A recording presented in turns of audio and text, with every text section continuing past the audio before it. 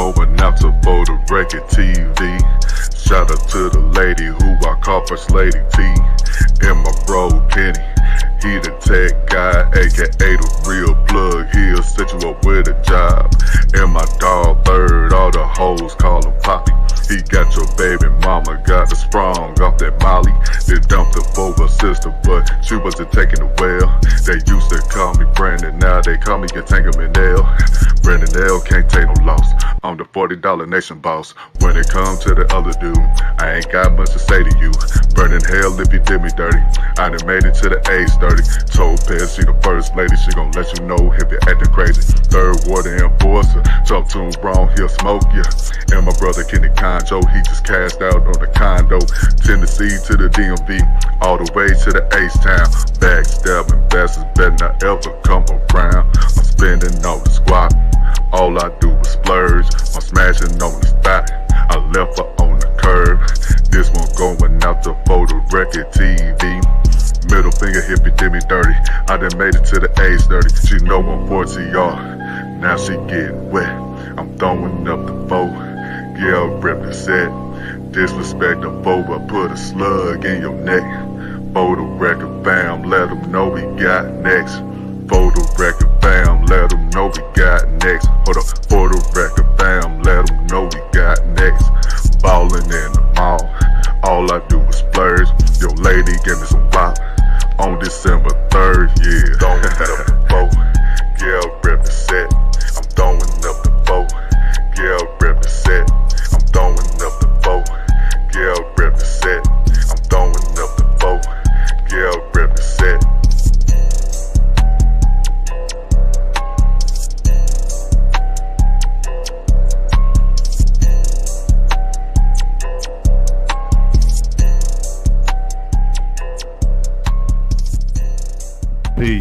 Peace. What's going on, everybody? It's your boy, Third World Colombian.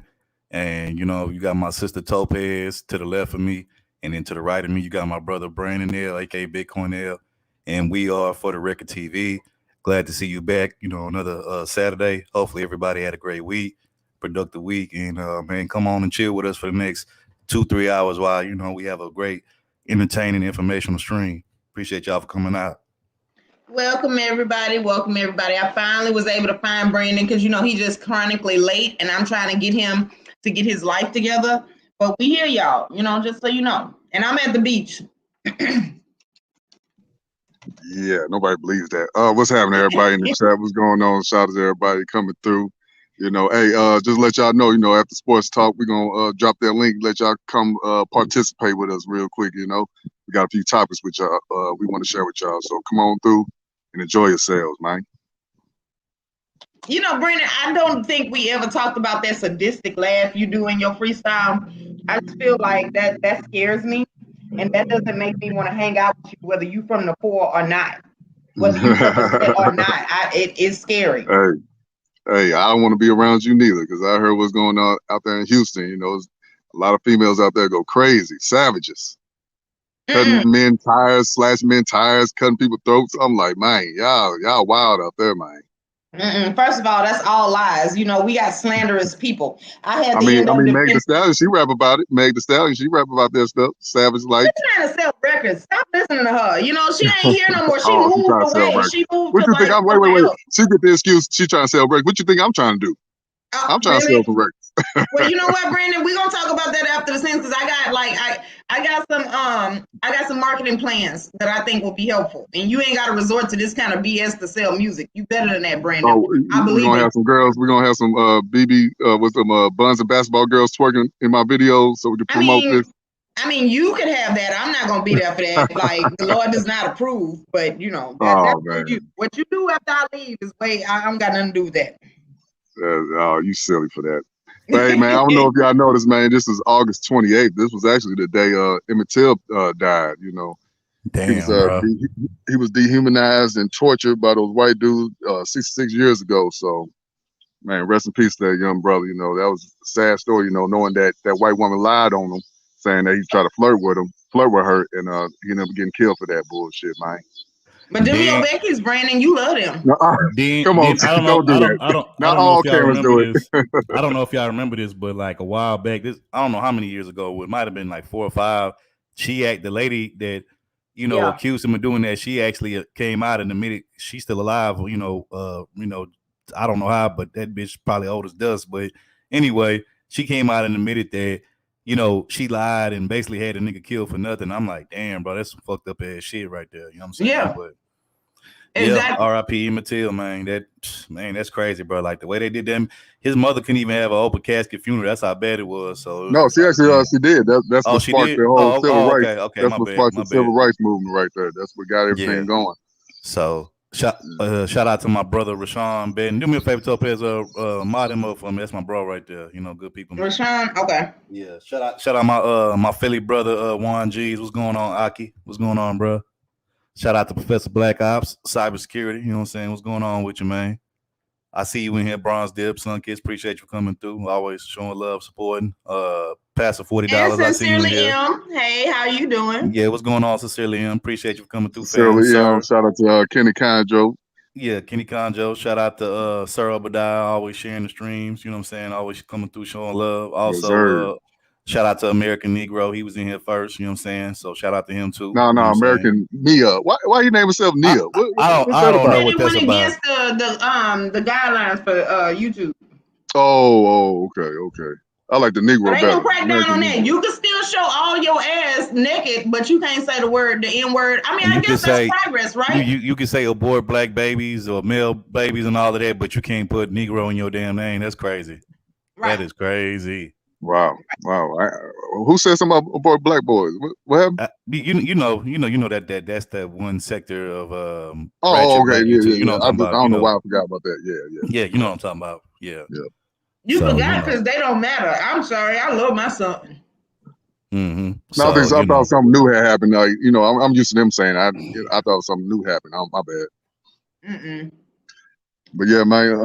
Rest in peace, Emmett Till, man. It's sad.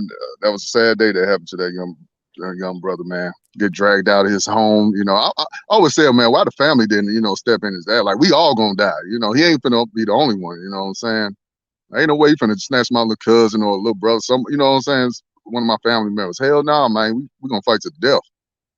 Well, the reason for that, Brandon, is because back then the other black families wouldn't have joined him, and had he done that, him and all his family would have been strung up, and all the other white families would have joined in on their side. That's what I said. It's some things worth dying for, and that would have been it. Facts, bro. I'm with him on that. We just would have been all dying together, fighting against the bullshit. So, but then who's gonna tell his story? Because that's the thing. It's like the black people back then wouldn't have stood with him. That was what he needed. He needed the other black families to be like, okay, you kill all that family, you might as well just go ahead and do genocide, and then good luck explaining that to the UN. Mm-hmm. What's going on, Queen of the South? What's going on, Ash? I see you up in here. Queen of the South, what's happening, man? Ain't seen her in a while. Mm-hmm. Yeah, so I mean, like you said though, Brandon, some things is definitely worth fighting and dying for. Yeah. I mean, but see, you know what? It's kind of funny that you say that, because before we go into the show, I want to say, so like, the thing that's so ass backward about a lot of niggas would die for the wrong reasons. They'll die for the wrong shit, right? And gladly die for the wrong shit. But when it comes to the shit that, you would think niggas would die for some honorable shit, it's like, niggas don't want to die for that shit. They'll die for some bullshit. They'll die for ain't shit, bitch. They'll die for, some damn block or some damn over some shoes. You know what I'm saying? Facts. Nigga stepped on his tennis shoes, something. You know what I'm saying? Like, niggas are gladly die for it. Like, remember that nigga? Shout out to Sheep Stay Sleep TV DS1 for sharing the stream. Appreciate you, bro. Fahim Divine, what's happening? I ain't seen you in a while, brother. What's going on, bro? I ain't seen Fahim in a minute too. What's going on, bro? But yeah, like that nigga. Remember that clip? That nigga that went around like last year talking about some. Man, you ready to die for this pussy? Cause I am. Like that little that shit was retarded. Niggas would die for bullshit like that, but they won't die for their family. I'm like, bro, that shit is crazy. You know what I'm saying? That's sad, man. You so right. You so right. Another thing before we start, I didn't know it was a black cop that killed Ashley. What's her name? Ashley Rabbit. It was that white chick out there at the Capitol building. and the officer killed her. I didn't know it was a brother. I thought it was a white dude. What's the White cop. damn deal, Laro? I see you in here, H-Town in the building. What's going on, man? Hey, Laro. Laro, bro, Yeah, I'm just gonna say this, bro. That shit that you pulled on Ramirez, nigga, that shit had me dying laughing, bro. That shit was like gold, bro. That was like golden entertainment, bro. You a fool for that. you want to fuck? Nah, it's like, let me stop. But yeah, I didn't know that was a brother, man. Did y'all know that? No, I didn't. I didn't know that. I didn't know that, bro. But hey, he was my hero. Shout out to him. One less Karen. You know, Oh, wow. he did his job. So wait, Brandon, if you say that, then how you gonna explain that to your snow bunnies? Like, what are you gonna be like? Oh, well, you ain't a Karen, so don't worry about it. first of all, not all white women act like that. Let's get that There we go. out the way. Not all. Second not of all, nations. I'm attracted to my black women, my beautiful queens, light skin, dark skin, brown skin, all in between. Them my first choice. But if I'm somewhere in Nebraska, somewhere in Delaware, hey, where the paws at? Where the paws Black at? people don't go to Nebraska. Why? What are you doing in Nebraska? That's what I said. If I'm out there, that's why I said I'll be laid up with a Becky, big booty Becky, man. That's what I'll be doing. But anyway, we're gonna start the show with some sports talk, man. What's going on in sports, man? Well, you know, nothing much really going on in like sports talk as of right now. Well, I will say this: we are about 2.5 weeks away from week 1 of the NFL. Should be interesting. A lot of great games coming up the first week. You got the Super Bowl champions Tampa Bay Buccaneers playing against the Dallas Cowboys. You got the Kansas City Chiefs playing against the Cleveland Browns. So it's going to be some interesting games the first week. It'll be interesting to see. As far as basketball is concerned, still the off season. Teams kind of just stacking up their little squads and just getting little agency, trying to sign players and free agency and whatnot. But nothing really huge or major going on right now. But that could change. But that's pretty much when it comes to like sports rumors and stuff like that. But every week, when we do the whole sports talk segment of For the Record TV, we always got to have some sports clips because that's what we do over here. That's what I do. And so this week I got 2 sports clips for you. One is from a little kid who I actually gave him some love and shouted him out and showed his little sports clip. I want to say 2-3 streams ago. It was a little 10-year-old kid who was playing basketball. I mean, little nigga was cold as hell. He goes by the name of Will Conroy Jr. Wait, did you say little nigga? Little nigga cold, bro. Little nigga cold. But he goes by the name of Will Conroy Jr. The video that I showed him like 2-3 weeks ago, he was like 10 years old in that clip. But I got a clip of him when he was 8 years old playing a whole nother sport separate from basketball where he's good at he's cold at 2 sports. So y'all gonna see that. But the one we're gonna show first is this 12-year-old 7th grade kid who, I mean, this nigga cold as hell. So without further ado, Topaz, go ahead, roll the clip. Oh, adorable. Shout out to Peyton Kemp, 7th grade or 12th grade year old, man. Watch him work his magic on the court. Peyton Kemp dribbling the ball, he pulls up for the 3 and he splashes it. Boy got skills, man. I'm telling you, he got the skills. Peyton Kemp dribbling the ball up the court. He dancing with the ball, pulls back for the 3, and he splashes it in 2 defenders' face. Peyton Kemp dribbling the ball. He's dribbling. He goes to the hole, and he gets the easy layup off the glass.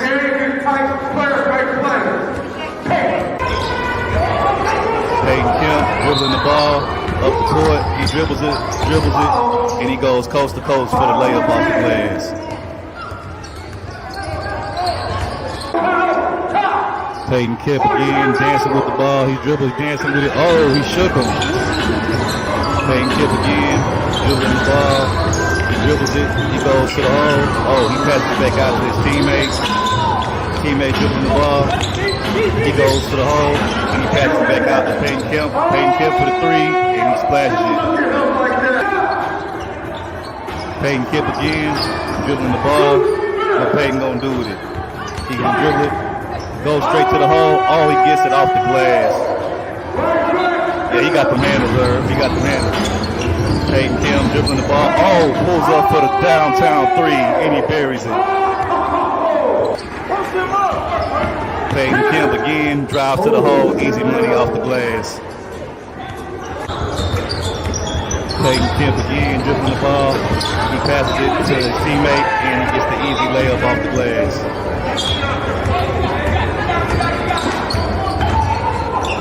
On the other end, Peyton Kemp playing defense. They playing on the other end. Old dude shoots it, he misses it. Gets the rebound, passes it to Peyton Kemp. Peyton Kemp running the floor, pushing the rock up the court. He dribbles it. He pulls up. Oh, he does the fake, and he goes for the up and under for the 3 points from way downtown. What's going on, Charles Merchant? We got Peyton Kemp. He passes the ball to his teammate. His teammate goes, oh. Damn, he rejected that motherfucker. Get that shit out of here, nigga.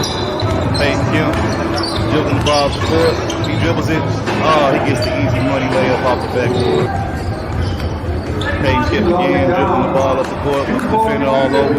What he gonna do with it? He gonna pull up. Oh, from way downtown. Oh, and he splashes it.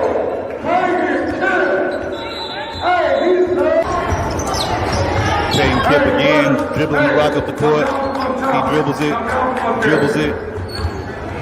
He goes around the pick, and he goes straight in the lane for the easy floater. Peyton Kemp again, dribbling the ball up the court. He dribbles it, he stops, he dribbles it again, he passes it to his teammate goes for the easy layup, for the up and under layup. Facts, Charles. Peyton Kemp again, dribbling the rock up the court. Oh, he said, come here.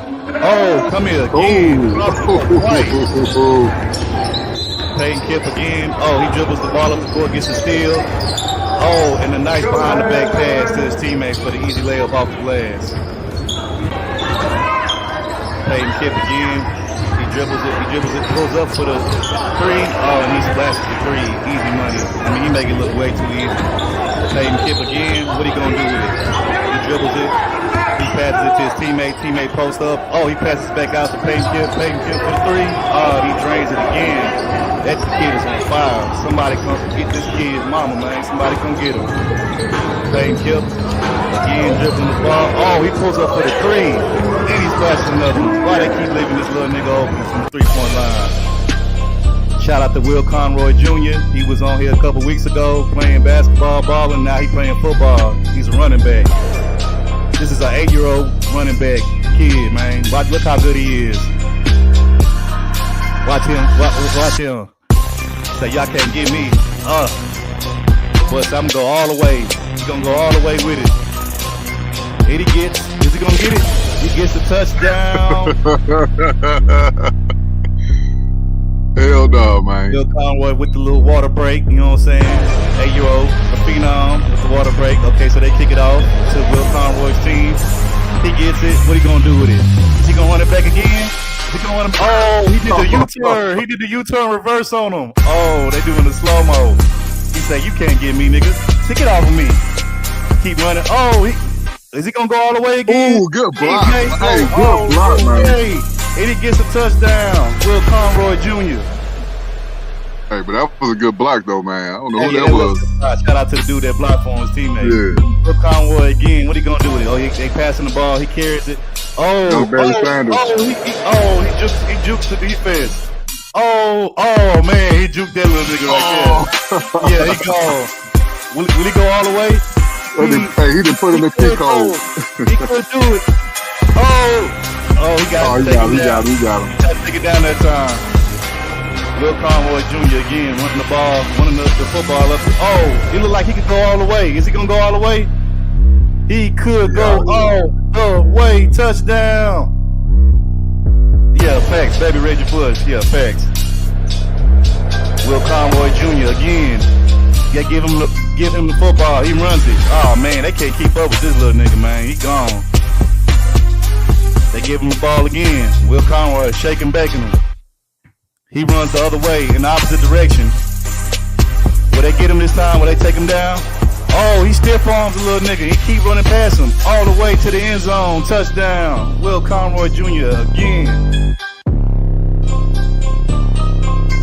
Now let's see him do it again. Are we gonna do it again? He running. Oh, touchdown. Another touchdown by Will Conroy Jr. Man, this dude is too cold. Shout out to Professor Backhouse for the cash app. I see you, bro. Appreciate you. Will Conroy Jr. Oh, no, my bad. It's the other team. Oh, they get him down. They tackle him. I think he's playing defense. He's playing defense now. He's playing defense, my bad. Okay, so they put the other team is on offense. Watch it. Oh, Will Conroy Jr. He intercepts it. He intercepts the ball. Will he run it back all the way to the end zone? Will he get to the end zone? Will he go all the way? Come on, prime time. Oh, no. Wait. Touchdown, Will Conroy Jr. Oh, man. He played running back and defensive back. Hey, he got talent for real.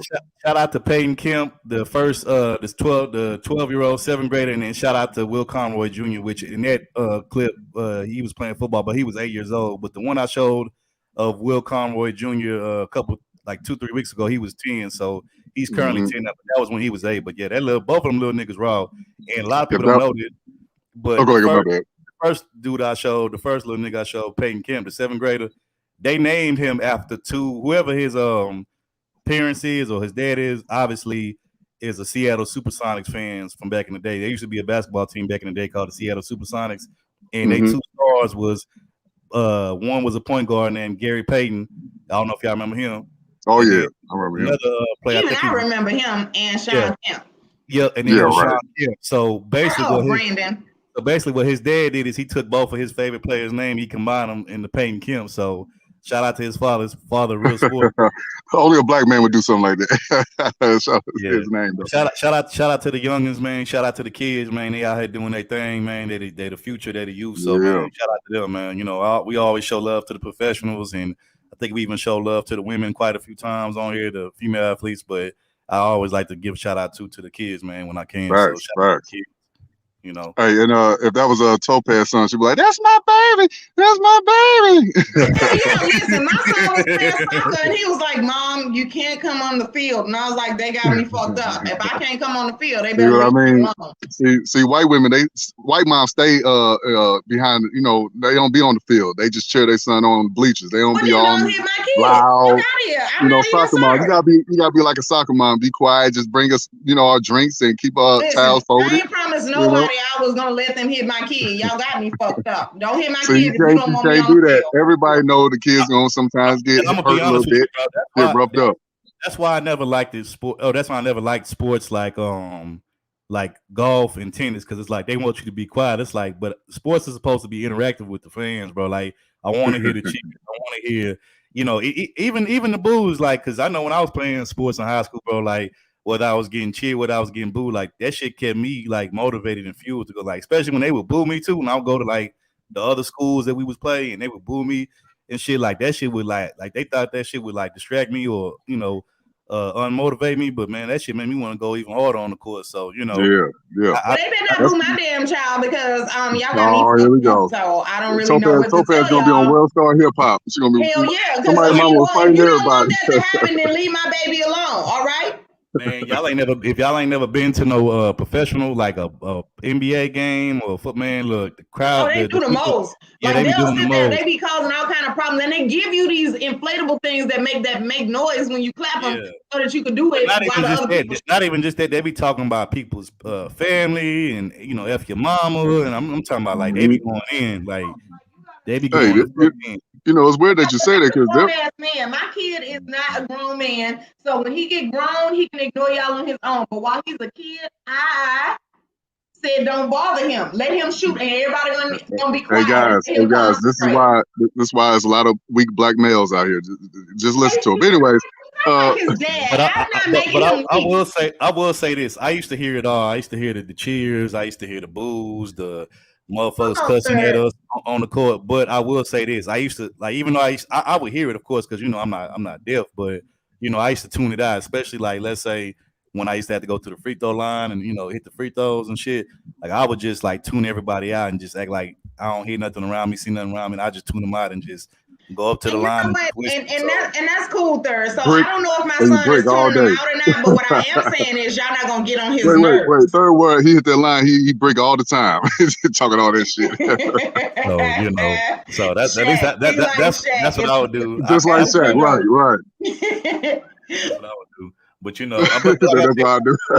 Hey, he never denied it neither. I know, right? Because he know first of all, Third is a lover. He's not a sports dude. He likes to win. Hey man, I'm a little bit of both. Man. Sports. He likes watching and commenting on the sports. Played up with your baby mama. Oh damn! Well, hold up. I'll do that after I win the game. After I beat your ass on the court, then afterwards I go lay up with your baby. Afterwards, damn. Only after I ain't got no baby mamas. Only after I embarrass you on the court first. Then you know my prize is I get too proud. I win the game, and you know I get up in them guts. So double win for me. But no, all I'm saying is, look, y'all find somebody else to heckle. When my baby's on the court, everybody gonna shut the hell up and let him concentrate. No, you gotta get that work too. Everybody. No, because you know why he don't got to get the work, because he got a mom that's willing to fight for him. Now everybody else mama willing to sit there being quiet, so y'all talk to them. Don't bother my child.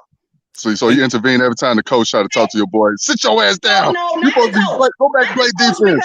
No, not the coach, because the coach is the one that's in charge and he understands, like, getting him ready for the game. But you goofy ass people in the stands, y'all up here with me. You got me fucked up. You're not gonna sit next to me talking shit. So I'm gonna be honest with y'all. When I played ball, like I would say I was a minimal shit talking. It wasn't because I couldn't talk shit, because I could talk shit with the best of them, but like my thing was I kind of just let my game speak for itself. You know what I'm saying? I kind of like so let's say, you know, somebody hit a shot on me or they block a shot of mine, they, you know, all up in my face talking shit, you know what I'm saying? Like I'll just come right back down the court and just splash a three in their face and just look at them, like look them dead in their eye and be like, what? You know what I'm saying? So that was kind of like more or less, you know what I'm saying? But I mean, I used to and that's why I do what I do, is because my son, he is one of those kids that like, oh well, whatever, fuck him, I don't care. Like he ain't gonna say nothing back because he'll be like, oh well, who cares? You know, like he just move on. So I gotta talk shit because he got self-control. He has self-control. Shout out to your son. I get that, and I'm proud of him for that, but his mom doesn't, and so therefore you ain't gotta worry about his response. You gotta worry about my response. Okay, that's what we do. I'm gonna tell y'all a funny story. So you know, a bunch of shit, Snuggles. Stay tuned. Hey, going on, Snuggles. Snuggles 69, what's happening? What's going on, Joe? What's going on, Joe? I see you up in here, but I'm gonna tell y'all about you. What's going on, Nice? I see you up in here, Nice. Appreciate you coming through, fam. But I got a quick little funny story. So like, you know, most of the time, like besides the times I was playing ball at school and shit, or like summer league type stuff, you know, I would mostly play like in the hood, of course. That's where you get your skills up. That's where you get your game up, is in the hood, playing against other niggas that's just as good as you, if not better than you, whether they're young, old niggas, you know what I'm saying, whatever. So, you know, when you on any type of basketball court in the hood, you know, it's plenty of shit that's gonna get talked. You know, niggas gonna talk their shit, they gonna do whatever they're gonna do on the court to you, and you just gotta be man enough and have enough thick skin to just kind of take it. Or you gotta just, you know, if somebody, you know, embarrass you on the court, you gotta embarrass them back. You know, that's how you kind of get your respect on the court, you know what I'm saying? So, you know, playing with, you know, these type of niggas on the court, you know, of course, like I told you, I went to a private school and shit with all these white kids and shit like that.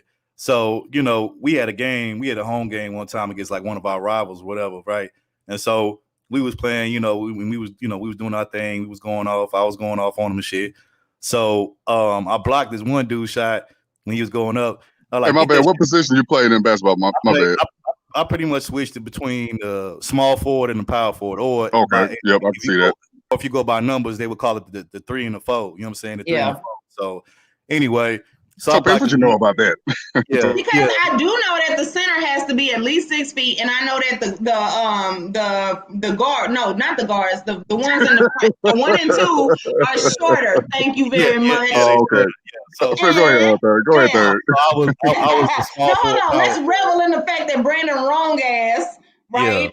Tried to play me and he got embarrassed, because I do know. Thank you very much. Shout out to all the sports moms out there holding it down. Hell yeah.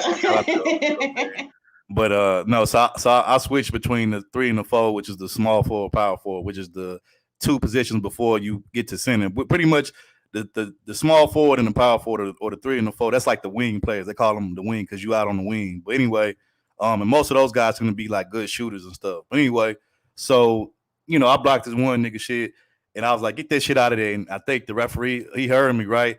He was like, hey man, chill. He like, next time you do that shit, he like, I'm gonna give you a tick. And I was like, all right. Yep. You know, I'm so used to playing like ball in the hood in the court with the hood. So Not at no private school third. Like, Yeah, they yeah, like, this is not the ghetto. I know. So, hold on, This so the ain't the hood. so the You next part, nigger.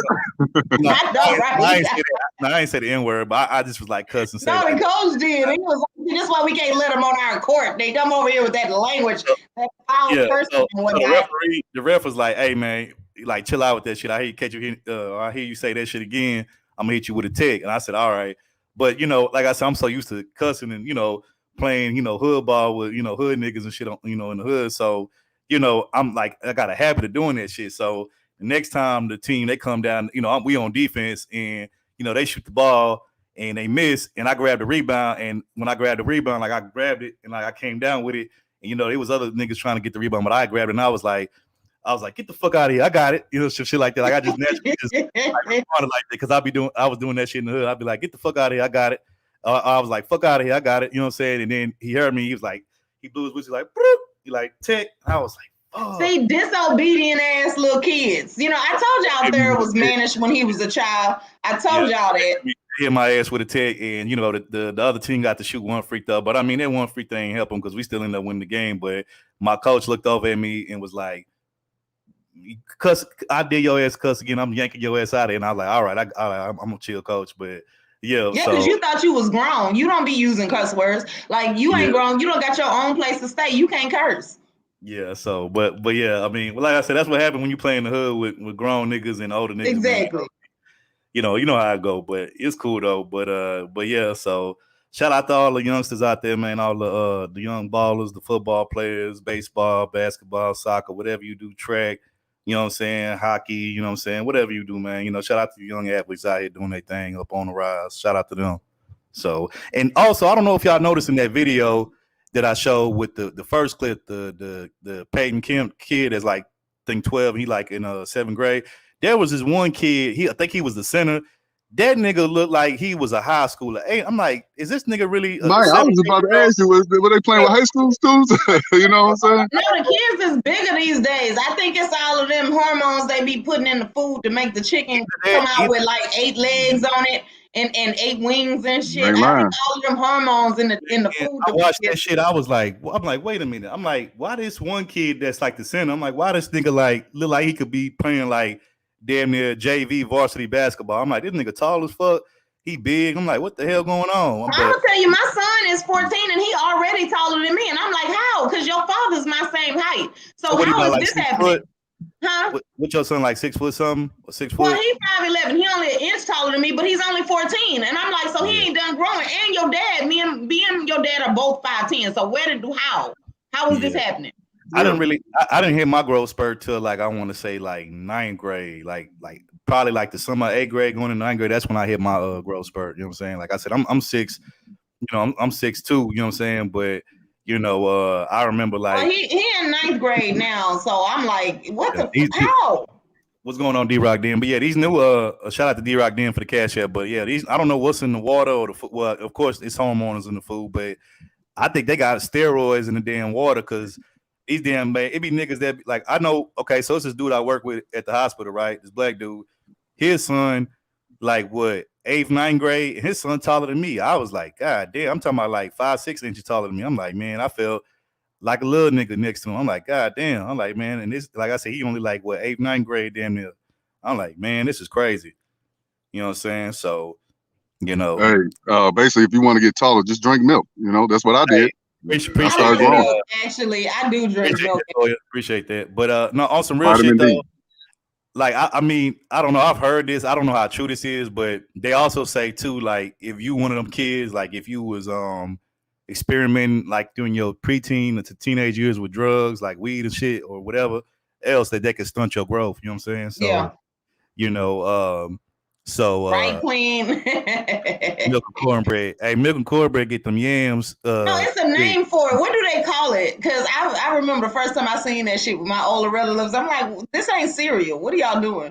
Nah, them milk and cornbread get them thighs right, and that ass looking right too. So but we're not gonna go into that. That's a whole nother topic. Yeah, that ain't sports third. That ain't what we do. Cornbread. Shout out to Project Pat. Yeah, we're gonna. Brandon will be like the bully. He got to be this. I would expect nothing less. But yeah, like I said, that second kid that was playing football, Will Conroy Jr. Like I said, we showed a clip of him like 2-3 weeks ago. He was 10 years old. This clip he was 8, but basically he's talented at football and basketball. So hopefully he'll get a scholarship or some kind of some kind of scholarship or something to a university, full ride or something, because he coded both. And most people coded one sport, but when you coded two, it's kind of like a rare thing, you know what I'm saying? So shout out to all the athletes out there that's good at or that's great at like multiple sports. I mean, you've had athletes throughout the years that, like, I think Deion Sanders was good at football, and I think baseball. You had Bo Jackson, football, baseball. I feel like I'm missing some more. You said Deion Sanders. Yeah, Deion Sanders. He was good at. I mean, of course, ultimately he made his. Well, I can't say Michael Jordan. He was that good in baseball. Wait a minute. Okay, so wait, Bo Jackson, right? Didn't he do like multiple sports too? Yeah, he did. Yeah, Bo Jackson played. He played football and he played professional and baseball. I know. Yeah, shout out to Bo Jackson. Bo knows best. You know what I'm saying? So yeah, that's what I remember. His commercial. Okay. Yeah. Shout out to Bo. You know what I'm saying? But unfortunately, I think that's what he ended up ending his career in football. He ended up hurting his like something in his knee or something like that, and so he never was the same. Actually, his career ended. He didn't have a long career in either sport. You know what I'm saying? But like he definitely could have been one of the greatest of all time to play like both sports. You know what I'm saying? So, hey, I think it would have been dope for LeBron to be in the NFL, man. I could see him playing tight end if he was the shout out to Allen Iverson. Allen Iverson was another one. He was multi-talented. Yep. He played football too. Matter of fact, I think he recently came out and said that he felt like he could have been just as great if he played in the NFL versus playing in the NBA. I forgot. Yep. I can't remember if he was a running back or if he was a quarterback. He was one of the two. But he was a quarterback, cornerback, and a punt returner. Yeah, if I'm not mistaken. Yeah. So shout out to all of those. He's gonna do all of those. Yeah. I'm gonna say this. Them little short, athletic, muscular niggas, man. Dumb niggas, man. They be the truth, man. Because like if you look, most of your great except for the exception of a few, like you have a few running backs that like big and tall and swole, but most of your great running backs be like more short and stocky. Right, Barry Sanders, Ray Rice. Because they center of gravity. Like they get, you got more control over it when you're shorter. When you longer, you got way more. Like it's more, you got to cover. Oh, you probably don't remember him. Third, Warren Dunn. He was another one. Tampa Bay Buccaneers running back in the '90s. What you know about Deion Sanders, Queen? Let me find out. What's going on, Torian Torres gang in the building? What's going on with you? But yeah, shout out to Torian. Yep.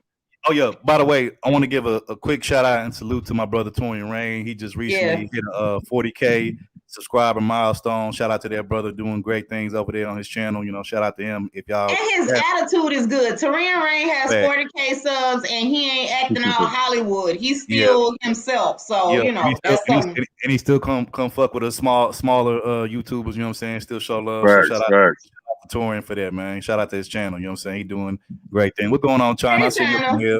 Appreciate there go Messy White. China, we are not talking about all that today. We got subjects. We talking about kids. We talking about kids right now, man. We got kids watching, Yeah, this ain't probably not gonna be an X-rated panel, but but we got stuff to talk about today. Well, who knows? When Third see her, he get the blushing, so things go left sometimes. So, but anyways, man. Hey. Get out of there.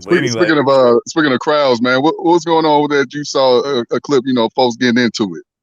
Oh, okay. So unfortunately, we have since we talking about sports, we got two more topics we're gonna talk about in the sports talk segment. Then we're gonna go to the small talk segment. But unfortunately, when you're in a sports arena or sports environment, a lot of times it's fun, it's entertaining, it's cool. But then sometimes shit could go left, and it can go left real fast depending on how hyped the crowd is and just all the crazy bullshit that goes on in these different sports arenas. And recently there was a event and a situation that went down at a Pittsburgh Steelers NFL game that, it really was uncalled for, unnecessary by the person who started it. And after this person started it, it caused a ruckus. So without further ado, Topaz, go ahead, roll that clip.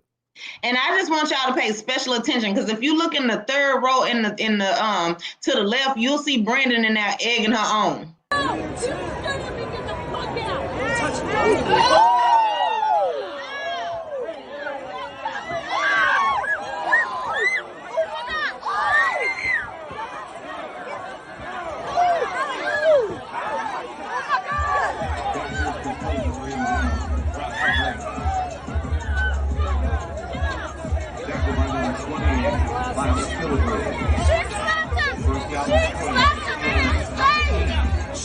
first. Yeah, she slapped him in his Get his face. glasses. Somebody get his Equal right, glasses. equal left. Could we get a They both deserve that. Can we get a quick replay on that, Topaz? Let's get a quick replay on that. No, we can't do that. You know, YouTube be tripping, man. We can't really do that. I was surprised. I didn't even know that was going to be showing. Okay, so there was a recent Pittsburgh Steelers game that happened in Pittsburgh, and of course, there, there's plenty of people there. That's one of the more known and popular football teams in the NFL, and so as you can see from the clip, this Becky was telling some brother to, pipe down or whatever, and he was like, pretty much like, he was like, bitch, I'm not your man. Like, don't be talking to me like that. You know what I'm saying? And, she got all up in his face, and then she slapped dude. And, he pretty much returned, the favor, except for, he ain't slap her. He punched her. He was about to, though. I felt like I would not have judged him if he hadn't been able to. He did swing on him. Yeah, he didn't connect because I think part of him was holding back. Nah, he did. Well, what I saw, he did connect. I think y'all missed it. Y'all showed the replay. He connected. He connected. Okay.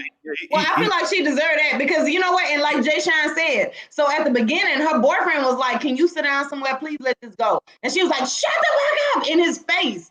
Like, I feel like y'all need to understand that that's what y'all getting. That's what that is. That's tyranny.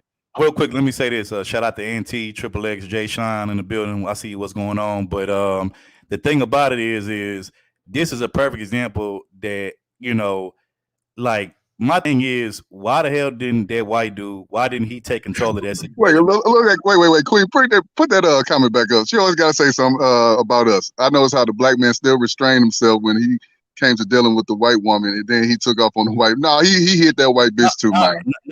He swung on her too. Bad thing. Like, I don't think that's negative if he restrained himself. Show the replay because I don't think niggas fully seen it. No, we can't show that replay, fam. We can't do that, man. We can show it, bro, because it's all over YouTube anyway. They already showing it. So go ahead, roll that one more time. One more time.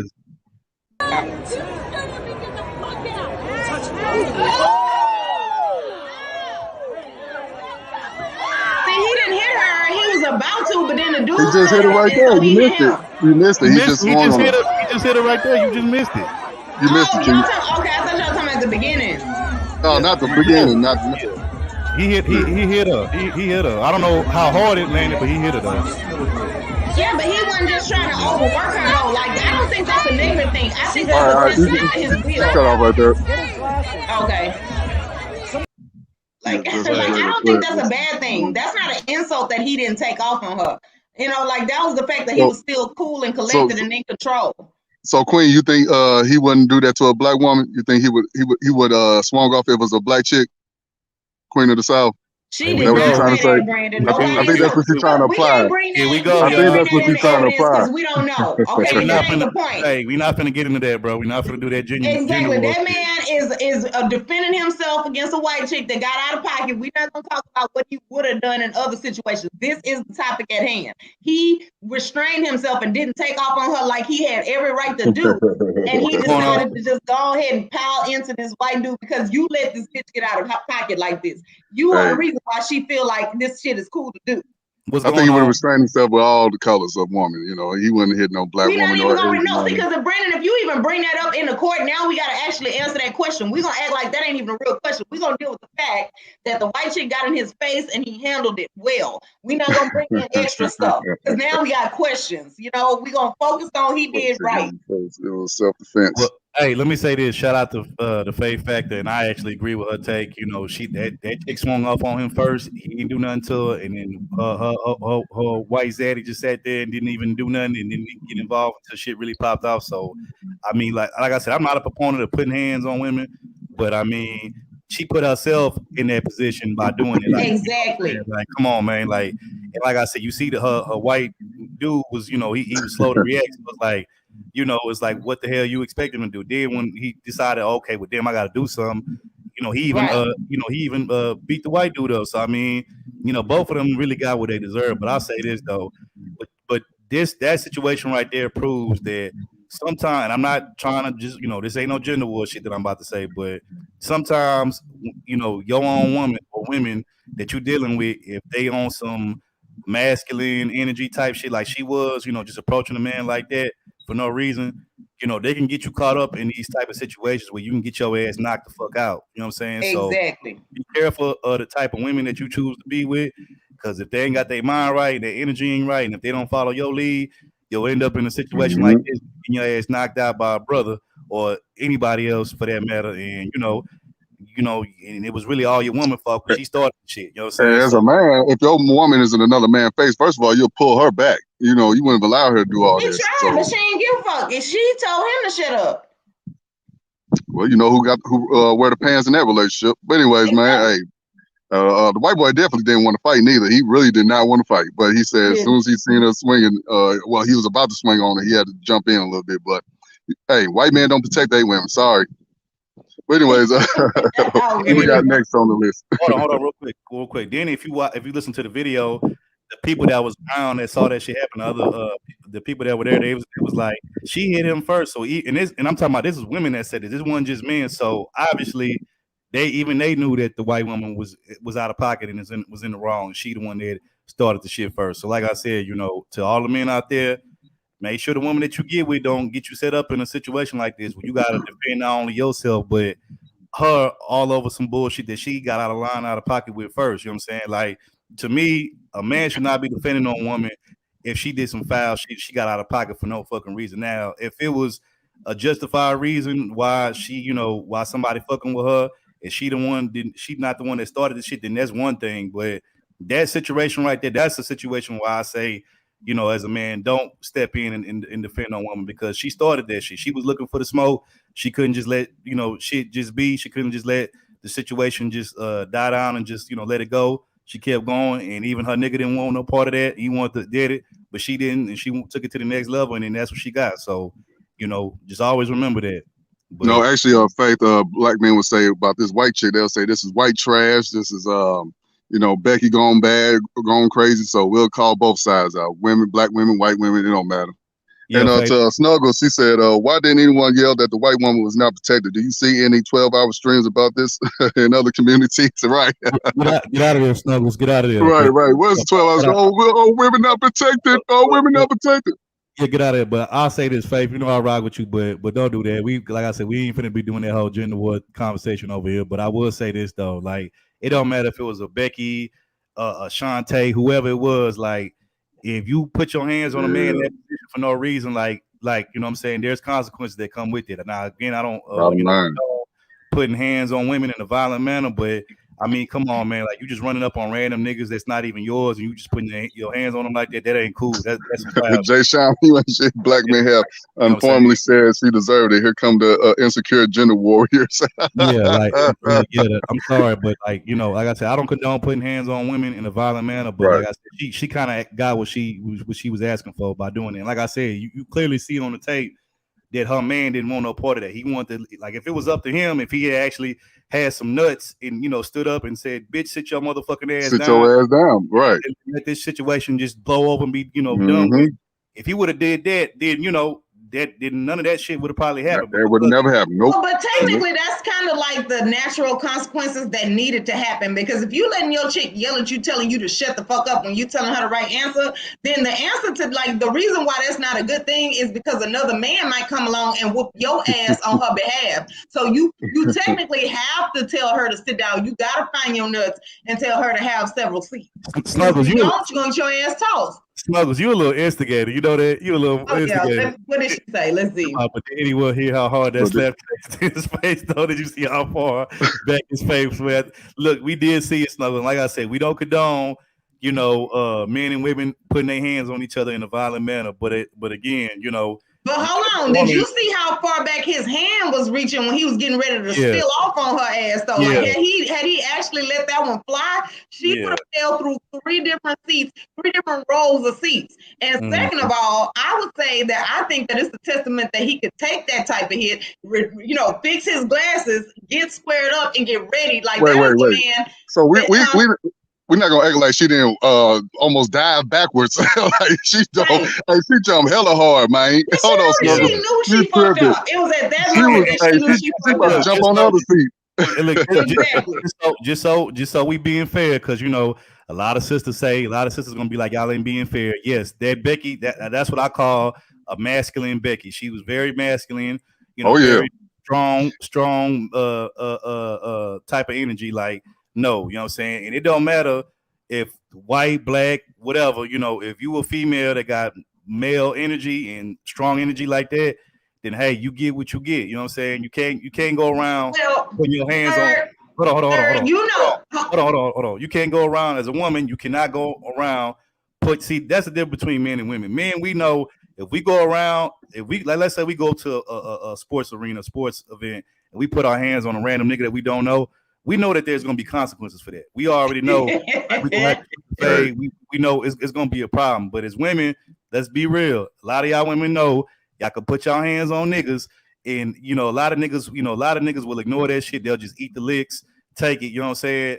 So a lot of women is comfortable with that. It's not even just black women. It's white women, all women that do this shit. You know what I'm saying? I've seen all types of women put their hands on their man, and he just eat that shit and just take it. Because as soon as he raises his hand up and, slap her ass or do anything, that he the one that's going to go to jail. He the one that's going to get held responsible, not her. She the one that started this shit. So, in that situation, man, like I said, I don't condone a man and women putting their hands on each other violently like that. But like I said, she kind of got what she was asking for because she didn't want to end the shit. She would have just chilled the fuck out and chilled. None of this shit would have happened. But like I said, in that situation, though, her man should have grabbed her ass up and be like, bitch, if you don't sit your motherfucking ass down and chill the fuck out, I'm gonna leave your ass right here. Like me, if it had been me, I'd have been like, let her catch all of them hands that was I would have been like, that was me. I would have been like, bitch, if you don't chill the fuck out and drop this shit and did this shit, I'm gonna leave your ass here at this fucking arena by your goddamn self, and I'm gonna pull off with another bitch at this goddamn arena. You keep on playing with me. Like, that's how I would have handled her ass. But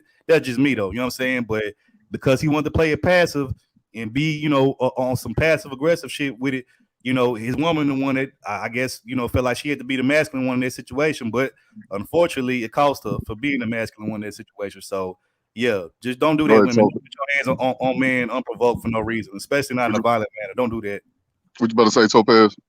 No, I was just gonna tell Third, like, he knows where the area where I grew up with, and it's a written rule that you don't run up on nobody until you are confident that you can win. So my thing is, if she was reading that situation, did she really think that she was gonna be able to slap that dude and it was gonna be okay? She was counting on. So see, that's the thing with them. They count on other men jumping in to save her. To be honest, the only thing that's going to change her specific behavior is had that dude been able to just connect with her ass several times. Like, the fact that her boyfriend, after she yelled at him, stepped in, it means she's going to do that again. She's going to still go to the nearest Whole Foods and talk shit to the cashier and then, require that nigga to be a crash dummy again. She ain't learned nothing. To Snuggle, she say, to the men on the panel, did you feel proud to see a black man able to retaliate against two white people that violated him? First of all, that's what a man's supposed to do. I don't care if it's a black couple, white couple. You always, if somebody's trying to hit you, you hit them back. Bottom line. So he did what a man's supposed to do, or a human being, to be honest. So did it make your heart smile, though? Did you feel proud and wanted to salute him? I mean, I'm not that type of dude. Like, oh my God, look at us black. Nah, I don't do all that. He just did what he was supposed to do. He needs support. He needs to know that we with him. Like, yeah, you should have laid her ass out, and I would have been sitting there like, y'all will not pull that Me Too bullshit. This is not a Me Too. You got me fucked up. You did that. You needed that. I just seen stuff like that all the time in the hood, Oh yeah, that's Memphis, St. Louis bullshit. Actually St. Louis, but go ahead, Third. So before we get off of this topic on next topic, I would say this, hey, to all the men out there, if you ever find yourself in a situation like this with a masculine energy, type of woman like that, reckless, renegade type of woman like that who ain't trying to take no lead from you, ain't trying to listen to what you have to say. Especially if you doing the opposite of what her man did, you actually trying to take charge, take lead, but she not trying to hear you because she just feel like she could do whatever the hell she want to do. Hey, this would be my response, and this would be my solution. Oh Lord, that's what I would do. This is what I would do for y'all. She don't wanna be saved, don't save her. She don't wanna be saved, don't save her. She don't wanna be saved, don't save her. She don't wanna be saved, don't save her. She don't wanna be saved, don't save her.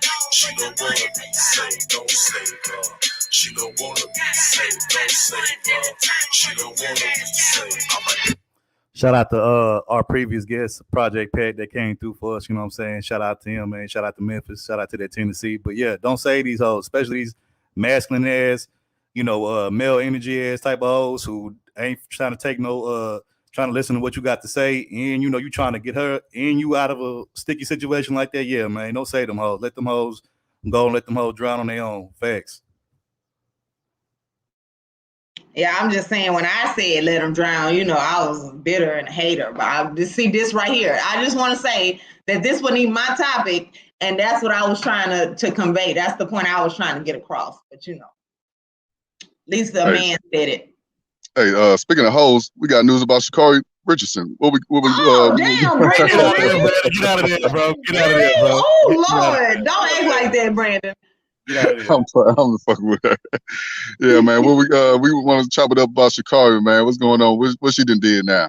Okay, so not winning races. I know what she didn't do. Yeah. So what? She lost again? I mean, she lost. Shout out to the Olympics. But Sha'Carri, she had been away for a minute due to getting tested positive for marijuana. Doing a drug test, and she was talking a lot of shit prior to her coming back, talking about. All right, I got you, Torian, bro. I got you, bro. And talking about that she was gonna do this and do that, what I'm saying? And she had some pretty fierce competitors. She had these two, I think one is Allison Felix, and I forgot the other one's name. Wait, now that name Allison Phoenix is familiar. So I don't know. Yeah. I feel like she's been winning races. Like that's not a person that you need to say I can just beat you. So am I right? Yeah, she hey, look at Snuggles. I'm listening to the tea. We don't do no tea talk over here, man. We don't do that over here, man. I'm listening to the tea. We talking about this sports talk. Yeah, you know what I'm saying? But she, like I said, she it was pretty embarrassing to say the least. Not only did she lose, but she got her ass smoked. But you'll see what I mean by that. So go ahead, roll that clip, Topaz. All right. This is slow roasted, but all right. Shout out to Elaine Thompson. Shout out to Fraser Price. They're my favorite girls right there. Jamaica. The entire podium is here. Sharika Jackson third. Shelly Ann Fraser Price second. And on the left there, Elaine Thompson Harrah, the gold medalist in both the 100 and the 200. And they've put I'm going to say all that. Sha'Carri Richardson in the middle. 9 talented women on this track right now.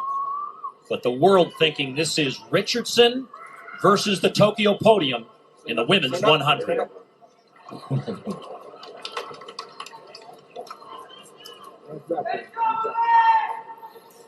Tiana Daniels out in lane 1 trying to cut through the tension here by holding her hand fair use, by the way. Fair use. Here. For educational purposes only. Right now. This is what big races are supposed to feel like. You're supposed to feel nervous no matter where you are. Tiana Daniels was the only American to make the Olympic final. This is when talking shit goes wrong. To make the World Championship final 2 years ago in Doha. When talking shit and wearing heavy ass unnecessary ass weaves on the track field goes wrong looking ass. Bro, I just seen that up top. Spoken rule. You talk shit after you win. You don't do it beforehand. I blame that heavy ass weave for holding her down, for not letting her run at her fastest ability. That's what I blame. And I blame marijuana. 2 greatest Jamaican sprinters ever. And arguably 2 of the best ever. So before this race even starts, 2 10-6s versus all these 10-7s never happened before in history. After we play this, I'm going to go first because I got questions. Okay, they off, they running. Oh, shit. Sha'Carri getting dusty. She getting left in the wind. Her slow ass getting dusty. Oh, man, she way behind. Last place. Her slow ass. Boy, Elaine, boy, she fast as hell, man. Yeah. I don't know what the Jamaicans be doing. I mean, not only did she, maybe one thing, she came in second and third, she came in last. She was 9th place. I think it was 9 girls. Yep, she came in 9th place. She made it look easy. Yeah, Bayou, I'm gonna start calling her Heavy Weave Shouty. Heavy Weave Shouty. That's her new nickname. So the Olympic I don't blame the weave. I blame the weed. It's Elaine Thompson Harrah. I blame both weed and weave. and her countrywomen combination did when you a running good track. job as well. Yeah, they left her ass for the men. Look at Lane. Dusted her ass. Nigga, they smoked her ass like a Newport, nigga. Jackson, and look at the reaction of the Olympian. Yet another personal best for her. Wait a minute. So I was You got told. smoked literally, man. Hold on, I was Yeah, told that they smoke. wasn't even gonna come to the race Hold after she lost. on. Listen to this interview. Hold on, listen to this interview. After she lost, hold on, listen to this interview. This shit hilarious. What's going on, Kenny?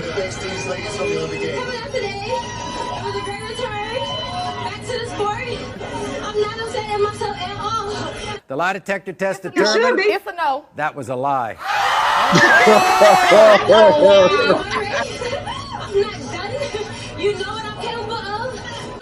Talk all the shit you want, because I'm here to stay. I'm not done. Wrong. Oh, wait.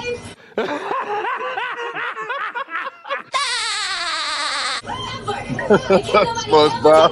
Y'all stupid.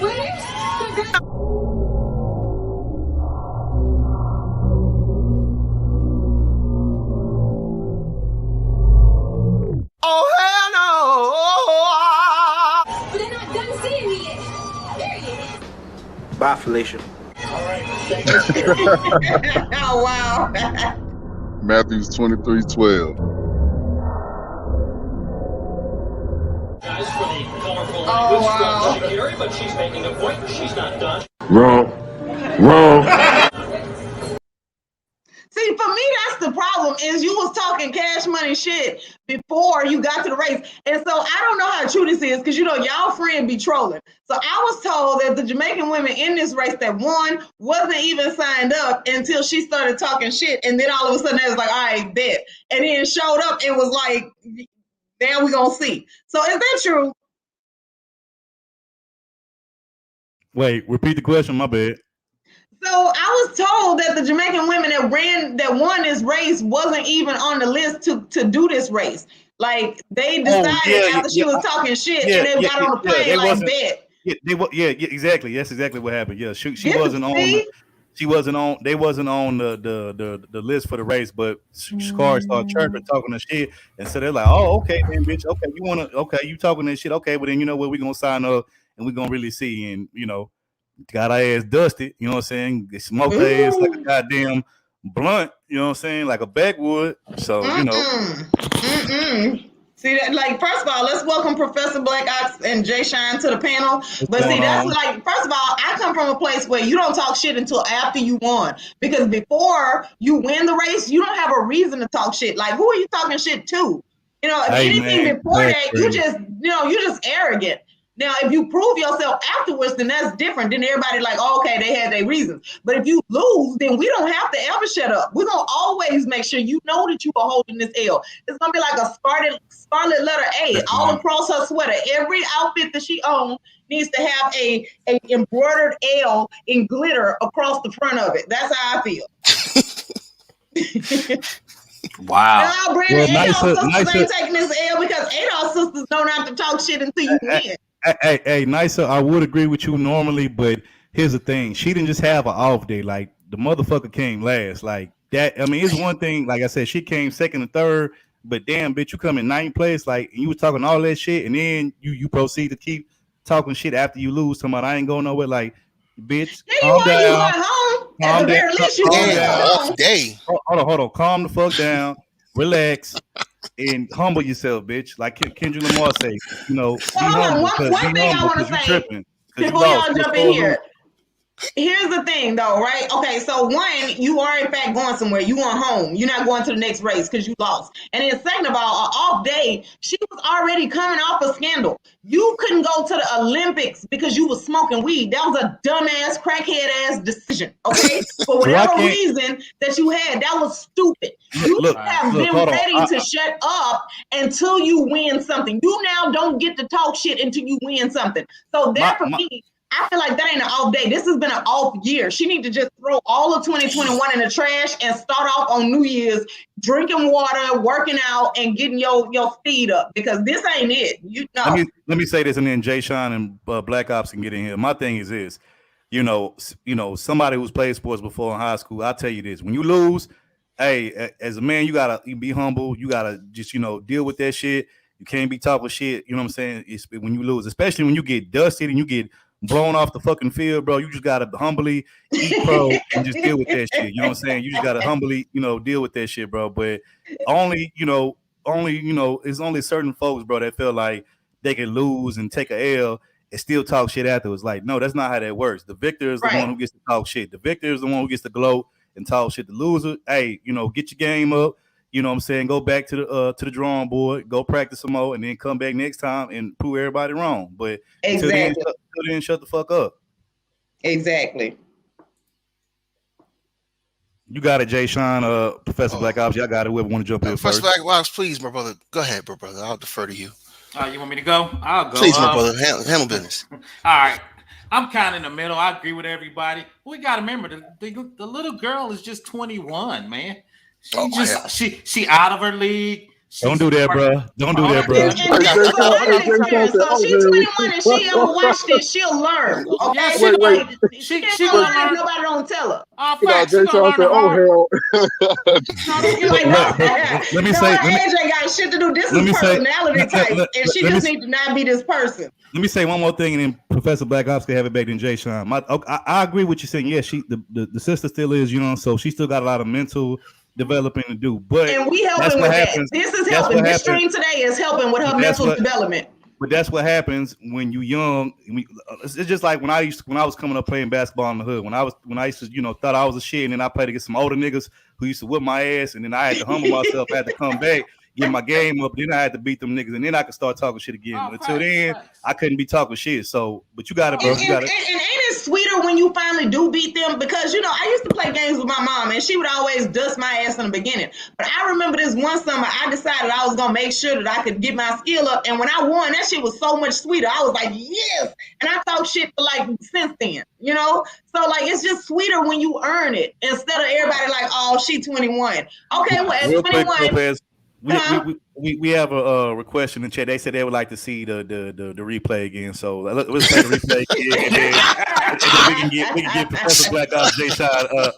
Because this what y'all are helping with, right? Like look at this goofy shit here. All right, let's do like Sports Center and show the replay. I wish we could slow mo. If I had saved it the other way, we could have slow mo or paused it. But we don't need it in slow mo, Topaz. We got it. We don't need it in slow mo. Y'all need to see the exact moment of when the L began. Like we need to hear the L origin story. We need to know where the L started. We hold on, wait, real quick. We're gonna be on our Sports Center type shit, and we're gonna do this one more time and show the replay. So without further ado, right? All right, here we go. I love it.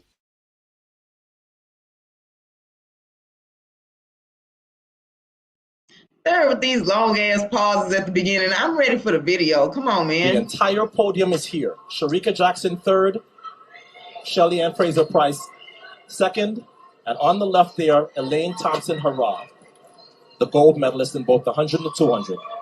And they've put Sha'Carri Richardson in the middle. 9 talented women on this track right now, but the world thinking this is Richardson versus the Tokyo podium in the women's 100.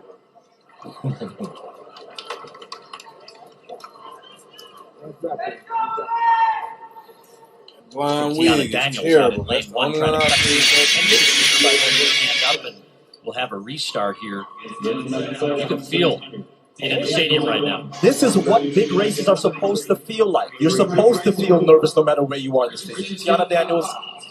If you look at their posture, ain't that the posture of somebody like, oh yeah, you got me fucked up. Like they ready. Championship final 2 years ago in Doha.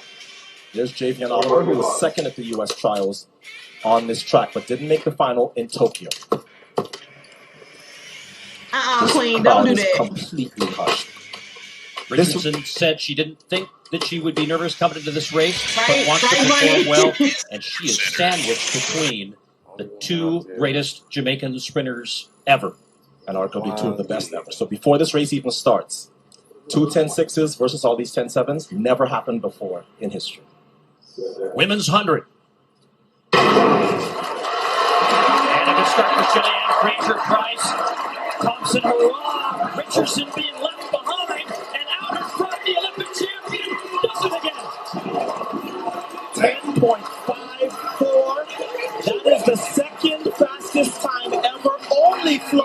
run better.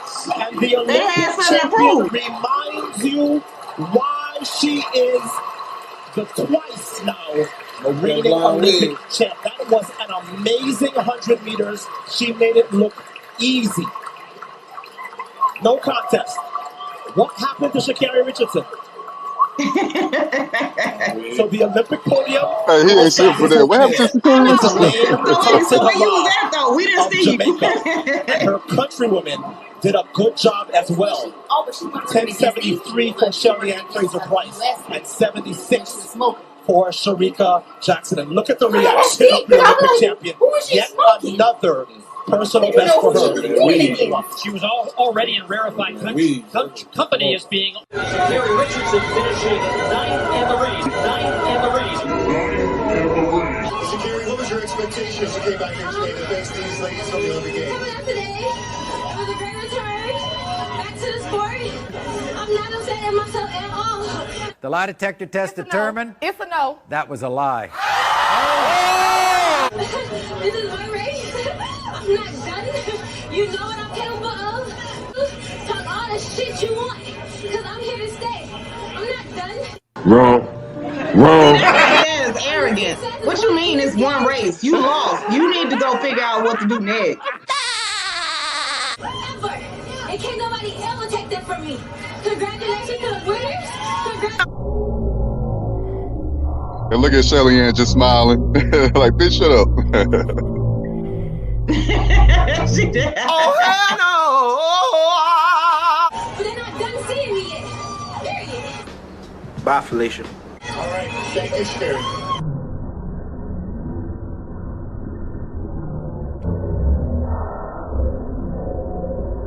Guys, for the colorful language from Sha'Carri, but she's making a point. She's not done. Wrong.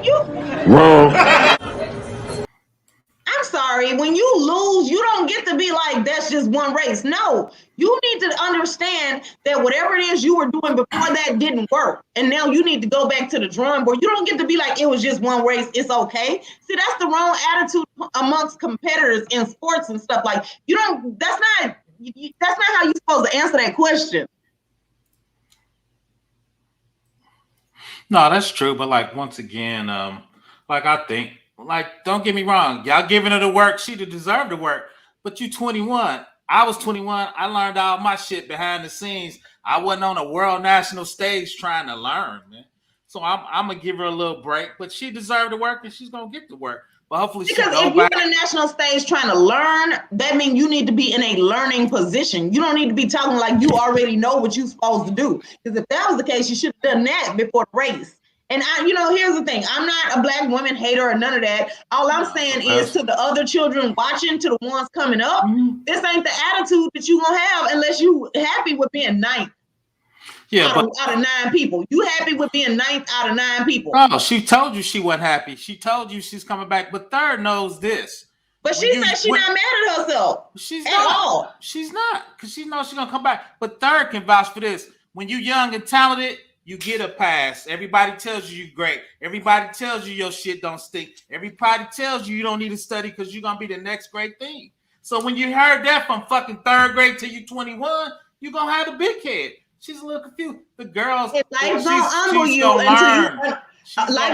you until you learn. Also, in addition to everybody telling you you're gonna be great, but that don't come until after you develop the right attitude. If you feel like you're gonna be great and you don't gotta do nothing about it, then you gotta be humbled first before you can get to that great. She just got humble, Topaz. Today was the day. That didn't sound very humble. She said she act like she ain't like she didn't just lose. She act like we didn't just see that. What she did is, as a young woman, especially from the hood, if I get beat up and Bitcoin punched me in the nose, the first thing I'm gonna stand up and goes, that shit didn't hurt. That's what she did. If Bitcoin you put do my it the ass same and I day, you stand get- up, I'm Hold gonna on, tell Professor. Bitcoin, that shit didn't Professor. hurt. You're not better than me. I'm tougher. But than wait, you. but She just Professor, did if that you do shit. it right then, so if Bitcoin punch you right now and you stand up and say it didn't hurt, he gonna punch you again before you had time to work out and practice. So the thing is, you say, all right, whatever, and then you leave and then you go work out and you hit a punching bag and then you come back and be like, try that shit again. Then you can win. Like, but that ain't what she doing. But she not doing it now. So you gonna take extra ass whoopings that same day. Facts. But like I said, she's young, and if I'm her, if I get embarrassed, I'm not gonna humble myself in the world stage. especially as a dude, that would look weak. Now, get me wrong, I should be humble, but I'm gonna pump my chest out and be like, "Oh, I'm coming back."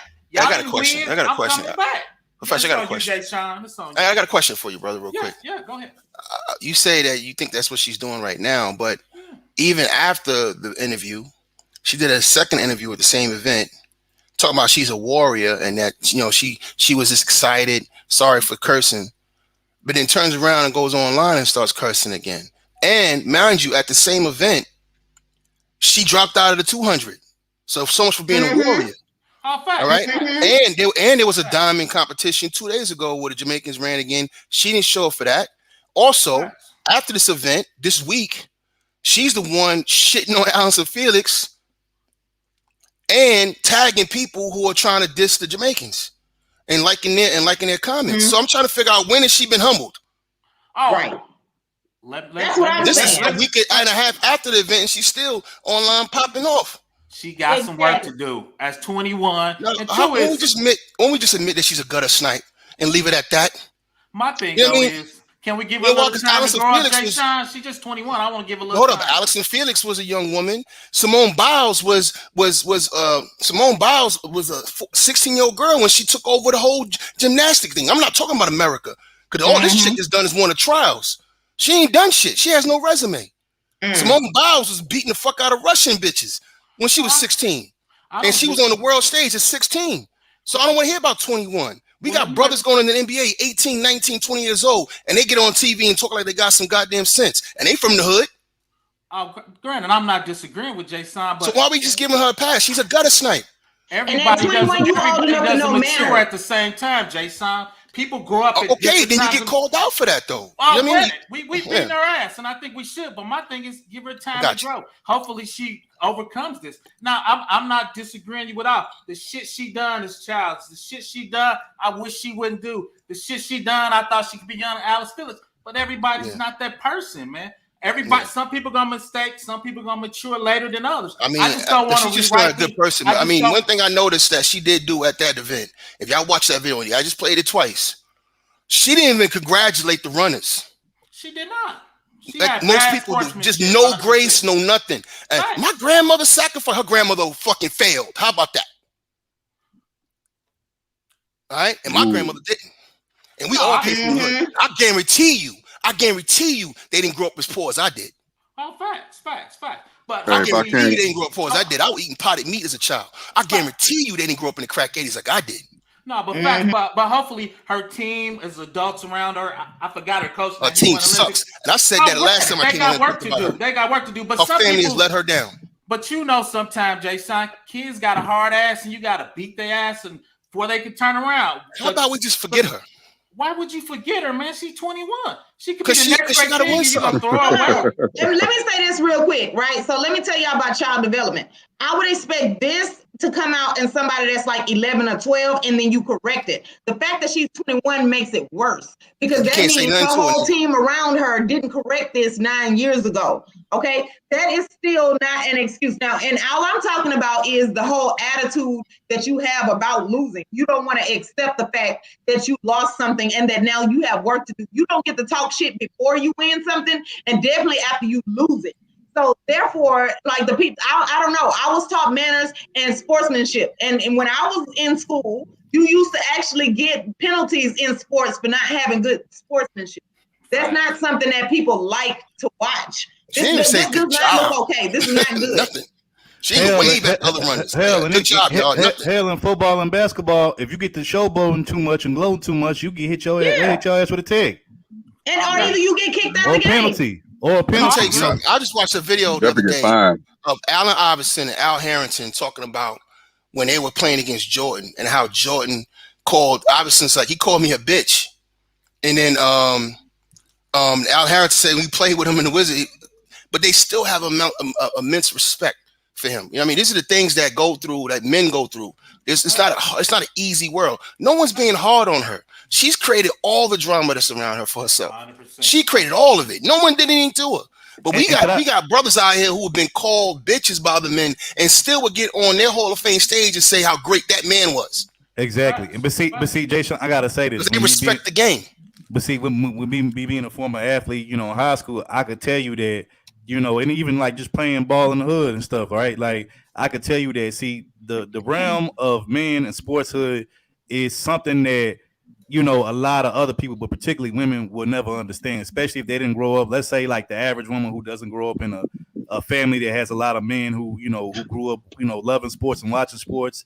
Like they're not gonna understand that because that's like when us niggas just have our time to ourselves to just be raw, uncut, and just like hella masculine, you know what I'm saying? And they don't understand that, you know what I'm saying? So I don't expect I expect even women who do like sports and who into sports and come from a sports family background, like yeah, they're gonna know more than the average woman and be understanding of it. But even to a degree, I still don't expect them to understand like just how vulgar and just how vicious it could be. You know what I'm saying? Like I don't know. I disagree because when you talk to the WNBA women, they won't say that. You know what I mean? It's hard. Them girls fight. They get into each other. They got beefs. I don't know. I gotta slightly disagree to a certain extent. It just depends on the level of competition I get. But from what I understand, she grew up around and she trained with dudes. Well, I'll put it to you like this. Let's be real, and I'm not trying to be mean. I'm not trying to be vicious in any kind of way. We all know a lot of those WNBA women, even though yes, they're women. You know, they very masculine. You know, don't do it. A lot of masculine energy. I know you're gonna do it. I'm talking to the actual female athletes out there. You know, who are competitive, who you know, or you know, fierce or whatever. But at the same time, they still have that feminine energy to them. It's a different. You know, it's a difference. All I know is champions. When you talk about Serena, you talk about Venus. These are women who play hurt. I remember Venus was playing with a serious injury, thigh injury. You know what I mean? I've seen courageous women do all kinds of stuff. But even take Allison Felix. Allison Felix, you know, was dealing with a situation, had a baby in the middle of her career, lost endorsements because of that bullshit. She actually had real controversy. Ain't no real controversy going with Sha'Carri but her fucking mouth. Facts. And I ain't never seen Serena online talking shit about anybody she was about to play against or after she won, because I can't say that she's ever lost. And if she did lose, it was still within a record of mainly wins. So if anybody's going to talk shit, it would be Venus and Serena. And I've never seen them Serena do that. and Venus, they were young too.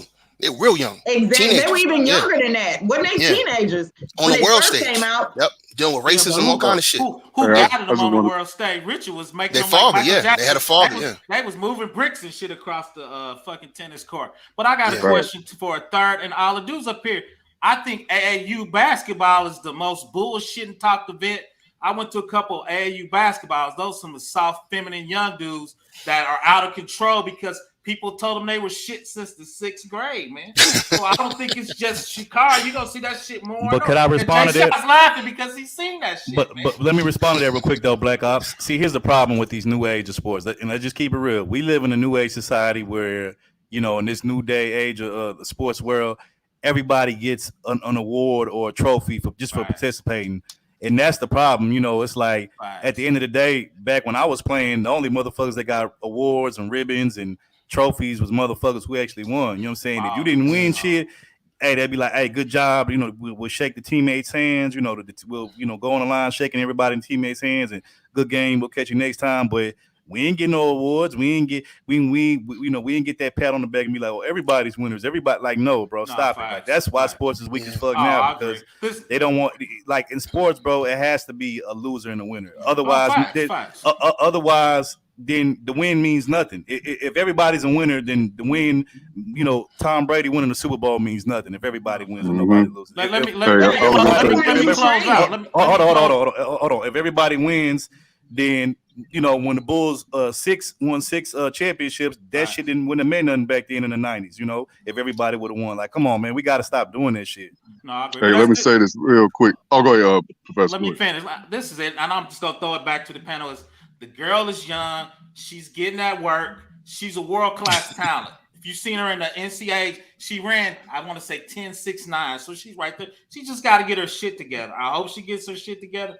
I want to give her another chance. I hope she learns from this work. But I agree with Jay-Sean. She's not quite learning fast enough at the speed I would like.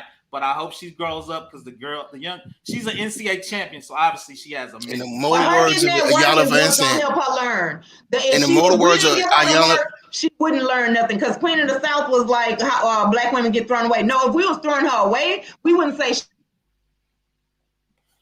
shit about her and we would just ignore her. The fact that everybody's still talking is because it's disappointment. If you notice when you're taking care of kids, when they do something that you feel like is wrong, you're disappointed, you say something. The kids that you feel like ain't gonna be shit anyway, you don't say nothing to them. You just be like, all right, let's count the minutes till they get 18, they get the fuck on. So nobody's throwing her away. Us giving her that work shows that we're trying to teach her. Like I come from a generation where you had manners, you had sportsmanship. You don't get to talk shit until you win. And even then, if you start talking shit, ain't nobody gonna back you and win it. Nobody cares. Do you think, let's just be real. If Muhammad Ali would have lost a lot of them fights that he won, that he became famous for, do you think if he would have lost them fights and would have been talking shit, do you think he would have been respected like how he is right now? Or do you think Floyd Mayweather would be respected as much shit as Deion Sanders? Or Deion Sanders or any of these guys, had they lost instead of winning and been talking all that mad shit, they'd be looking at him like, nigga, if you don't shut your goofy ass up.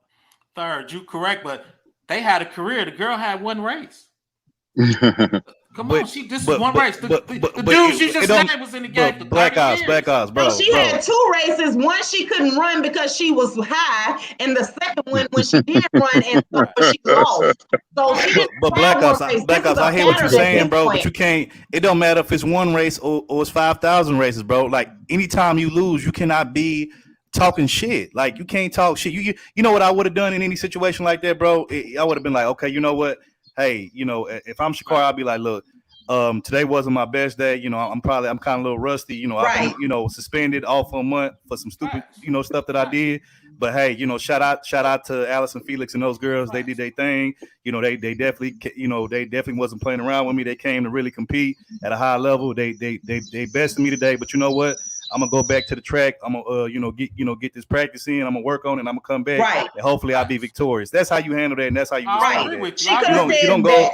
You don't go to talking shit like you won when you just got your ass dusted and then 100%. You came in last place, bro. Come on, man. 100%. I agree with you. I wish she would have did that. She didn't. So this is her time to learn a lesson and grow. We hope, but obviously with her remarks on critters, she just ain't there yet.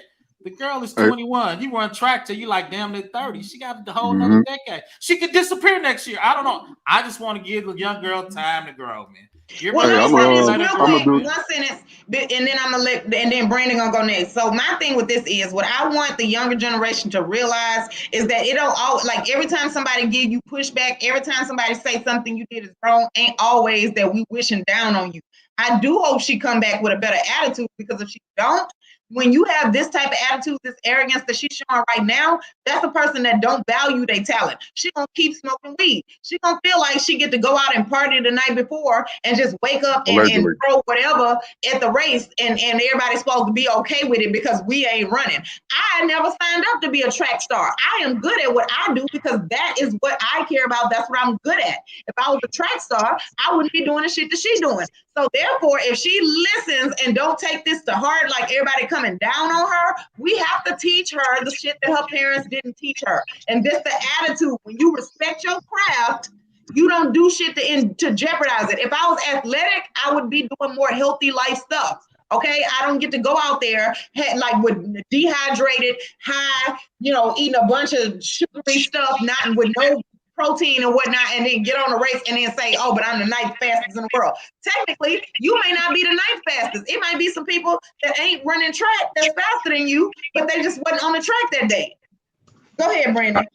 I agree, Topaz. Gemini, hold on. Just 1 second, bro. I didn't mean to cut you off. Let him go ahead. Go ahead, Gemini. Okay. Go ahead. Okay. All right. Then we go to Brandon. We go to Brandon. My bad, Gemini. You got it. No, listen, Topaz, I agree what you say. And the way I look at it like this, the way to get through the weeds of all of this, if you just flip the script and it had been a black man that did the same damn thing what she did, nobody would champion him. And I agree with what Third said. You can't get up there and say, for all you people out there talking shit, and that's on social media, I can beat any of y'all. Of course you can. You preaching to the choir. Her responsibility is to be the best at what the fuck she trying to do. So when she did what she did, I don't give a damn if it was illegal on the moon and she resided on the moon. Any person out here with common sense knows you are in the Olympic Games. Yep. Even if you just medaled one time, you're a champion as an Olympian. That means you're the best of the best. Like anybody that read Batman comic books, no, he trained as an Olympian. He's the best of the best. So all that Bush League crap she did out there after getting dusted and saying what she said on the live feed, she don't care. She don't got more following now and ain't won shit. Yep. So people need to stop. I mean, I just get so sick of it, and I'm gonna drop down off the panel because I know other folks. How old are you, You can stay, Gemini. Gemini, how old are you? If you don't mind me asking, how old are you, man? I'm 47 years old, bro. The girl's 21, man. Can we give her a little time to grow? That's all I'm saying. I ain't giving them No, she's shit. overdue. Wait a minute. Let me reply to the question that was asked to me. Fuck no, I ain't giving her no time to grow. My daughter, 24, she's married. She done been halfway around the world. You know what I'm saying? Damn near twice. And I can't tell her ass nothing right now. I can't have a conversation like I'm having with you right now because she think I'm up here trying to overrule her. No, they need to sit their punk ass down and listen to some type of direction. Say it with your chest, man. Say it with your chest. Ain't nothing you can tell me what she did after the race when she got her ass whooped. Molly whooped. Facts. She got her ass mopped the fuck up and then want to sit up there and troll people that has been following her. She don't even realize, her dumb ass don't even realize she let a lot of folks down that championed her. They don't turn her back on her. This is the problem. Now everybody know her for talking shit instead of her running. Like, I don't know if that's what she wanted. And she's not no young girl. I'm sick of that bullshit because any other time when women get out here, before they even can purchase alcohol, they sit up there. You can't tell me. I'm grown. I'm a woman. All right, then. So if you a woman, you know you a woman, then act like one. And stop looking like a damn box of Crayolas ripping and running all up and down the damn place. Real quick, before here's how we gonna do this. So I want to say something real quick. Then Brandon gonna get in here. Then we're gonna go to PC. Then we're gonna go back to Jay Sean. So I like to hear Bitcoin L shit on this. Okay. So hold on. I know Bitcoin. I know Bitcoin gonna give it to you. Yeah. Hold on. So let me say this before I pass it to Bitcoin. And like I said, it's gonna go PC then Jay Sean. So here's the thing. You know what made some of the greatest of the greats that, you know, in any sport or just in anything, period. You know what made them great and become the champions and, you know, those people that we know as the greats is because they had to start out losing first. When you start out losing first and taking L after L after L, you know what that does? That makes you humble and that makes you want to strive to be better and not always have to lose and one day want to be winner. Perfect example of that. Look at Michael Jordan. He was getting his ass beat by Larry Bird and the Celtics, and especially by the Detroit Bad Boy Pistons with Isaiah Thomas, Vinny the Microwave Johnson, you know, Bill Lambert, all them dudes. They used to whoop his ass every time he come in that paint. And I mean, I'm talking about clotheslining him and all of that before they changed the rules. This is what really went down, you know, 80s basketball before they changed the rules. Where now you can't even touch nobody. But that's neither here nor there. But what I'm saying is, it took for Jordan to get his ass whooped many of those years. 7 years. 7 years. 7 years of getting his ass whooped for him to finally say, you know what? I'm tired of getting my ass whooped. I'm tired of these same motherfuckers beating me down. You know what? I'm going to get in this gym. I'm going to bulk the fuck up. You know, I'm going to work on my game. And none of these motherfuckers ain't going to be able to touch me. And, you know, he did that. And with the help of them adding some key pieces to that Chicago Bulls team, hey, he took off. And then now you got Michael motherfucking Jordan. So, hey, the league had to modify the rules for the way that Jordan actually went into the gym, because I think it was around year 4 or 5. is when he first displayed the one-handed palm pump fake on national television. You ain't shit, Queen. Yeah, facts. And then after that, out on the playgrounds and shit, I played at the rec centers. Motherfuckers was out there trying to do that shit. They was failing, but people emulated that. So what you said, Third, was fact. It is facts. The league modified the rules to accompany Jordan. And when you said the question about Muhammad Ali, had he lost the fights and shit like that he said he was going to win, would he still be considered as the GOAT? Hell fuck no. Because what? Because it's a whole lot. It was a whole lot of white folks back then didn't want Muhammad Ali to win. I didn't hear Ali talking all shit. that shit, and Joe Frazier broke his jaw. But he came back the next year and won. But thank you. You make him. That's exactly where I was. That's exactly where I was finna go next. When Ali got his ass whipped by Joe Frazier. Shout out to H Town because Joe Frazier out of H Town, Fifth Ward to be exact. Next year, third. Yeah, but when he lost to Joe Frazier, what did he do? What Ali do? He shut the fuck up.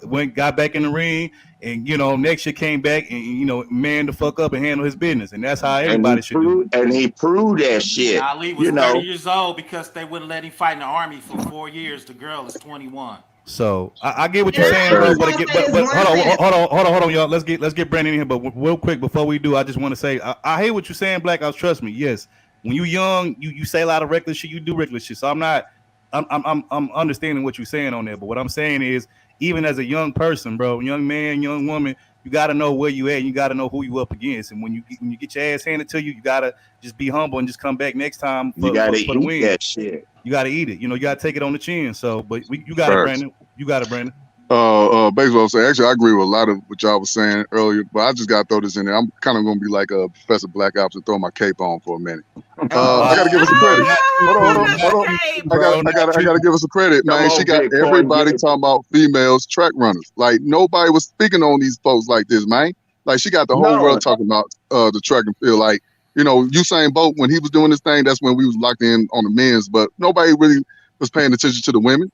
Like she got everybody speaking, so I give her that credit. Like, sometimes you do gotta be that cocky person that everybody hates or everybody loves, and she's taking that position. And like you guys said, I do agree. You lose, you supposed to shut your damn mouth, and then come back and win again. But man, when she lost, like I said, she started talking. It just got everybody speaking on it. So I got to give her credit on that. I still say for you to talk shit, man, you got to win something. I just want to back up Gemini. I agree. Okay, Hold on. Here's what we're going to do. We're going to let Jay Sean say what he got to say, show what he got to show on here. And then after that, we're going to go to PC because she's been waiting patiently. So, this is Sha'Carri, 16 years old. Some Pan-African shit. There's some teeny bopper competition. This is Allison Felix. You understand Real what I'm saying? talk. And I've been following. I've watched every race she won. All kind of shit. Here's Simone Biles, who was thrown away by her parents. This is her record. And she was younger when she got into the Olympic game and the competition game than anybody we talked about. They trolled Allison Felix when she took a hiatus to have that baby. They gave her the business. Nobody came to Allison Felix's defense. Yeah. And she lost in Boston. They took money from her because she wanted to have a baby. Yeah. Man, I'm right with you, Jay Shine. I've been listening to you for years. I'm trying to figure out. Gemini, I'm trying to figure out why are we back in it? Look, in immortal words, Yana Van Zandt, I know she's retired. This is a fucking gutter snipe. So everybody's not good people. There's some people who are just bad people. You know what I mean? And we gotta, for some reason, she's getting support from this generation for whatever reason. I'm gonna tell you something about when you talk about brothers who talk shit like Muhammad Ali. We talk about Mayweather. We talk about shit. Deion Sanders talking shit. These are men who had to get on the field or get in the ring with other men who gonna knock them around. So they had to back that shit up. Man, that's a horse of a different color. That's the thing though. With Allison, she's a real quiet athlete. Like she don't talk that stuff like Sha'Carri do. And the whole saying, closed mouths don't get fed. But she's quiet, and people gonna pay attention to the big mouth. They're gonna give the attention to the big mouth. So It's not that's so probably getting all the Queen, attention. black women not taking L's this week. Black women not taking L's this week. McLaughlin did well. What's the other chick? Gabby did well. You know what I mean? They not taking L's. Steph Curry's wife. There was taking L's this week. There was a chick, I forgot. There was a chick in the Olympics some weeks back. I think she did, was it boxing or something, or wrestling or something like that, and she won. I forgot her name, but y'all know what I'm talking about. I saw that chick. She got dreads. She's a wrestler. She wrestled against. I forgot. I watched that. She's an 8-0 sister, and she did her thing. She 8-0. Yeah, she won an award. So they shout ain't out giving to her no props. Yeah, no. They barely talked about her. But real quick though, let everybody. I want to give a shout out to PC, beautifully animated. I want to give her a chance to talk because she's been waiting patiently. So go on ahead, PC. What you got to say on this? Hey y'all, how y'all doing? What's going on? PC. How you doing, lady? PC. No, I wanted to say that I've done sports in my young adulthood. You know, I got into Taekwondo, but I learned humility as a child in the single digit age. Okay, over a board game, Candyland, with my family. I was winning. I was happy. I lost my first loss. I cried and threw a tantrum, and that was my first and last time throwing a tantrum over losing because my dad wasn't having it. You know what I'm saying? Yep. You know, so like humility starts at home. You know what I'm saying? Facts. Yeah, you know, and that's the thing, you know, you could learn humility and, you know, humbleness as a kid, like you said, in the single digit age. So all of this, you know, yes, she's 21, and yeah, I get it. You know, look, like I said, in your teens and even your early 20s, yes, you're not as mentally developed as you should be, like in your 30s and your 40s. You know what I'm saying? So you still gonna make mistakes. You know, T over there thirst trapping T. But anyway, I'm listening to a conversation. You know what I'm saying? But anyway, but shout out to my sister. She over there looking good, doing her thing. Shout out to her. But on some real shit though, like I said, when you in your teens and 20s, yes, there's still a lot that you have to learn and mature on. But let's be real, you know, at 20 some years old, which, you know, she's 21, which means she's old enough to buy alcohol, which means she's old enough and fully comprehensive to know what she's doing, when she's doing it, and she's you know, fully comprehensive, old enough to know, like, okay, you know what, I got my ass beat. This, I shouldn't be talking shit after getting my ass beat, especially on national TV during the Olympics when you got million. It's not like an NBA championship where you might have like one country watching the shit. You got the Olympics is worldwide, all across the globe. So everybody's seeing you get your ass whooped and get dusted and smoke, and you still want to talk shit. Like, nah, humble your fucking self, calm down, go back to the drawing board, you know, practice some more, and then come back next time and prove everybody wrong and get your revenge. But until then, just pipe down and just shut up. Because, you know, winners are the only ones that get to really speak the loudest like that, bro. If you know, you're old enough, talk shit, period. If you're old enough to understand anything else before you actually are a legal adult, you understand the ins and outs, how to move, operate, whatever your preference is, what you're dealing with. Why all of a sudden, fam, here you are on one of the biggest stages in the globe, and you get up there and you continuously throw yourself under the bus. You got you a get out of jail free card because they let you run again. But the proof was in the pudding. Because when she got her ass on that track, man, a Pinto could have beat her, man. Stuck in first gear. Damn. Fuck what she talking about. Talking about these common people talking about. What you think is going to happen? You the one was training, running until you got busted for weed. The problem is this. It's not that she was smoking weed and all that. The problem is she got exposed and got busted. Big facts. And Big folks okay, so want to take up for, and I know Bitcoin is on that shit because he always say I'm conservative. Right now he playing devil's advocate, trying to play ball, but it's cool. But before we go back around, I want to pass it to Jay Shine because he actually been waiting patiently. So go on. Oh, we gotta go to the next topic. Okay, Jay Shine, you got the last word on this. I'm done with this, man. Look, I want to say is this: Michael Phelps smoked weed. right? Yep. He also shut the hell up. Yeah, and the difference between our community and their community today, because we used to be this way. We used to be this way. I was at the taping of the Hip Hop Comedy Hour that used to come on Channel 11, and they were I remember Usher was doing the "Think of You" song. He was doing a live performance. He was a teenager, and he got booed at the Apollo at the taping. I was there.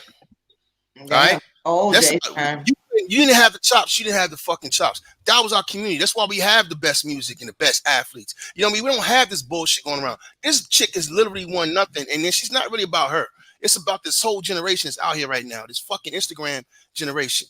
She on some SJW shit is what she on. Exactly. You know what I mean? Like, you out here just stunting, talking, fronting. Everybody's in the gram, but you have no talent. You ain't shit. You suck. You can't rap. You can't do this. You can't do that. Y'all don't even strip as good as the strippers of old. Jay Shy, you crazy. Is trash.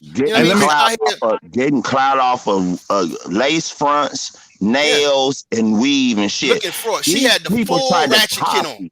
Hey, you know what, and no disrespect, but maybe if she would have had less heavier, less longer weed, maybe she might actually had a chance to at least not finish last. I mean, that's just my opinion. Shelly Ann had long weed. Shelly Ann did good. She had long weed, so I can't blame the weed. Whatever Sha'Carri had on, that shit look heavy. And let me say this, and then we'll go to the next topic. So I want to respond real quick to shout out the Queen of the South. She said the problem is she couldn't perform. Michael Phelps was an Olympic athlete that smoked. Yes, that's true. But here's the thing. Michael Phelps never got pop positive for smoking weed. When he got busted for smoking weed, he was at a party and some hating ass motherfucker, took a picture while he was smoking and then sent it out to TMZ or whatever the fuck. So it's a difference between getting pop positive tested for weed, and then, getting, somebody just, taking a picture, which you still got to be careful. Hey, Third Ward, and the point I wanted to make about that is this. This is the point I want to make about this, about their community and ours. See, they made Michael Phelps, the poster child. He was supposed to be the All-American champion, whatever the case might be. He got caught on video in his own downtime being a wigger, listening to rap music and smoking weed, and it went viral. And his fucking community punished him for it. He lost endorsements, all kinds of shit. He did. Fuck Sha'Carri. Yeah, he did get punished for it. It wasn't like they let him. Yeah, he got punished. I'm not giving her another chance about nothing. That's a female. That's a female.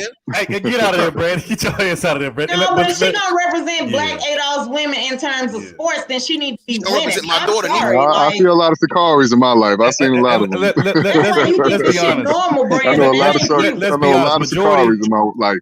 Let's be honest. A majority of athletes, professional or not, a lot of athletes do partake in recreational drugs, when they're not performing and stuff. It's just the thing is, are you going to get caught or pop positive for some, if you're one of those players that, let's say, off and on throughout your career, and then in the off season, in your downtime, you smoke weed or whatever drug you do, but when it's time to actually go back in the training camp, you don't get pop positive, and hey, more power to you. You're a smart brother. But if you a motherfucker who keep getting pop positive and the guidelines and the timelines of when you can smoke and when you cannot smoke, and hey, that's your dumb ass. You know what I'm saying? That's how I feel about it, straight up. She ain't got common sense, Third Ward, because if anybody would bag me on any motherfucking thing I'm doing, they'd be like, hey man, I like the way you blow your nose, Gemini.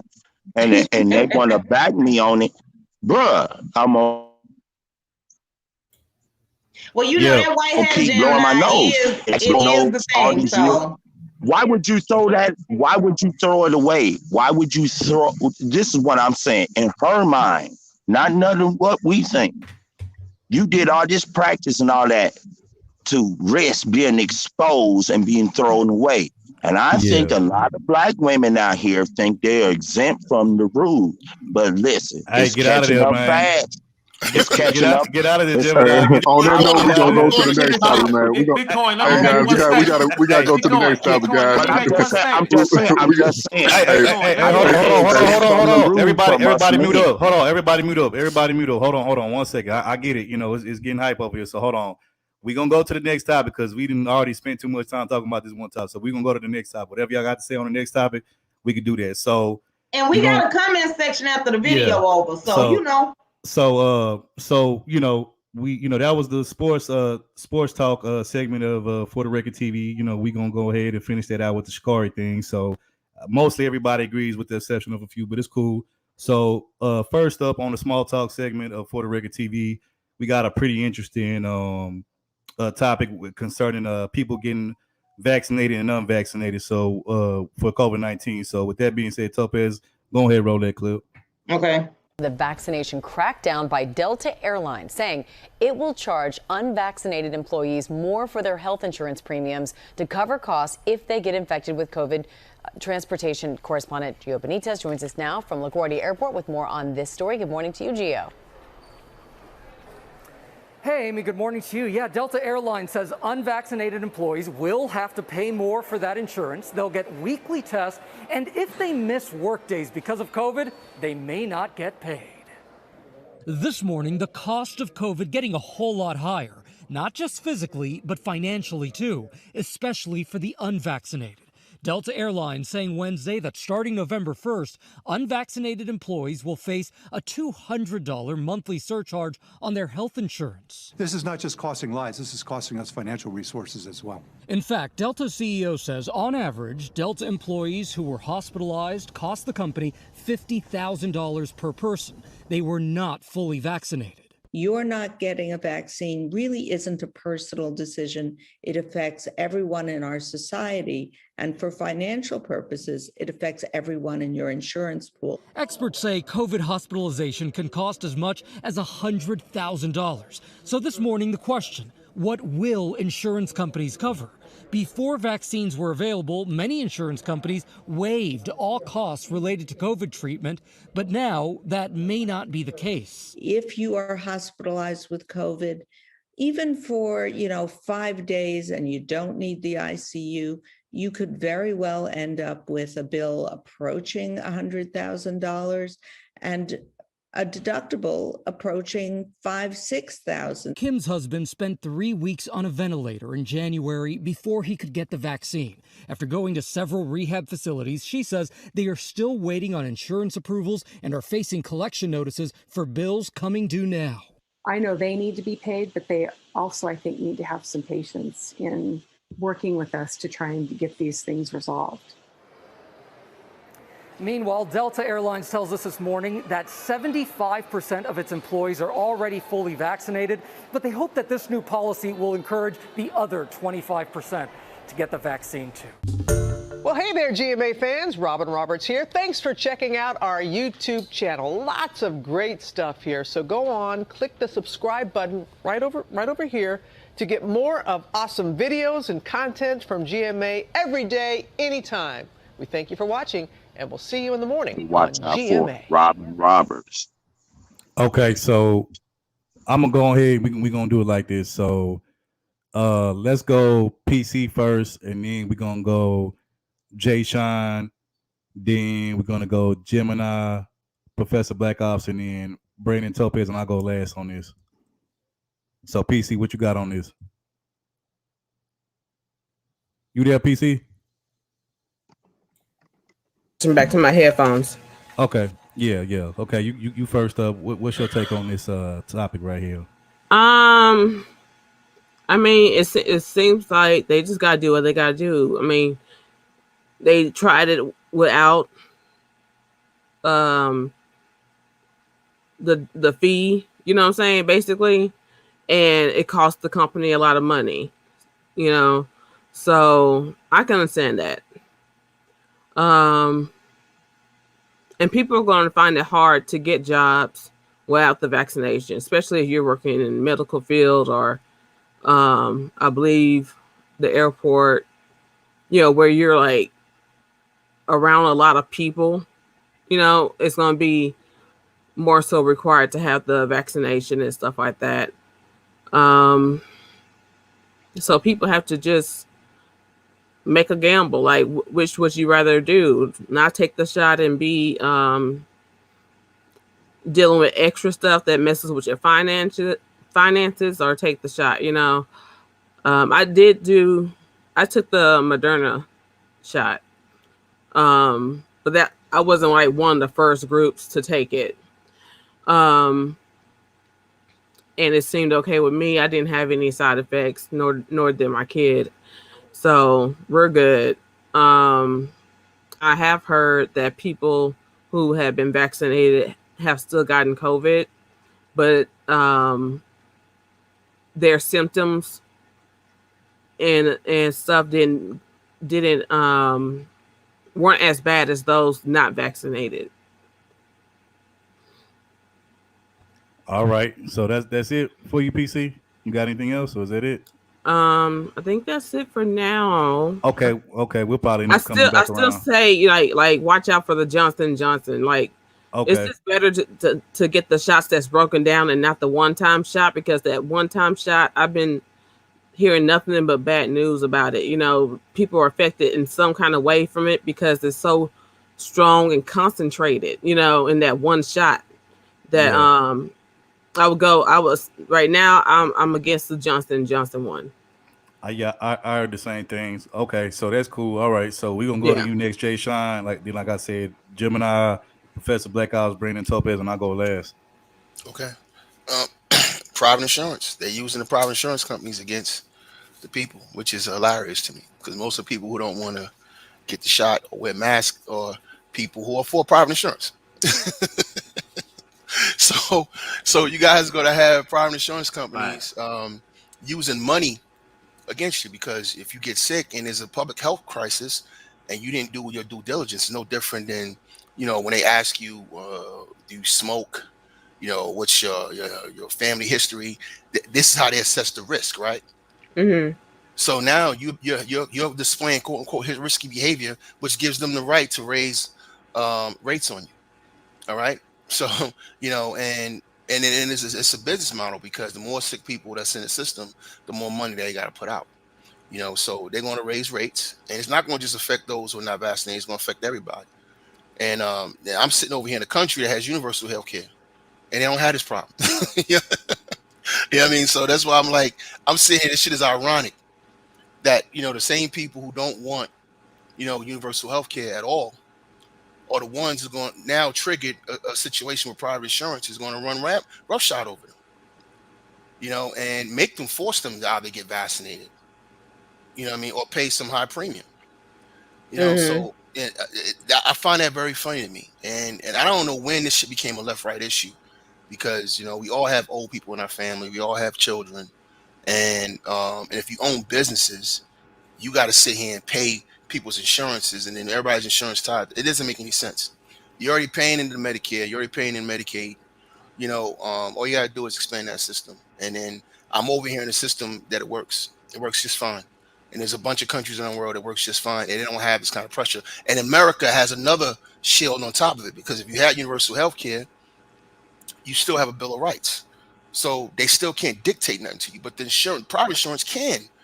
And they're not really dictating to you. They're just raising prices because that's their right to do. They have the ability to do that because they're a private insurance company. They're business. It's for profit. They can do what they want to do. You know what I mean? Whereas if you were just paying into a system and the doctors had to get their money, or the hospitals got their money from the government, then you would be out of that mix altogether. You just go to your fucking doctors, bring your medical card, get service, get, you know, medical attention, and go about your business. And then you have a Bill of Rights that was given to you by the Constitution that allows, where they can't violate you or force you to do anything you don't want to do. So for those who don't want to get vaxxed, you still wouldn't have to get vaxxed, but you wouldn't have an insurance company on your back. So, I mean, that's why I find it very entertaining. This whole conversation has been entertaining this whole week. Me and some of the brothers, we talk about this in the back chat.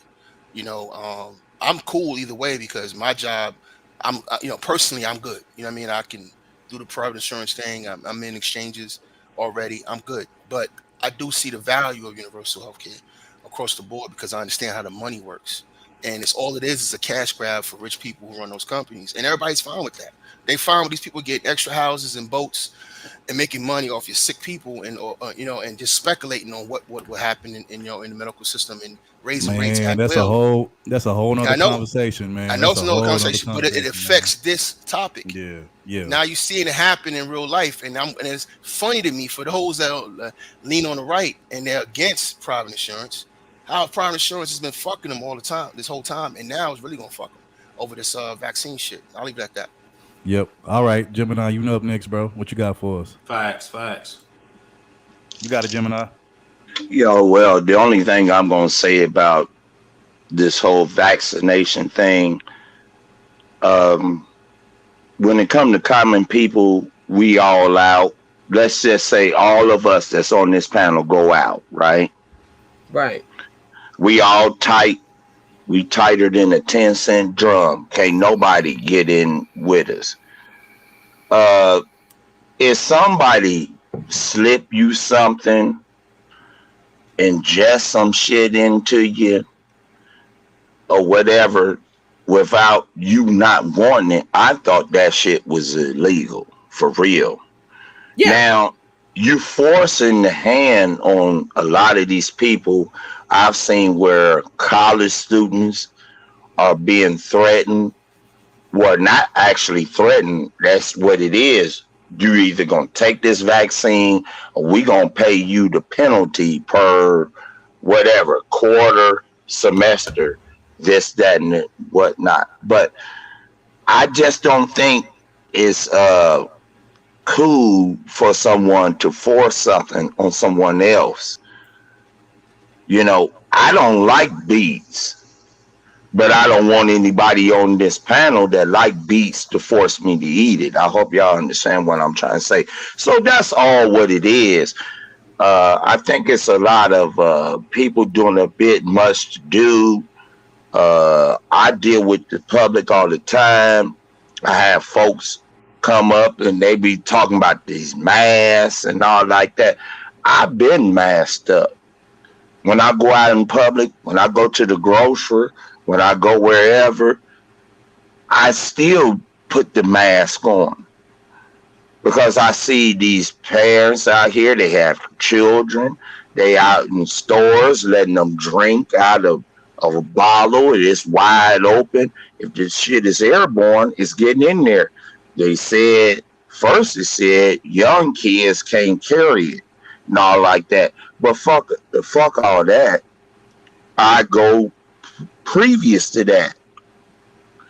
Anybody with common sense knows that children carry the most germs, or they might carry more germs. That means if you are a parent, you have children, more than one,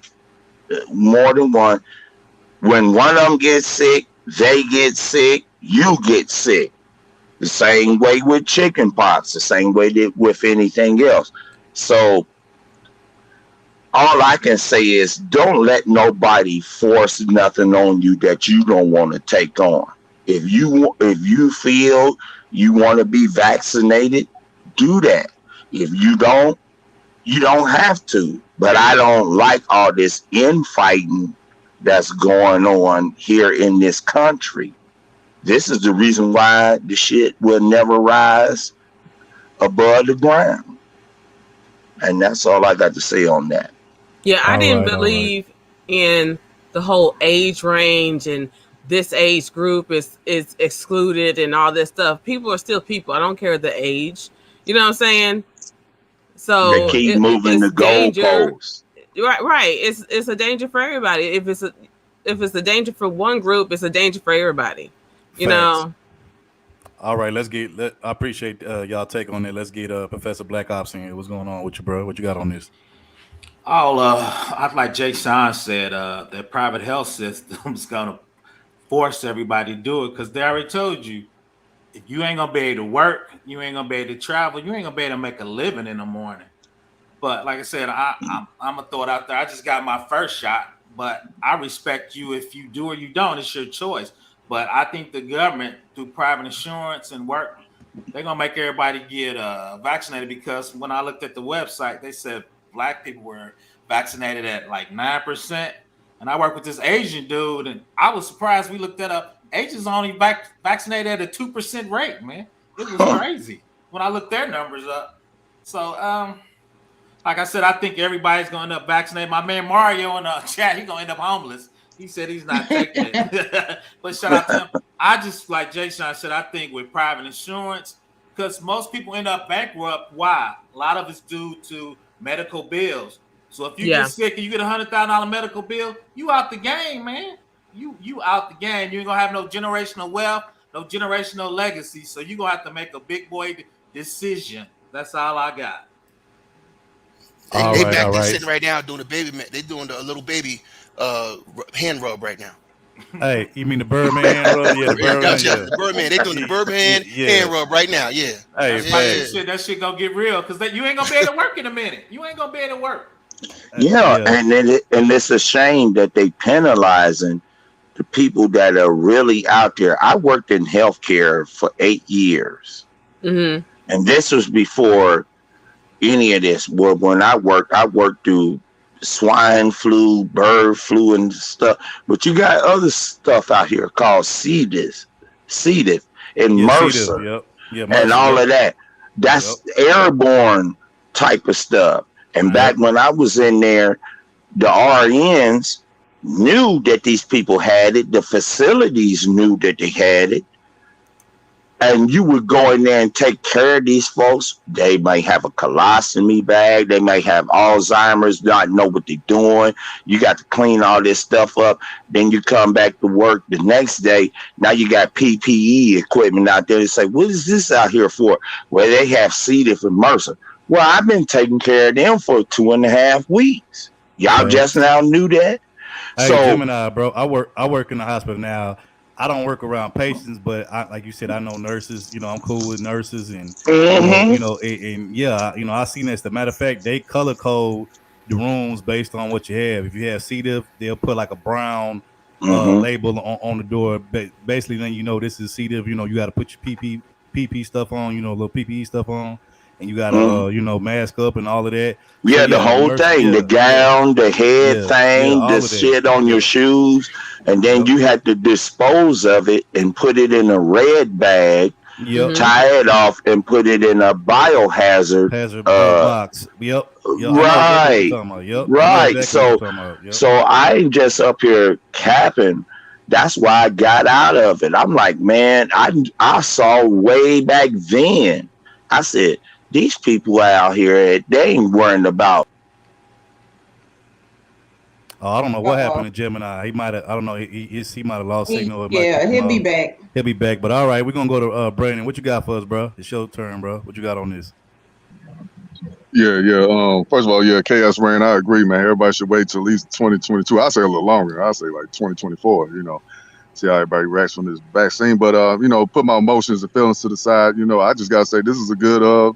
That was a good business move, a good chess move, like touche. Real quick, Brandon, for you go on. Your job ain't making you take it. No, not yet. I ain't gonna say nothing. Knock on wood. Knock on wood. Thanks. Okay, you got it, bro. You got it. Yeah, but so they slowly but surely gonna try to get everybody to do it. They're gonna find other ways, and insurance is definitely one of them. Like, man, we all know insurance is high, so if your job say we're gonna take it away from you, it's like, damn, might have to do get that jab, especially if you got a family, you got mouths to feed. So, it's sad, like Mario saying in chat, my body, my choice, and they just taking our rights away, because I really don't want to get that shot. Shout out to Mr. Research. You ain't shit for that comment. I saw that comment, Mr. Research. Hey, in a little bit, we're going to be discussing. In a little bit, Mr. Research, we're going to be discussing that topic that you and King Sigma had on your channel a couple of days ago. So if you want to hop on here, I'd appreciate it. Also, Topaz, go ahead and put the link in the chat. I think Jim and I want to hop back up on here. But I was trying to put the wrong link. But Brandon, my bad. Do you got anything else you want to add to that? Like I was saying, So they're gonna find other ways to get everybody to take this shot. It's real sad. So. Like Jim and I was saying earlier, I don't shame people that get the shot or don't want to wear their mask or whatever. We got to stop doing that. Let people make their own decisions. If you feel like if you got that shot, you should be feeling safe. You should be feeling like, okay, I can't get this COVID just because this person ain't wearing his mask or if he got the shot or not. But people still ignorant these days. So, this is going to bring more division and more fight in America. Okay. That's it. Before Topaz go, highlight Snuggles' comment. She said, "I want all of you to take it except because I care." I'm gonna say this. That's easy for you to say because you're a goddamn bear. You're a stuffed animal. I mean, you don't have to take vaccinations and stuff. And my thing is, where do stuffed animal bears like yourself go to when you get sick? You go to Build-A-Bear? Do they, give you a bear scrub? You go to third been gunning for that stuffing. So hey, I told That's what he said. I told Snuggles, so she keep on acting up. I'm gonna play with us stuffing. So Yeah, Snuggle 69. We see. But you got it, Topaz. You got it. Then we gonna go to Mr. Research since she just hopped on here. So you got it, Topaz. Mr. Research up here. Oh, okay. Yeah. So here's the thing for me. Like, I wouldn't give a damn what all they promise. I'd starve. I'd die. I'd do everything on this planet before I take that vaccine until they can prove to me that it actually does anything different. Like, there are some people that have taken the vaccine and they get COVID and their symptoms is worse, and then some people that take it and their symptoms is better. It's all over the place. They don't have a consensus. And anytime you look up like the results for the vaccines, all of them overall together, they don't have a consensus that it makes you better. They don't have a consensus that it keeps you safer. So I wear my mask, and I work in a field where we're really big on client rights. So most people in my field are not going to make us take the vaccine. And then even if they do, I'll go to my doctor and say that I'm high risk because, I have asthma. So I can't just be taking stuff that's going to affect my lungs and my respiratory system all willy-nilly. So they got me fucked up. And before I do all of that, see, that's another reason why a couple of years ago, Hey, Topaz, wait a minute. My bad. Elijah Spirit said winter is coming for Topaz. Winter is not coming because I'm in Houston. Thank you very much. We don't have winter. Okay. Listen, as long as I'm breathing, Topaz. Oh, look at Jay Sean. Jay Sean, I can't hear you because Brandon hating. So what you say? Nah, but you feel me though, Topaz. Right? Yeah, like wait. Say what you said again because we didn't even hear you, Brandon. I said, as long as I'm breathing, baby girl, you ain't never got a winter coming. Yeah, man. I'll go Jay Sean. Y'all got me fucked up. Okay, I'm not taking that. Man. I'm not doing it. Do your thing, girl. You know what I mean? But, break the glass when you're ready. And listen, as long as they have handy services, and that's the actual company that I pay for, I'm not gonna cut no grants or payment because I pay them $39 to come do it. So see, mind your business, Ty City. Don't come in here with that. Don't come in here doing that. And hit the link anyway, because I'm sure you got information on the vaccine. But okay, so back to my topic. So I was like, I'm high risk. I'm not doing all of that. I'm not taking the vaccine, and that's why a couple of years ago I actually started getting my life together so that I could own my own business. So therefore, nobody can't tell me whether I have to take the vaccine or not. No, it's not going to happen. And since I got insurance now under myself, right, that means it's not pre-existing. So they can't sit there and tell me that, we're going to charge. No, you're not. Because I make sure that I keep my insurance valid, right? So therefore, there's no gap in coverage, and therefore they cannot say, now we're gonna change the rules. That is incorrect, Topaz. I work in the insurance industry. That is incorrect. Which promise you. They can change your policy for a federal emergency for a virus. I promise you. Ty, you ain't shit. You ain't shit, Ty City. But okay, so now here's the thing. But what's the emergency? Topaz. I know I get that, but what are they gonna say is the emergency? But they saying the COVID is the emergency. What about all other stuff? There's people in refrigerated trucks from the people that died in New York. It's an emergency, Topaz. But understand that I'm gonna fight all of this, okay? I'll hire a lawyer and I'm gonna fight all of this. I'll spend money on fighting them to not get the vaccine before I spend money on getting the vaccine or any hikes in my rate. So it's not gonna be easy. Let's just say that. I'm chipping in with Jay-Sign for you, Topaz. Thank you. See what I'm saying? That is black men coming together. Who say we ain't protected out here? Hey. Ty City now. What you gonna do with that one? All right, sis, you got anything else you want to say so I can pass the Mr. Research? No, that's it. Because I ain't doing it. They can't make me. Okay. All right, then, Mr. Research, you got it next, bro. You got it. Hey, hold on. Hey, Mr. Research, hold on. I just want to say this to Brandon real quick. See, Brandon got Khadijah issues, man. I ain't got your problems, bro. Get out of there, bro. Get out of there. Brandon be bullshit. We good over here. Brandon be bullshit. That's his fault. I'm gonna just say that. Yeah, just because you going through it, man, don't mean I gotta go through it. Oh my God, get out of there. You get out of there. All right, you got it, Mr. Research. What you got on there, man? I know you've been waiting patiently. You got it. Yeah, look, this a hashtag. Fun Topaz. Let's do that. We're gonna do that. Fun Topaz all 2021 and 22. Get her plane ticket. She need it.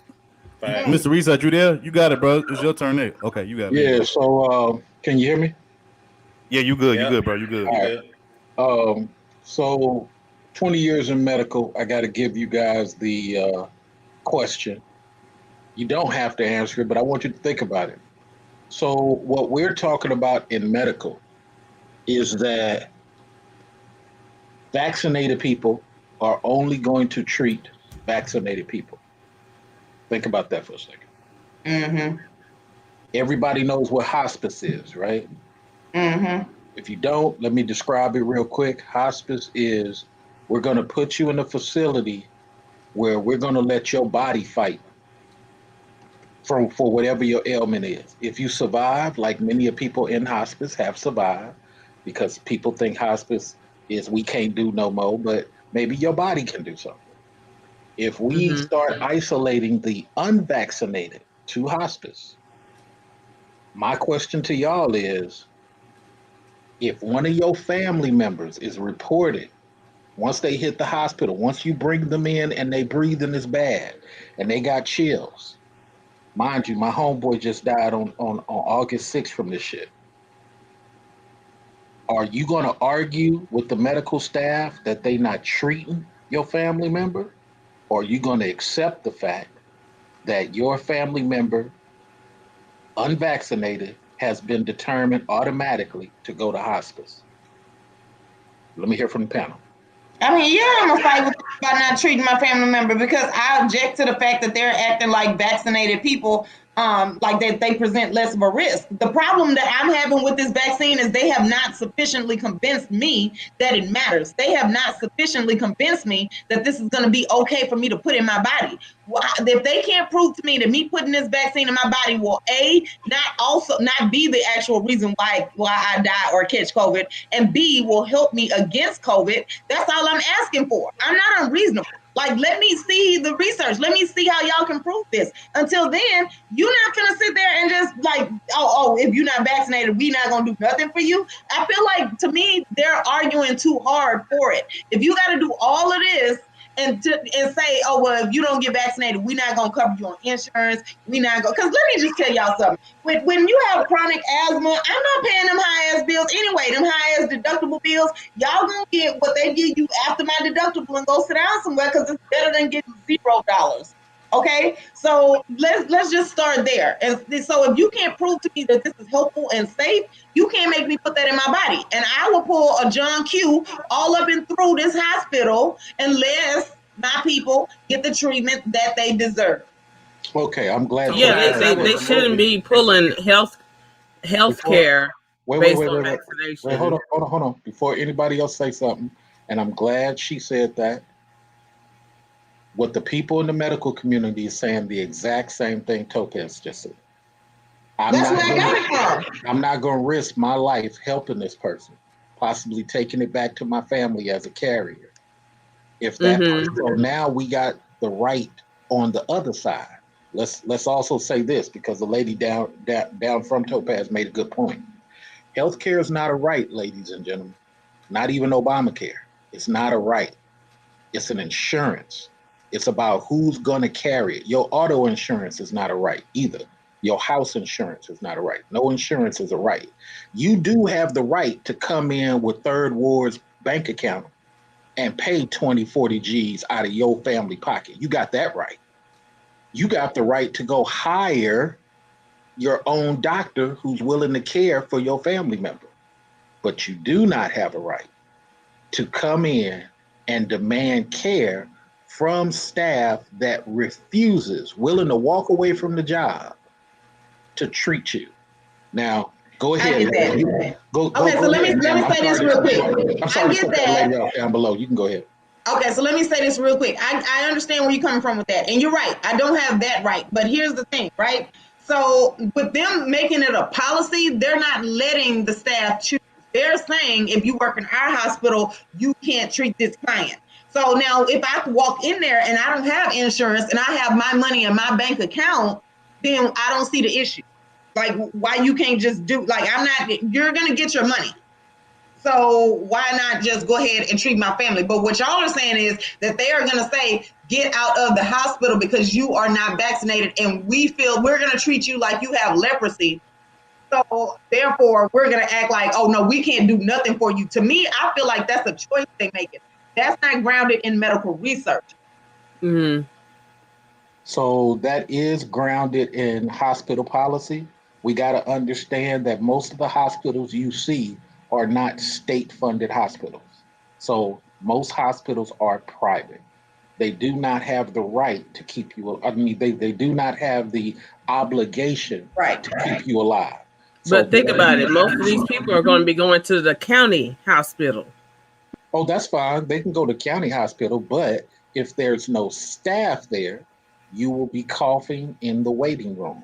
You think I'm joking? I've seen it. No, I've seen it before. I saw it when the HIV thing broke out. Thanks. People don't understand, and that's why I asked the panel this. And shout out to Topaz for speaking her truth. But if there's no staff to take care of a Brandon is going to sit there and cough. And when somebody finally comes and gets him, I'm going to put him with the Rex and the coughing people. That's just how it's going to go. Mm-hmm. I understand that, Mr. Research, but here's the thing. So, this is not just me with my one person stand. There's more people that feel this way. So I don't think it's going to be that hard for me to get a group of people who are willing. Because, to be honest with you, like a lot of the laws that we have in this country are started with petitions. They're started with movements and all that kind of stuff. So with so many people that are against this vaccine, I don't think that they're going to be allowed to keep going with all of this enough to where it's just going to be okay for them to do that. Now, I get why you're trying to I get why you're painting this picture for us. I get that. But what I'm saying is I'm willing to fight it. Like, they're literally going to have to find a way to force me to accept this. I'm going out swinging. I'm not doing it. Not easily. Now, if they just win overall, then I guess I ain't gonna have no choice. But my initial response is gonna be to fight this all the way through. Right. I think you're on the part of taking the vaccine. I'm beyond that part. I'm at the Well, you're talking about the treatment as well. So if I go in, like, let's say you got 30 people that come in and they all coughing and you trying to decide who got vaccinated, who not, and all of that. I mean, I don't think that it's just going to go over that well. Like, the general public is not going to just be cool with them saying that. Like, that's not something you're going to be able to just, tell the public that, yeah, this is what we doing and this is new. They're already doing it, Topaz. Yeah, but do you think, like, when it come down to it, you really think nobody's gonna fight this? I talked That's to what a we nurse. do in U.S. We don't accept nothing. We're spoiled. Like, that's the whole attitude of everybody here. I'm gonna let third word. I talked to a nurse when I was working out. She said if our beds are full up with COVID, we got if 3 people coming with COVID, the youngest person and the healthiest person we think should survive is gonna get the bed. If you old and a certain age, you're not gonna get a bed. They do that right now.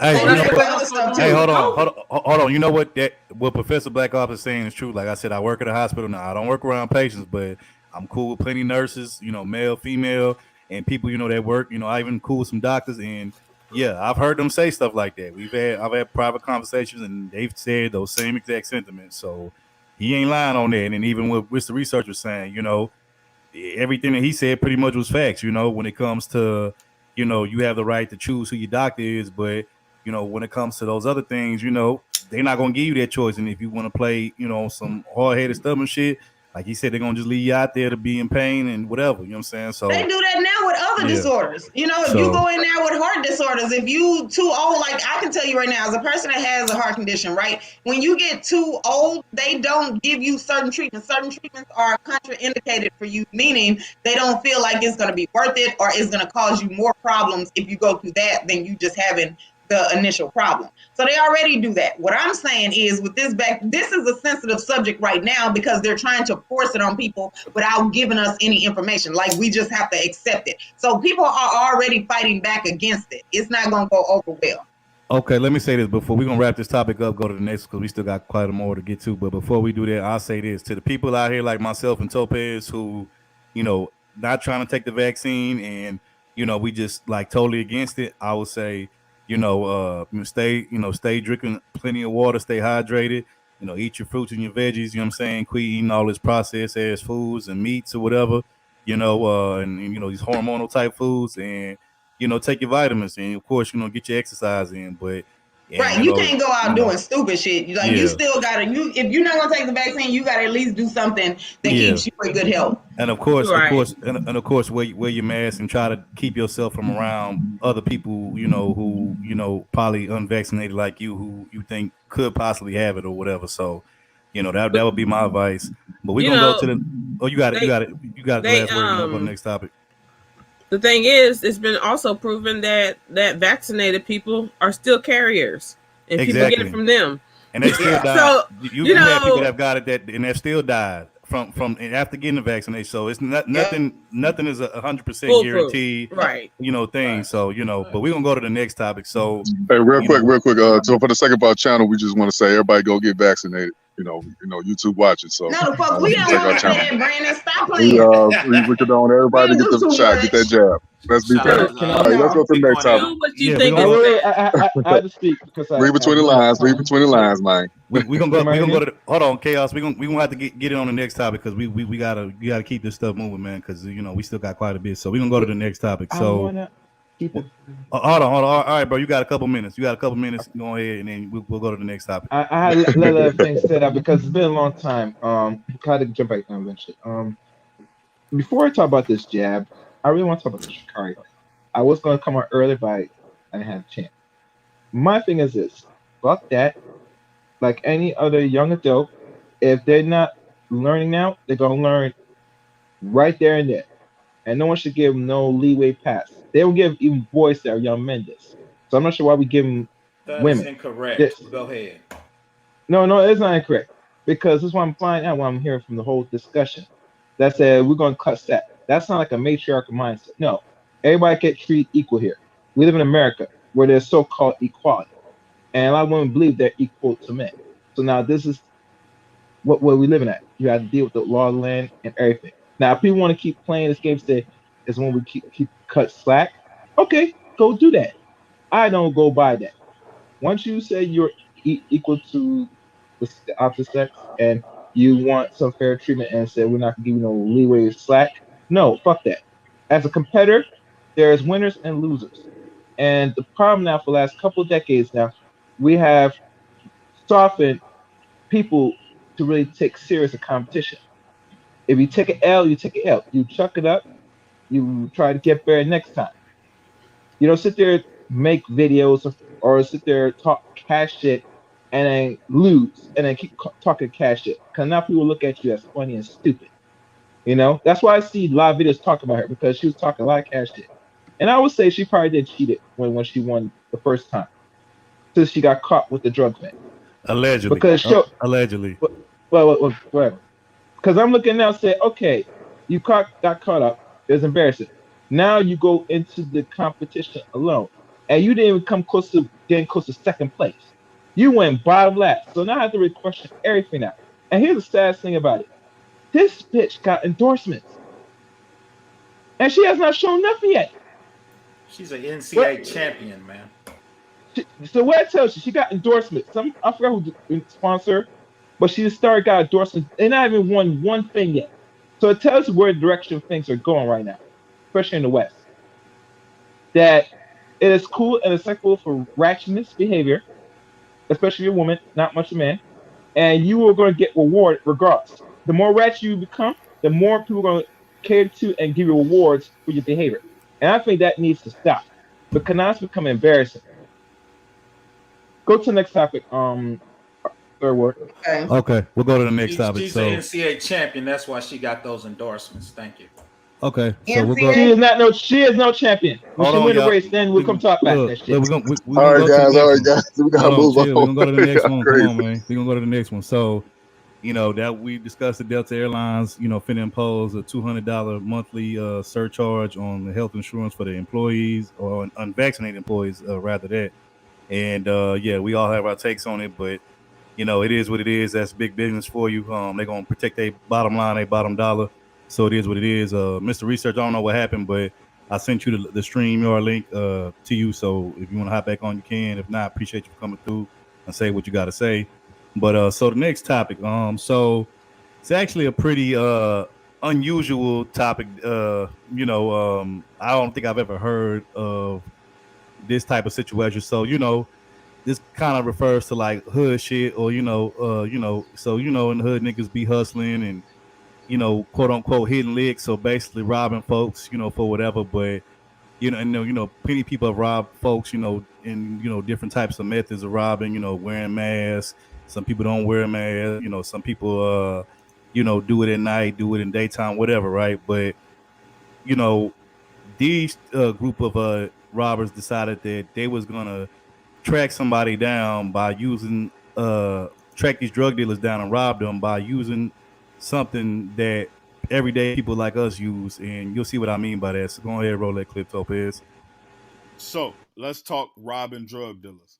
Also follow Same Spit Different Face on Instagram. Now, Spit Squad, NY crew used Apple Watches to track and rob drug dealers. Net worth $500,000. A 7-person crew based in the Hudson Valley in New York is accused of tracking drug runners with Apple Watches to rob them, according to several prosecutors and papers filed on Tuesday. The alleged leader of the group, 30-year-old, is accused of putting an Apple Watch link to his AT&T account underneath the bumper of a car that belonged to a drug runner. The car was then tracked to a hotel parking lot in Hartford, Connecticut, where the robbers smashed the back window to search inside. They found nothing in the car, and they spotted the victim in the garage the following day. The victim was beaten up, and his phone, wallet, and key to his hotel room was stolen by the robbers. Indigo Grant, an alleged member of the robbery crew, went into the victim's hotel room and stole a bag containing $500,000. The crew then went back to the Midtown NY, where the money was divided. Beforehand, they took photos with the massive amount of cash, which you see here.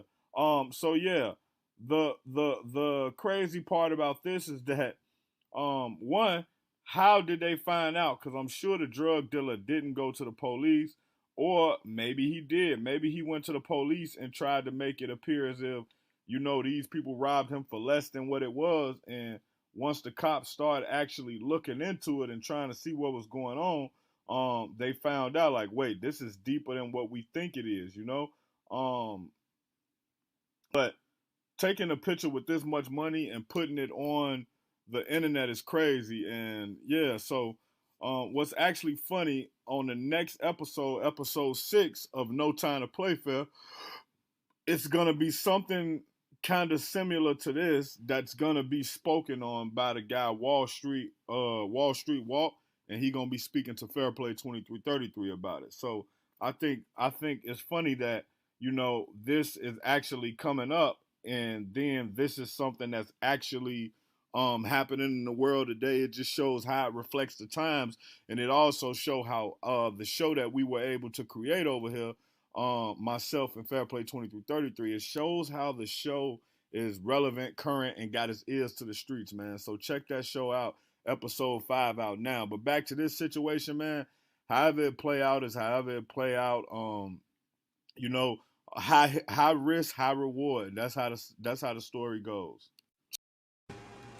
Wait, real quick, All right, Topaz. I'm first. Wait, hold on. I just want to explain the situation for those who didn't hear it clearly. So basically, you had a group of NY jack boys or robbers who, one of the dudes had an iWatch, and he basically had it linked to his AT&T account, dumbass, because that could be traced. But anyway, he put it in the bumper of the drug dealers' cars. They followed them through the GPS off of the signal of the iWatch, and when they pulled up on them, they found that they had $500,000 in cash, and they robbed and they took that shit from them. And then it's already bad enough that they use something like that could be traced to iWatch, but they had the nerve to post the cash on social media. Why niggas would do that dumb shit, I don't know why, but that's niggas So for those you. were But the you got to robbers. Topaz. Wait, hold on. those So were in the robbers. picture, those were the ones that stole the money from the drug dealers. Yes, facts. Okay, so I heard them ask, like, why did they tell the police? How did they know? Nigga, they knew because they snitched on their stupid ass self. And you really think that the police, drug dealers are not going to call the police. They going to show up and be like, hey, really? And they going to take the money back or whoop your ass in or both. So here's the thing. I personally don't have no sympathy for the drug dealers that got robbed or for the niggas that robbed the drug dealers and whatever happened to them. Because all of that bullshit is something that I was able to avoid by what's my degree? What everybody hates, what everybody feels like, oh no, black women shouldn't have that. No, see, because it keeps me out of dumb shit like that. And second of all, I gotta say that that's actually pretty damn funny. So, like, you know how easy it is to just put like a tracker on somebody's car. You just put it under the bumper, and they never even look there. They never even think about it. With his old man, who snitching on us, bro? Somebody snitching on us, dog. No, nigga, you snitch on your goddamn self, you goddamn fool. What the fuck wrong with you? I'm gonna just say this: Posting if the I damn money had to on live social that media. life, What the hell wrong? Man, if I was a robber, I'd be the quietest motherfucking robber in the world. That's You would exactly never what I know. was getting ready to say. Exactly. You would never know shit. You wouldn't know. I'm not even gonna tell my closest friends, family, nobody. I'm only me and God gonna know I'd I be took living that a money. normal ass life with a regular Exactly. ass car, leaving the house from 9 to 5 so that you niggas think I got a real job, because y'all ain't gonna come up here asking me for everything, let alone trying to set me up to rob me. So therefore, I just feel like all of that shit is stupid. Like, you got to actually be missing a chromosome or something to actually go down that path, because there's too many other ways you get regular money. And second of all, when they laugh at me and call me a square and say, oh, you getting regular money, yeah, you're right, because I don't want to put up with shit like this. That's an easy ass thing to do. Hey, Track somebody's car. You can send them an email and track their laptop. It's all like this is where we are with technology. So for the fact that if you can't keep up with that, then you don't need to be doing nothing illicit, because you need to be on top of that if you're gonna try to get rich. So Shout out to the ex rapper slash YouTuber Nino Brown 305. He said it best. He said fast money get you slow time. So hey, you know, if y'all niggas want to risk y'all life for that fast money, you're gonna be sitting in the cell doing a bunch of slow time. So if that's what you want, then hey, you know, go ahead and do what you do. But and I'm gonna just tell y'all who taught me to think like that is Brandon. So he's not a square. The whole reason why I come up with these, you know, amazing scenarios is because of my talks with Brandon. He teaches me the negative lifestyle. Just so y'all, I just want to put that out there. Before we go, I want to go to Professor Black Ops since he's, you know, tech expert, because I want to see how he feels about it, because this actually has something to do with technology being used, even though it was used in the wrong kind of way. But before that, Topaz, do me a favor, mod up my bro Commandante Lou if you can in the chat. Okay, I thought he already had one a long time I don't ago. know. Okay. YouTube sometimes be taking away people ranges on like on some bullshit. But yeah. Okay, and let me answer Snuggles. Now, I'm perplexed by that as well, but that is a reality. People always say that they don't feel like Black women should have degrees. Like, I mean, I personally feel like it's something that I can show that I did with my time other than the cock carousel, but they feel like no, they think a certain attitude comes along with it. So this how we're gonna do this. We're gonna go Professor Black Ops, then we're gonna go to PC, then we're gonna go to Mr. Research, Jay Sean, Gemini, and I think Brandon, and then I guess I'll get my take last. So I'll go first, but I'm gonna go way back. If you remember New Jack City, Christopher Williams was the computer guy. He got stabbed in the hand and got killed at the end. That's from a technology I just was laughing. It's so basic how they got tracked. I used to work for the Department of Defense. They can send something to your phone and track your phone called Pegasus. They were tracking world leaders around the world. So that little bullshit they got caught on, come on, man. That ain't, from my point, that's not even worth talking about. That's what I was saying. It's like they can send you an email, they can send you a text message, and then get everything in your phone or your laptop. Like, this is something you have to know exists if you're gonna be doing stuff, but they don't think about that. They just want to show the money, they want to flash and floss with the money. Let me chime in. There's a group when I grew up called the Baja Boys. They actually moved $50 million from Indiana to Texas. You can Google that. Long story short, they were trying to get me to get on their team to get technology in their team, but I told them, I remember New Jack City, the computer guy didn't make it at the end. But I told the niggas, you need to get offshore accounts. You need to get a encrypted phone. Apple's got the best security. I'm going to show you how to encrypt their keys. So I was trying to tell them how to move so they get caught. But I'm not signing up for that shit because people don't realize the level of technology. Japan has such surveillance. This dude left his house. They said you could leave your house one time. He tried to leave twice. Their national system have facial recognition. They came and pulled his ass out the grocery store. The actual facial recognition took his temperature and told him his shit was 102. So the little shit they talking about in this video, they got shit way better than that. I mean, we be hacking TVs, phone at work for play, and we be hacking everything, man. Okay, so while I have you talking about that subject in particular, right? Okay, so what country is it where they have cameras everywhere and they're measuring now how much you smile and wave to other people? China actually has you can Google it. It's called it's like a national credit monitoring like 885, so they have a credit score for you being a Japanese citizen. Japanese or Chinese, they give you a credit score. So if you don't smile, if you don't interact the way that they want you to, you don't do the customary things because you're supposed to exercise in the morning. So this system keeps track of that, and it gives you a citizen credit score to figure out.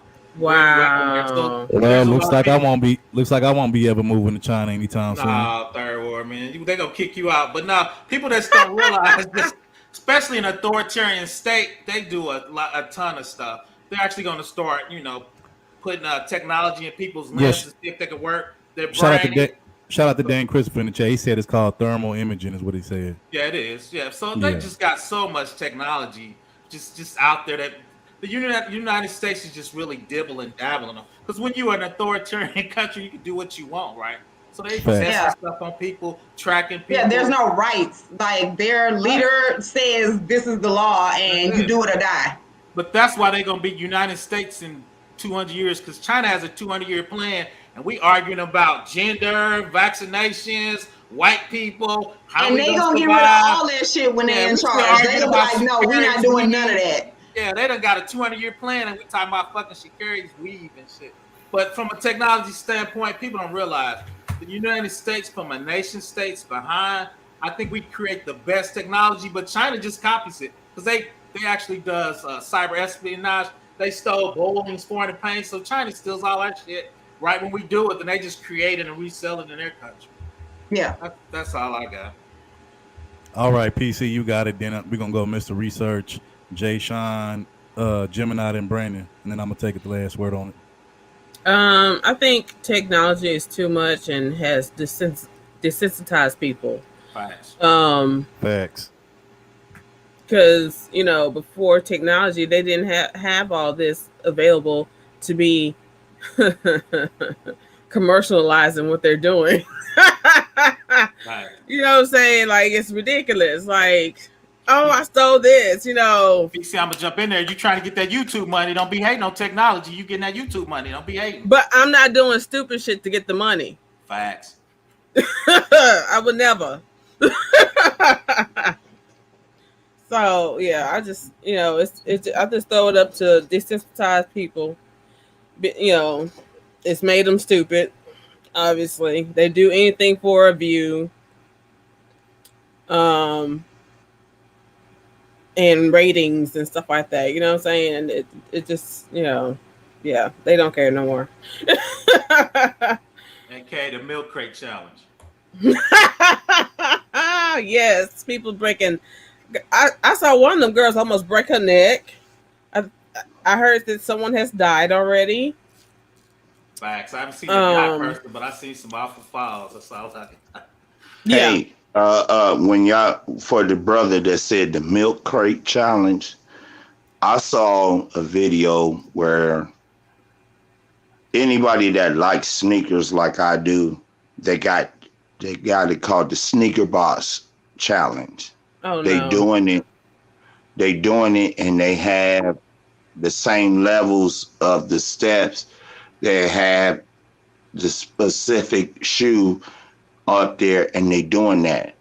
Now, listen, I'm 6'3", and when you get to the middle of that milk crate or whatever, you damn near 7 foot, or maybe 8 foot in the air. So when it wiggles and it moves and you fall, I mean, it's just a waste. The real sad part about it is, if I could take the energy that Black folks get out here and follow these said challenges, on either spectrum, the silhouette challenge from the women, the DoorDash challenge, and all these other challenges, take that energy and help uplift folks and talk on some real stuff. We wouldn't even, you probably really wouldn't have that much to talk about, but I think a lot of it is it's a waste at their own hands. Yeah. They making themselves look like complete morons out here, man. And I'm not gonna risk it. That's the Hey, equivalent of me Gemini, going down we to actually, the hey, police Gemini, station. we actually gonna But talk about that later people, on about the milk crate. We're gonna say that for last. Oh, my fault, oh, okay. Bitcoin, Neo, because I want to Yeah. hear the So save conservative everything you view just said on though. that. Save everything. We're gonna bring it back, man. My fault, my Yeah, fault, my fault. yeah. Y'all go ahead. So I want to get I think I said Mr. Research, then Jay Sean, then Brandon. So you got it, Mr. Research. You still there? You still there, Mr. Research? I see him, but you're on mute if you're trying to talk. I hope he's there. You I might like you to on hear mute, that. bro. You need to unmute yourself, Mr. Research. I don't know if you're talking or not, but if not, I'll go to Jay Sean. We'll come back to you. No, Okay, there you go. I'm There you good. go. I'll keep it real fast Okay, there you because I'm go. about to get my hair cut. It's simple like this, man. Technology is destroying everything. It's made the warrior and responsible people equal with the childish people, and Yeah. this is why here in Silicon Valley we're starting to be against technology. You'll see people in technology say a bunch of stuff like technology is not sustainable because all it is a cheat code toward what's organic. What I mean by cheat code is if you create something to replace something, you just end up creating more need, or the person you replace ends up needing to go somewhere else. And when they can't find that type of work, people try to say, oh, well, they're not skilled. No, it's the way people hire. There's a culture of how people hire and how people do their thing. So that's number one. As far as the topic of GPS tracking, anybody that transfer dope know that you're supposed to look under your wheel, that your wheel well. You're supposed to look near your tank, the muffler, all those places where people normally get tracked. Been doing that ever since the days of the brick phone. So these young dudes is the reason why so much chaos is going on because young dudes are just old. They don't have no level of the game. They don't have no understanding of half the stuff they doing. They think that we hating on them when we say that, but we not. We're trying to say power is keeping your mouth closed. The game is to be sold to you, not freely told to you. But because we Facts. freely given so much game, because we freely given so much game, even on a square level with technology, and I'm a dude that used to work for Mindspring and Earthlink before I got into medical. Dudes don't understand what they're doing and why they're doing it, and they making excuses. My last point on this is simple, Facts. man. Look, Google when Google created Google location and Google location history, they screwed it up for anybody. I can go buy a flip phone from Metro PCS, a burner phone, put a rubber band around your muffler, tie it to your car, baby mama, and track everywhere she goes, and know where she going, how she going, what she doing, whole nine, and then go get a private eye to take pictures. People should not have this much power, and that's the problem. Yeah, because Facts. I didn't even know that thing about China. Facts. That's big facts. Okay. My bad. I'm snacking y'all over here on this Reese's peanut butter cup. But anyway, excuse me, y'all. But anyway, so we're gonna go to Jay Sean, and then we're gonna go to Bitcoin, and I'm gonna close it out with this one. My last point on this. So then you got it. And I ain't the only one snacking during the show. 'Cause y'all do the most. I'll just say this, man. If you hustling on any level and you have a smartphone in any vicinity near you, you's a stupid nigga. Wait, say that shit again, bro. Say that shit again. If you hustling on any level and you have a smartphone near you, you's a dumb nigga. Obviously, niggas weren't watching The Wire when they was getting burner phones and shit. I don't understand. Like, why? This must be the dumbest fucking generation in captivity. I mean, I don't know. But this doesn't even make sense. Bro, you got niggas going live on Instagram while they doing dirt, recording them doing dirt on the Instagram Exactly, live man. and shit.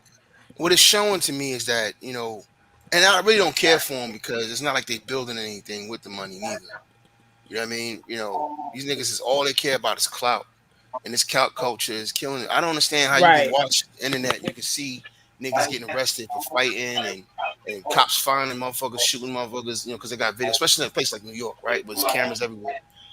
If you're doing any type of hustling, you don't need a smartphone. There's a reason why they got rid of them Nextel joints and chirp joints. They got rid of that shit because they can't monitor it. So you the stupidest nigga in captivity, man. All of this standing around with your fucking with your ass cheeks out and and glitter belts and shit. I'm hustling up. Nigga, shut up. You a fucking clown. Real hustlers move in silence. They move quietly. They're trying to get the paper. You know what I mean? They're trying to handle business. So all of this shit to me is just showing out idiocy, man. I don't know who raised these niggas, but you got to be the dumbest nigga in the world to have That's just it, Jason. Ain't nobody raised these niggas. They raised themselves. That was the thing. You know what I'm saying? Ain't nobody teach them shit. And a lot of these young cats, they don't believe in salute Mr. Research. Appreciate you coming through. But a lot of these young cats nowadays, they don't believe in traditions and certain things. And here's the thing, I get it. As times change, people change and mindsets change. So I'm not necessarily against that per se, but the thing about it is that traditions are traditions for a reason because those things work and they stand the test of time while still working. So what else is a tradition? Snitches. Oh yeah. Oh, facts. Yeah, facts. Now you telling me is that you already had to deal with that that goes back to the beginning of the crime, right? Good play on words. Beginning of time, beginning of crime. I did that anyway. You already got that issue. Why the fuck would you have smartphones near you? You know what I mean? What do you think has changed? I don't understand what the fuck is going on with this generation, man. Y'all about to talk about it next. I'm not dealing with the Milk Kirk challenge. I can't do it. Actually, that's last. That's not next. That's last. But I got it. I got the nigga tree with that. I just can't do it. Jay Sean, we need your comment on that, Jay Sean. We need we need your expertise on that, bro. We need all that going in, Jay Sean. We don't black people. Hey, bro. Hey, we for it, bro. We want to hear it, bro. Stick around and kid for that. Hey, come on, man. Come on. Just buzz, bro. Hey, man. Come on. But all right, now I'm gonna say this. Back to these fake hustlers, though. Yeah. If I was hustling, I would have a fucking flip phone, if that. You know what I mean? And I would be dressing in Dockers and camp shirts every day. You wouldn't even know I was hustling. Facts. And you can still get them old. You knew I was hustling was right before I blew your brains out. You can still get them old untraceable flip phones or them type of burner phones. You can go on the internet and order them shit. Oh yeah, you get eBay your burner if you need a burner, but I don't understand why you have anything that can be traced near you. It doesn't make any sense. People seem to forget that the average day cell phone that we have in our pocket, it doesn't matter if it's Apple, Android, hell, even the Google phone. All of these shits is mini fucking computers that you got in your fucking pocket. Which means that this shit could be traced. So if you're stupid enough to commit a crime, goddamn crime with a mini computer in your pocket, they can be traced, then that's your dumb ass. And anything with an app on it, nigga, you want to go to jail. I'll leave it at that. Anything that holds apps, you just want to go to jail, dumbass. Yeah. You wanted to go there. The smartphone got more bitches power. And then go to jail. That was your life plan. True. The smartphone got more power than what they used to take a rocket to the moon in 1967. You got more power in your pocket. But the thing I would do is I would flip it, Third War. I would put my phone in Topaz's car, and I would tell the police I was with Topaz and shit. Everything has a cost. So for Professor Black Ops to help me out to not take the vaccine, I got to help him store off on drug money. See, that's what I'm saying. I'm gonna match you, Professor Black Ops. If you gonna put it in Topaz's car, and when the laws cover, you go play with on her. I'm gonna put the Apple Watch. That's not alibi. He's as an alibi. Alibi. Okay. I thought he was gonna play with on you. About to say separate from your phone though. So somebody that already tried that, Professor Black Ops. They already got that on the list. No, I'm good. I got some special phones, government phones that can't be super encrypted phones. People aren't hip to, but you got that. He got that James Bond. I was over here minding my business, not selling drugs, studying and opening businesses to employ Black people, and then here I go. Now I'm in the middle of drug charges, all because of Professor Black Ops. And this ain't even a street dude. This is not a pookie. This is a tech dude that is putting. See, our money's moving in Bitcoin. Not Bitcoin, we're moving our money in Bitcoin. When I hear, can a crackhead walk up to you be like, I need $10 Bitcoin worth of whatever.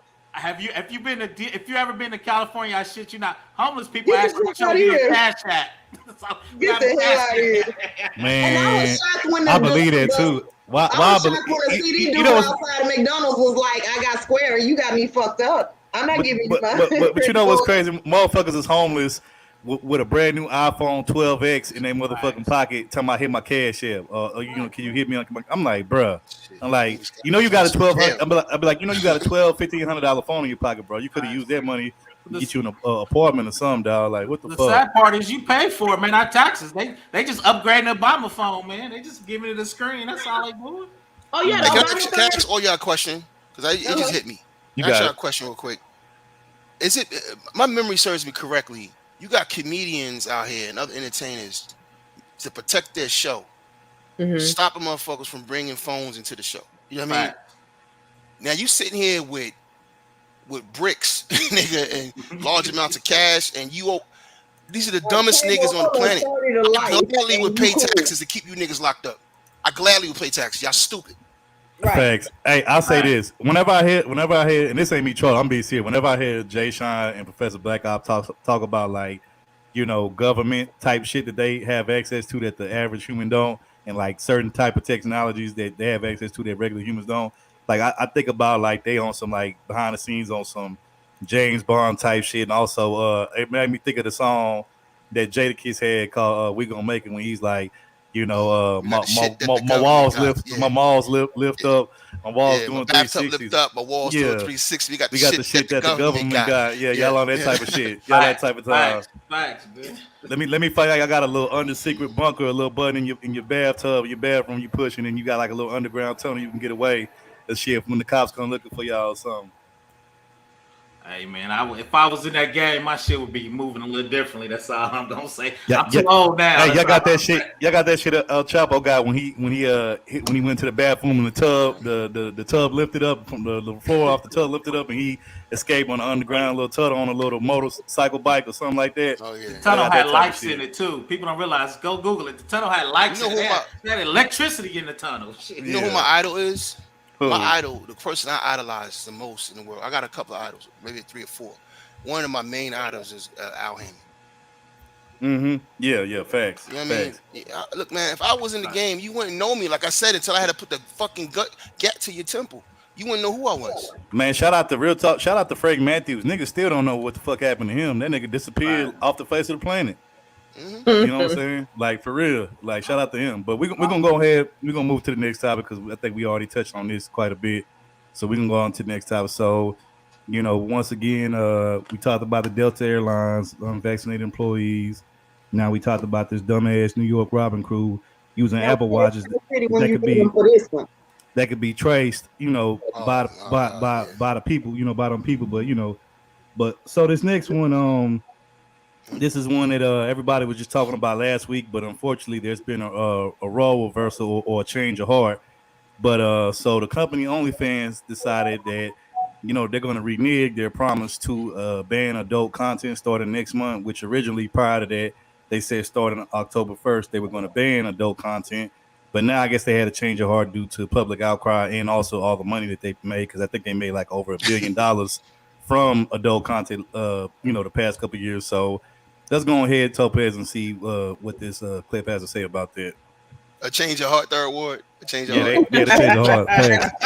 Thanks. OnlyFans has just decided to reverse their decision to ban explicit content on October 1st after getting a massive amount of backlash online from their top creators. I'm going to tell you all about it right here on IO, but first, if you could do us a big favor and please tap that like button, we'd really appreciate it. And with that out of the way, let's begin. The online content subscription service known as OnlyFans has just decided to backtrack to their decision to ban explicit content amid many of their top creators vowing to protest. When the company first decided to do this, here's what they had to say. In order to ensure the long-term sustainability of the platform and to continue to host an inclusive community of creators and fans, we must evolve our content guidelines, adding, creators will continue to be allowed to post content containing nudity as long as it is consistent with our acceptable use policy. And the main reason why they had to make this decision though was due to banking partners getting worried about processing payments for explicit content. The same thing happened when Tumblr wanted to take their company public. They decided to ban explicit material and then they found out that they were just about to go the way of the dodo bird. Well, it looks like OnlyFans is taking notes and deciding that they are better off to find another way around this issue. Today today they are walking back their previous statements and said in a tweet, "Thank you to everyone for making your voices heard. We have secured assurances necessary to support our diverse creator community and have suspended the planned October 1st policy change. OnlyFans stands for inclusion and we will continue to provide a home for all creators." Although many people are still not pleased with the company and believe that this was them showing their true colors. I've seen a lot of creators arguing that their initial move to ban adult content caused a lot of people to jump ship, and so now they don't want to have to tell their audience, okay, I guess let's all go back to OnlyFans now. Most people have already moved on, so I'm sure that it will still help the people who were worried about losing a major source of income, but the bad press on this one certainly did a number. Additionally, some creators are asking for them to do more than just suspend this decision. One person writes, "Give SWs a 100% payout percentage a month for every hour you cause them irredeemable stress strife since the moment you said you were cutting out all explicit content on your platform, and start tweeting out adult models on your Twitter feed regularly from now until forever." It's a big statement, but yeah. With another adding, "Do you honestly think that this is going to bring everyone back? Because you're wrong. If you are thinking about returning to OnlyFans, think hard about that. They took our hard work, built their notoriety, and then they threw us to the curb. No thank you." The company's founder and chief executive Tim Stokely also blamed the banking sector for being difficult to work with on this, and thus the cause for all of this stress. Apparently they had cited reputational risk and that they would refuse working with them if they continued to allow explicit content. He even specifically said that banks BNY Mellon, Metro Bank, and JP Morgan were all being difficult to work with. The company also added to their announcement about lifting the ban and said, "An official communication to creators will be emailed shortly." But what exactly that email says has yet to be blasted online, so we will have to wait and see in the coming days if OnlyFans can find a way to properly apologize to their creators that brought them in a majority of their business in the first place. But I'd love to hear your thoughts on all of this though, so don't forget to drop us a comment down below. And before I get out of here, I'm going to check out some of your comments from the video titled "Top 10 Celebrities Exposed for Living Fake Lives Part 2. Caitlin says, "I remember quite a while ago when people would comment mean things to Johnny and he would respectfully answer, and now everyone loves him. It's not a bad thing. I'm just happy for you, Johnny, because I've been simping since day one." I appreciate your support, Caitlin, and I appreciate negative comments as well. You know, I'm not perfect. I like to grow as well, so I always take the good and the bad all the same. Blueberry Baggins says, "You said Kanye West was doing his Kanye best and I spit my coffee." Good, I'm glad that joke landed. Michaela says, "Love this series." Me too. Hopefully we'll do a part 3 soon. Sarah says, "Wow, Amber Heard caught in lying. Doesn't seem like her at all." Rolling eye emoji.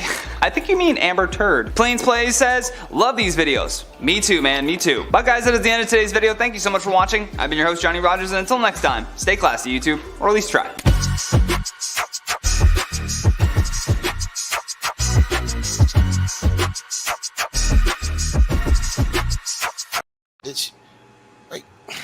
Okay, real quick. So here's how we're gonna do this. We're gonna do the ladies first. We're gonna do Topaz, PC, and then I guess we'll go Brandon, Jay Sean, Black Ops, and Gemini. All right, first of all, let me say some stuff that ain't got to do with my point. Doug has a OnlyFans page, just so y'all know, like if y'all happen to go over there, just make sure y'all hit him up because he's been supporting us because we want to support him. Wait, what? Jay Sean, you need to go on mute, bro. I don't know who you talking to in the background. I'm nosy as hell. He sound like he caked up. He sound like he was caked up back there. I'm gonna see you later on tonight, baby. Put him on mute for us, Topaz. My bad, y'all. Oh, Topaz, he cheating on you, but let's go. I know, it's so hard. It's hard out here to find a faithful man because niggas do the most. But okay. And then second of all, did y'all hear the whole thought process? So they didn't need, like, you never had one day of where they took you off OnlyFans, but now they're talking about, I need money for every hour that we had distress since you announced that you were going to take us off of OnlyFans. Like, see, that's the whole thought process. And that's why I don't really get along with chicks like that, because, like, bitch, you can't charge for everything. Nothing happened to you. Shut the hell up. Okay, you won. You went out there, you did what you're supposed to do. It's plenty of things in a day that I have to protest for or have a problem with that I don't get paid for my pain and suffering. The win is that you didn't get knocked off OnlyFans. Right. Third of all, like, here's the thing. I personally, and this is just my personal view, I don't feel like sex work, sex content, and all of that should be a thing, because I feel like that is allowing people to spend a lot more of their time paying for that, paying attention to that, and they're not being productive. So now this person that's sitting around watching OnlyFans porn all goddamn day is a drain on my tax dollars. So I don't support that shit, and I feel like the women that do that need a different job. You know, like, bitch, you need to get out here and get a job and contribute instead of, because with only thing that you're doing, and you know, I already know the young little hoes in the chat, like the one I had to argue with earlier today in Platinum chat. They're gonna be like, "Oh, you're hating because you're old or whatever." No, what I have is values and morals, and I just feel like everybody else should have them, because when you don't, you are in my fucking way. So Free speech. if what you didn't affect my life, I wouldn't care what you did. Let's just be real, because a hoe gonna be a hoe. So with all of this said, with OnlyFans and everything, for the people that are not doing sexual content on OnlyFans, it didn't affect them, so they're not talking. But the ones who were, I don't agree with it. And that's just my point of view. I don't agree with it. I don't agree with porn. I don't agree with none of that. And so therefore, if it was up to me, you bitches would be getting a damn job. I'm done. You got a PC. You got a PC. You got it. Me, I don't have no feelings about it. Like, it doesn't hurt me, so I'm not gonna, you know, get on like hate their hustle and stuff like that. Now, I don't believe I'm with Topaz as far as like trying to gain money for their attempt to shut down OnlyFans.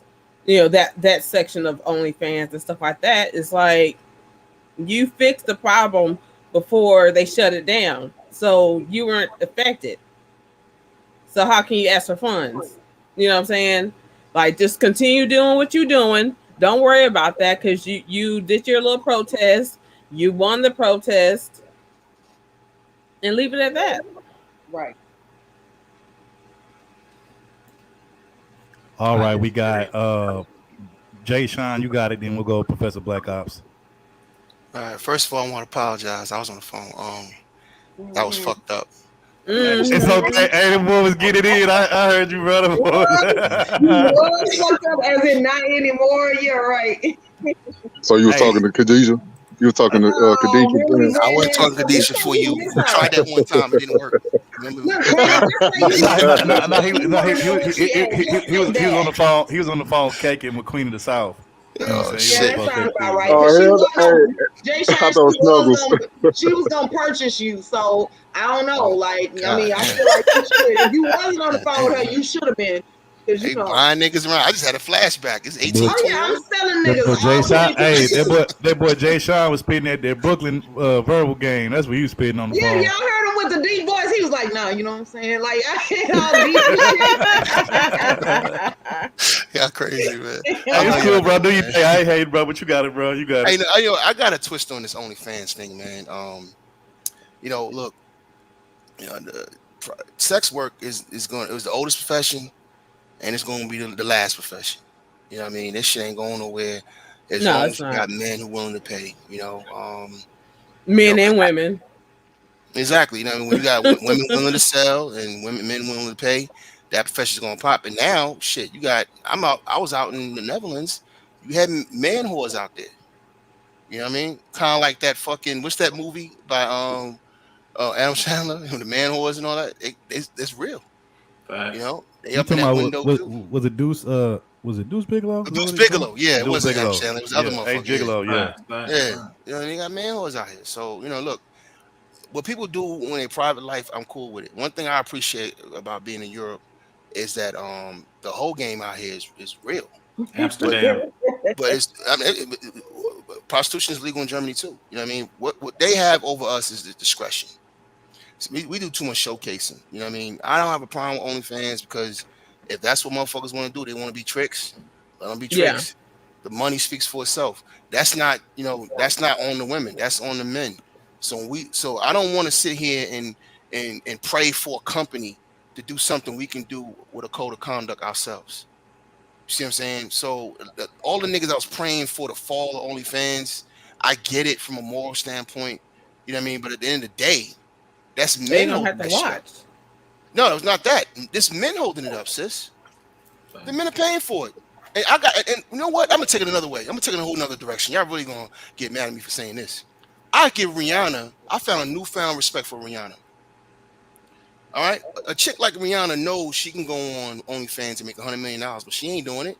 Exactly. If Rihanna announced tomorrow that next Friday from 10:15 to 10:30 Pacific time, she's going to finger bang herself. Nigga, she will make $100 million in one night. Nigga, she make 100 million like 30 minutes. Nigga, what is Yes, this? it won't even. She won't She even make didn't it to the come from night. that Jay life Sean. though. She didn't I'm just start saying, there. there's She didn't women have of to that be there. status, right? That Bro, are they leaving had, money on it.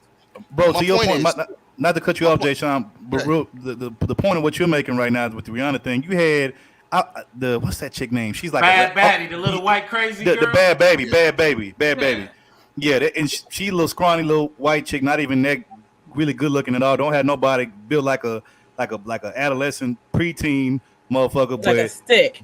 Yeah, but this motherfucker made $1 million like within like what, a couple hours? Exactly. Yeah. Like, come on, man. I think it was Yeah, 6. it's sickening. Yeah, It's come sickening on, the man. kind of money these chicks are making. And what's weird to me about all of this is that Pornhub is free.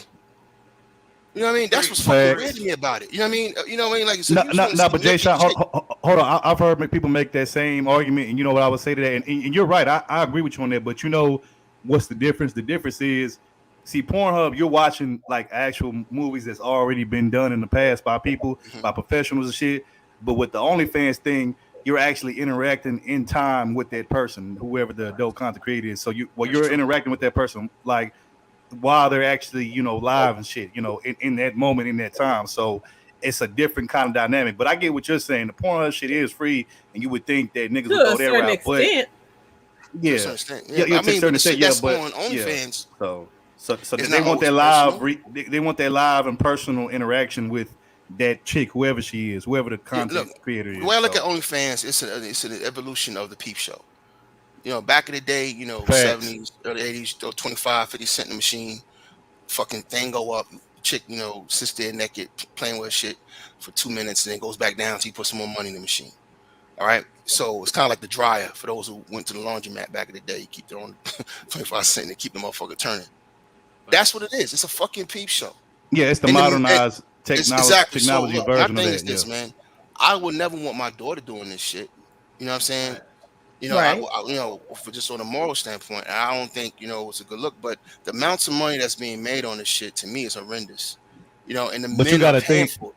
You got to think, Jason. The reason why this shit is taking off, another reason, because of what you just said, it's like the modern day version, technological version of the P show. But also, you got to think, you know, back in the day when, you know, women had to do this shit the old fashioned way and get out there on the stroll or on the blade and actually fuck around with men to get their money. You know what I'm saying? You know, that was the hard way of doing it back then. Now it's so easy because they can just go on camera, you know, and gotta, you know, actually interact with nobody. Well, they have to interact with the people that's online, but they don't have to physically be in the room and interact with nobody and fucking suck nobody to get the money. So that's like it's kind of like they found a cheat code to this shit when it comes to home. Hey, You know what I'm saying? remember, So, we had the web, you know, shows. you know, Remember that? Remember the web shows that Yeah. women were doing? Yeah, we had that already. We had that since all AOL. this webcam and shit, this OnlyFans shit. It's the cheat code because you don't, like I said, you can interact with somebody virtually, but you don't have to do it personally up in their face. Where you actually have to blow them or fuck them. You know what I'm saying? You know what? I had some homeboys, man, that love going to the strip club. I went to the strip club a few times. It's cool. It could be fun. You know what I mean? I even smashed a strip or two in my day.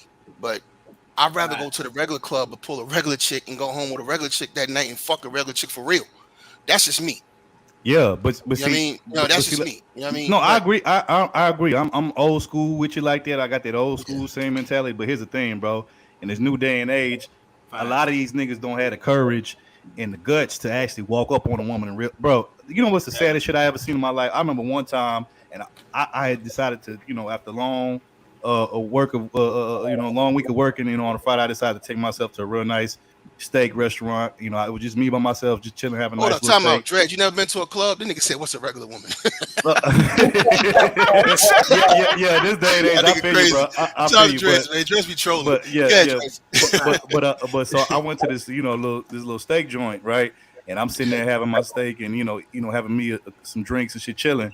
So I see this couple that's like sitting next to me on the other side, and they sitting like literally like right across from each other, like face to face, and they're communicating with each other, but they're on their phones texting each other while they're sitting in front of each other. That's I'm what I like, was gonna say. Facts. I'm like, facts. what the fuck is this shit? I'm like, you motherfuckers is like literally like not even like 2 inches away from each other, like 12 inches away from each other, and you motherfuckers like can't even lift your head up. Like they sitting at the table with their head. Yeah, they sitting at the table with their head down in their lap, typing on their phones, and they typing to each other. I'm like, wow, this shit is Like I was like, man, this shit is crazy. Like I could new never do wave. no shit like that. That's the new wave. That's what I'm gonna touch on. That's the new wave, third. That's Yeah, the new wave. but see to PC's point, yes, you know, technology and Mr. Research, shout out to him, he said this too. It has crippled people and desensitized people to dealing with a person or people in a interpersonal level to where nobody, you know, the art of conversation has been lost within this past 10, maybe 20 years because everybody wants to communicate through social media, keyboards, phones. Nobody actually wants to sit across from a man. A lot of these men nowadays don't want to sit across the table from a woman and look her in her eye and tell her whatever the hell he got to tell her. Like it's like they don't know how to do that shit, and part of it is because they didn't have to grow up doing that shit. They grew up, you know, everything on the internet. You got people nowadays in this day and age that have relationships with people online who they've never met and don't even want to meet in person. Facts. Because they too damn scared to like that social interaction up close enough, you know, and personal with somebody. That shit scares the living shit out of them because they so used to communicating with people, you know, through the web. And I'm like, man, like I'm glad I wasn't born in that era. Facts to them though. Why you gonna get hurt?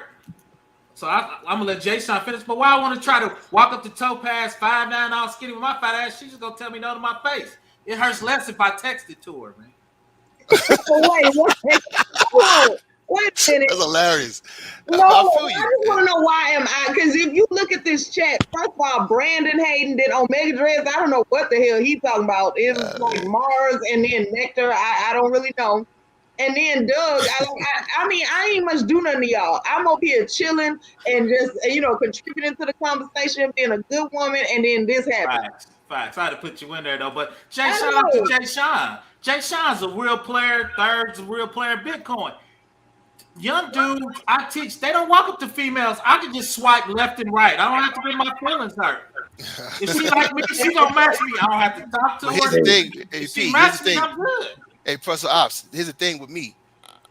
If me and you would, like, all right, so me and Brandon, I always do this analogy. Me and Brandon in the club, and I walk up to a chick and she don't like me. Oh, Brandon, bitch, Brandon, I'm out. I'm moving on to the next chick. Look, I have a 1 out of 10 mentality. Bitch, Brandon. Brandon, bitch, I'm out.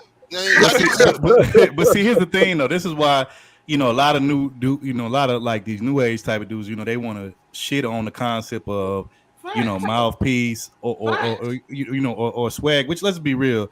Yes, I get it. The word swag has been overused and over perpetuated, but let's be real. Swag today is what old school motherfuckers back in the day called charisma. So it's like it's the same shit. It's no different. So, you know, like I don't get why people. Well, I get why people attack it because the people that attack it or that try to, you know, poo-poo it are the same ones. Like I said, who don't want to like go up to a woman and actually, you know, speak to like. Why don't get my feelings you know hurt, what I'm saying? Third? You ain't answering my question. Why don't want to get my feelings hurt, Third? You ain't answering my question. My grandmother told me something a long time ago when I was a child.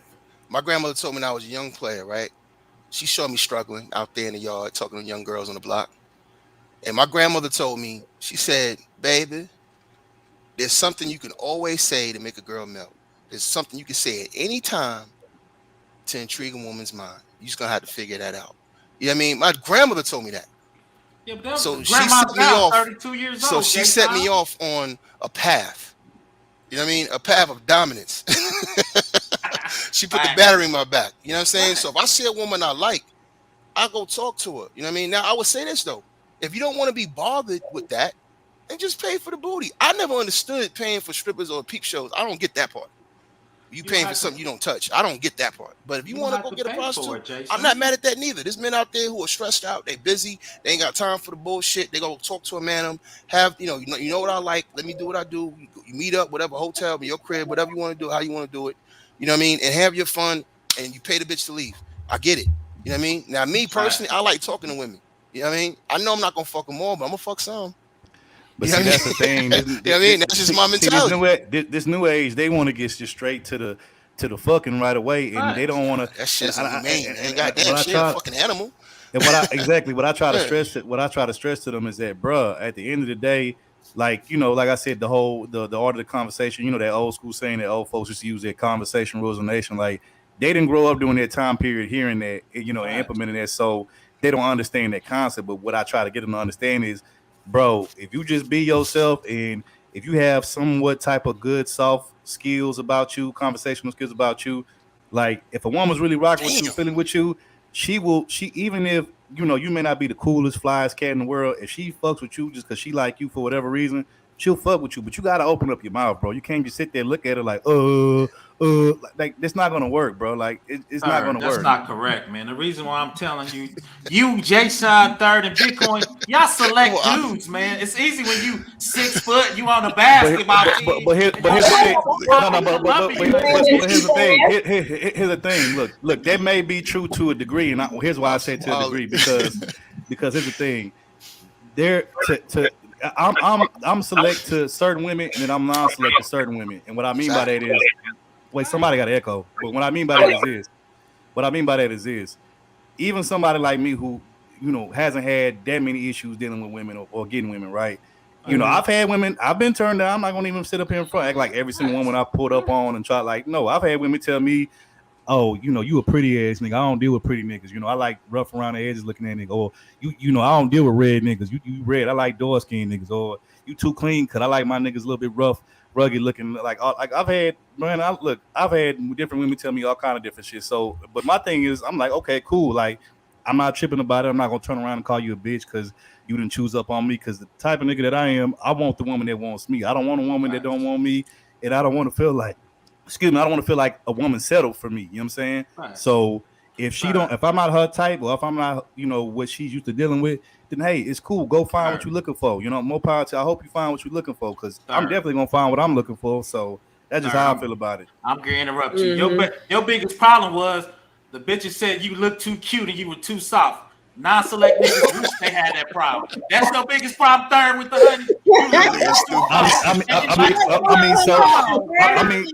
I mean, so that's been told to me before. Here in Houston, and there are women here that need a nigga that just got like calluses on their hands because they think that means something, you know. But as a nigga who's 5'7" and not select Third, I wish I had those problems. But Professor Black Ops, you're not the only one, because ain't nobody selecting Brandon cheap ass either. Ooh, Brandon 6'4", dark skin. She's right. She's actually right. She's right. Dark skinned women, I don't know why they don't fuck with me. Dark skinned women do not like me. I love dark skinned women, but all my women always been light skinned or kind of brown skinnish. But dark skinned women, they turn me down every time, man. Brandon, you I had probably a couple dark skin. Hold on, quick. It was a little bit of them, but I also kept it real though. Like I said, I'm not. Look, I know even somebody like me. I know I'm not every woman's cup of tea. So you know, so and that's cool. And that's cool with me. I'm not. You getting some too. Stop it. I'm not. I never been. No, he monk mode. He ain't doing that no more. He monk mode. Hold on, real quick. I never been, you know, bitter or butthurt that I'm not every woman's cup of tea. Like I just, you know, take it in stride. I keep it pushing. I go to the chick that I am her cup of tea, or I am her preference. So you know what? Hey, let me say this real quick. Let me say this about the whole tricking thing. Like my only issue with guys that be tricking is when they try to get the woman to fall in love.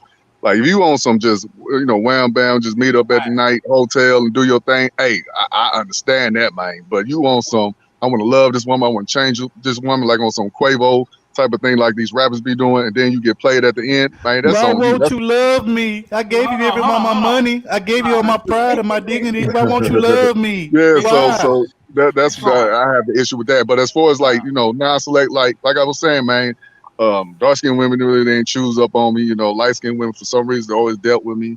But like I said, man, wait. If I get an opportunity, like if Omega, what's her name, Amara La Negra, if she came up to me and told me, so nigga, I smash for $100. Bitch, you better bring it down to $40 and we'll get to talking. Wait. We get to talking. $40. I spend $40 on that walk. Wait, hold on. There's two things I want to say. We're not gonna really get into this, but Brandon, do you mean to tell me that you actually have black women, but particularly dark skinned sisters out here that practice colorism against dark skinned brothers? Is that what you're telling me? Oh yeah, man. I'm gonna get out of there. But you know what? I'm gonna get out. Let me say this. I know Topaz gonna try to debunk me, but let me just say this. Like, I'm not gonna debunk you. I know Dark it's skin. true, but what Every I'm time I saying go is, to the mall, I'm with my cousin. He light skinned. All dark skinned women come after that dude. You know, he got that long hair that they like, Hey, you man. know what, So Brandon? and I'll I be have to mad. say this Sometimes I'll be fact like, so "Hey, that old girl, looking at you, bro. Old girl, he be like, man, I ain't been tripping on that, bro." I'm like, damn, she bad though. Like sometimes, you know, niggas got it like that, man. You know, so hey, you you know, just gotta know where you at. I will say this for the most part. Yes, I have gotten love from all different shades of sisters, but I By the way, will say, Bronze, Khadijah, she be playing with me. She ain't but serious. I will say I have gotten love from all different shades of sisters, but I will say for the most part, to Brandon's credit, he's right. A lot of brown skin and chocolate sisters show me a lot of love. You know what I'm saying? You know, and so listen, I I'm can't Oh, really, here we go. you All know. right, guys, the dark here come the skinned cap. woman delegation. I'm brown skinned, but I'm considered dark skinned. The dark skinned women delegation, right? I don't If you don't get your light skin ass out of here, Topaz. No, I'm fucking with you. I just fucking with you. I just fucking with Hold on, you. wait a minute, because y'all see this is not light skin. I know y'all see all this If you don't get your gingerbread skin color ass out of here,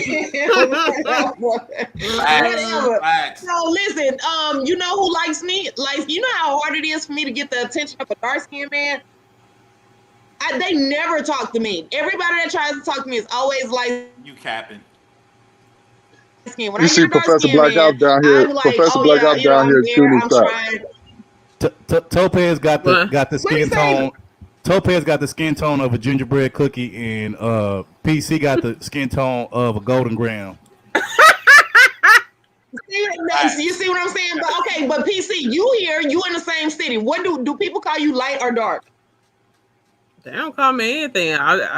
There's no discussion about it. So Well, you know what I mean. Like so when you get to that point, I don't just go around discussing this all the time. But as I People was like, I'm growing dark up, skinned. I'm dark skinned, y'all.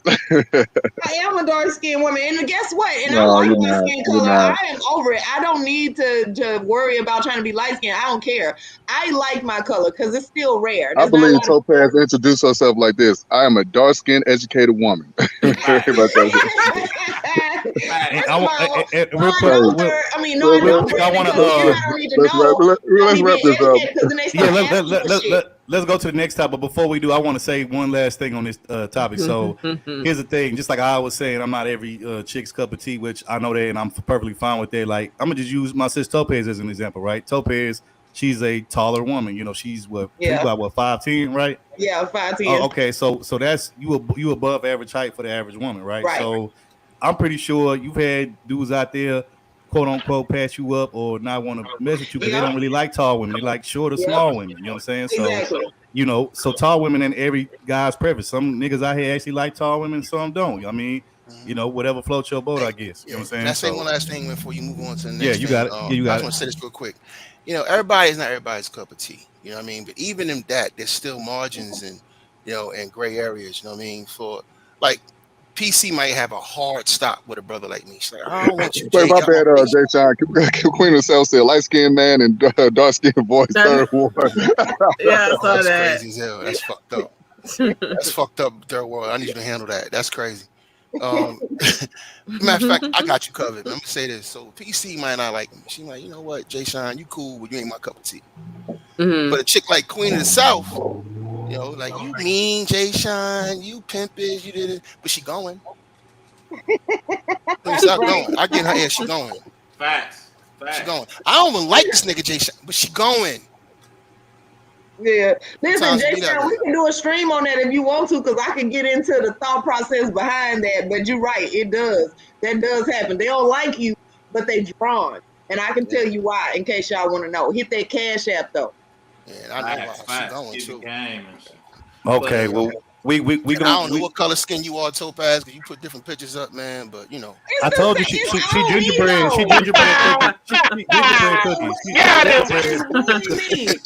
Every picture is really me, and I try to take the picture that week that we do the show, so it's a recent picture. And in the summer, I get darker, and then in the wintertime, you know, like I don't have the golden tan no more. Topaz is like her skin tone ranges. Topaz's skin tone ranges between a gingerbread cookie and a s'more. See, first of all, like, so but pancakes and got different colors in it. Which part?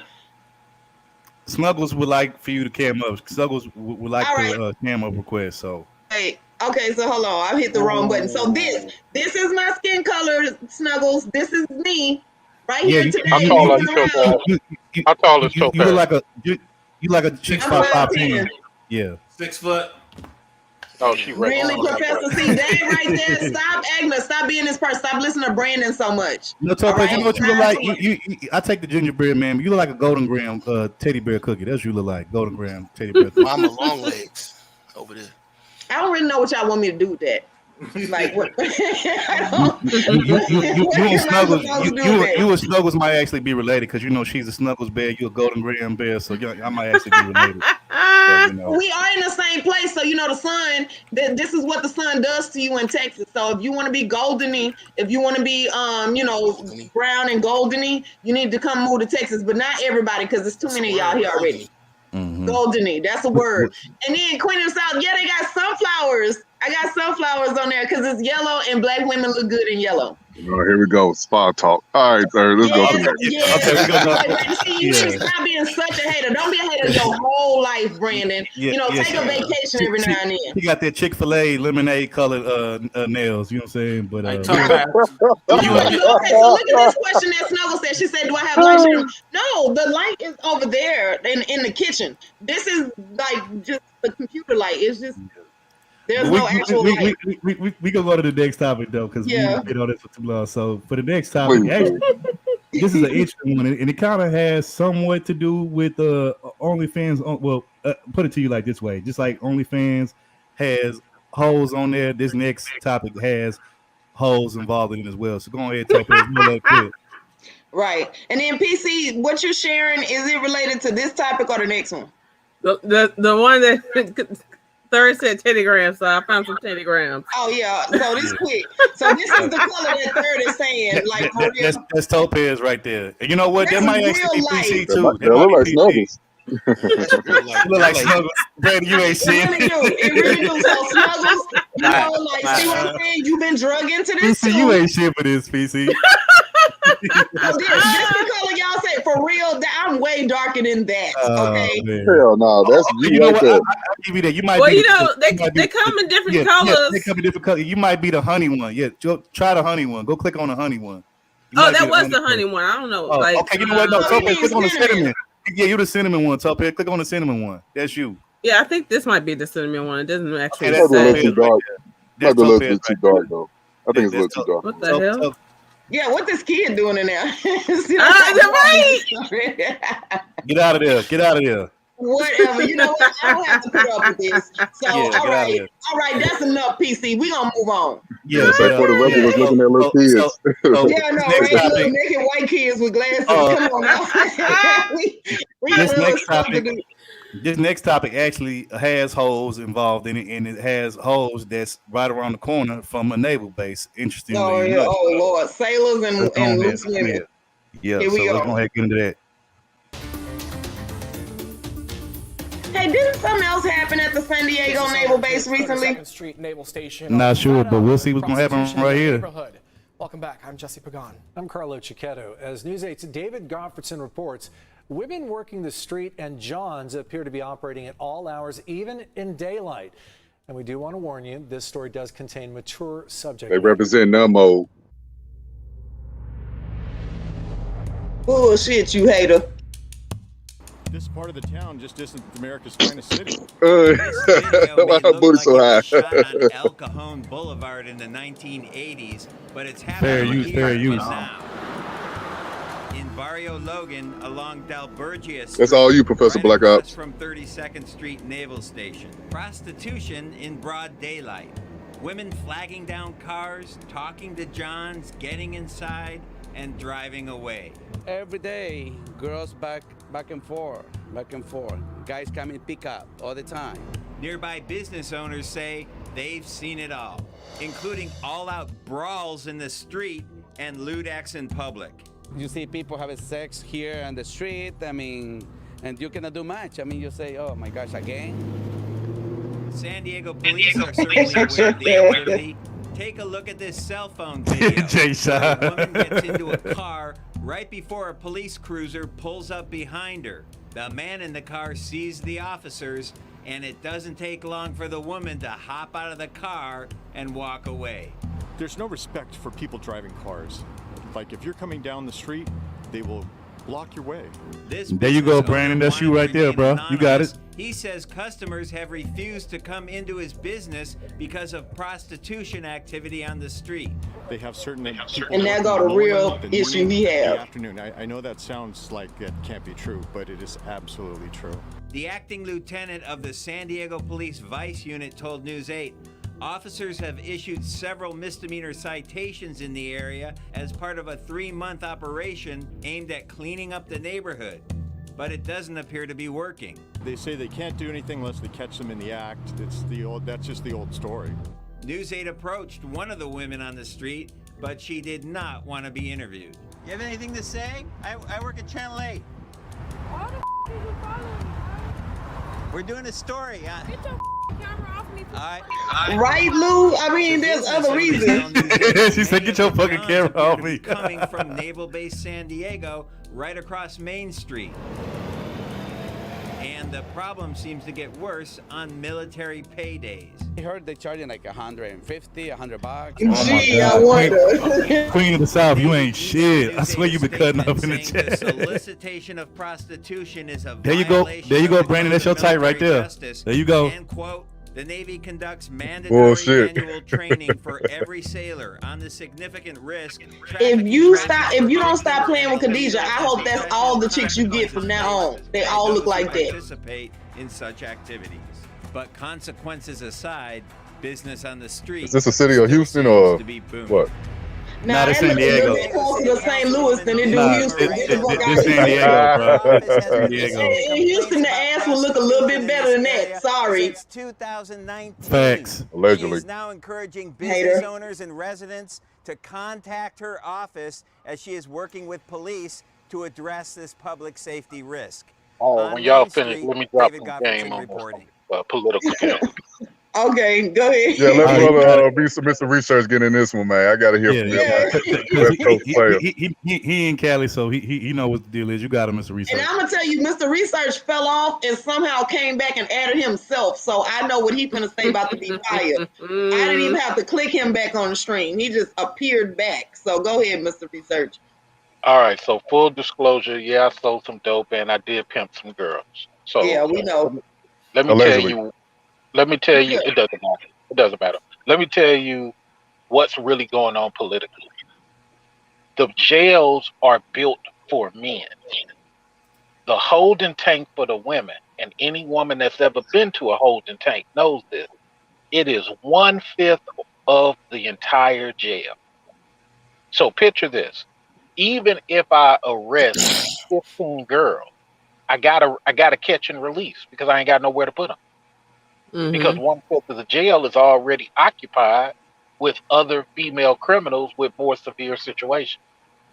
They want the guys. Now, this is why most guys now, when they go to jail, now that we don't have the Bill Clinton law trying to arrest us with that jail expansion nonsense, shout out to Obama. He is the only president to stop the jail expansion and defund the jail expansion. Another thing Obama did for black people that black people hate to admit. He did that in the third year of his second presidency. So you don't have nowhere to put these females. And now females are just doing what they want to do. And the people in charge are like, well, we need to arrest men. Where are the Johns? The Johns. Well, some of these military guys, they're going to military court for their problem. Jay Sean may correct me when he gets the microphone, but most of them going to military court. They're not going to your city jail and your city court. Well, they may go to your city jail, but they're going to get out.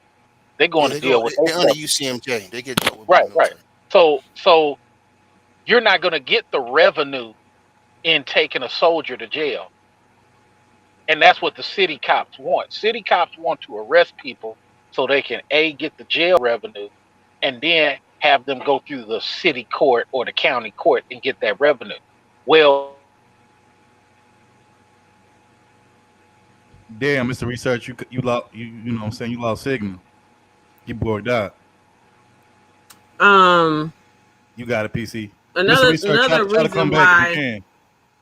another reason why they're so limited on who they bring into the jail is because of COVID. So they they want the more serious people, and they're trying not to take in like people with light. If we're dealing with military, the females, he's damn, Mr. Research, you borging.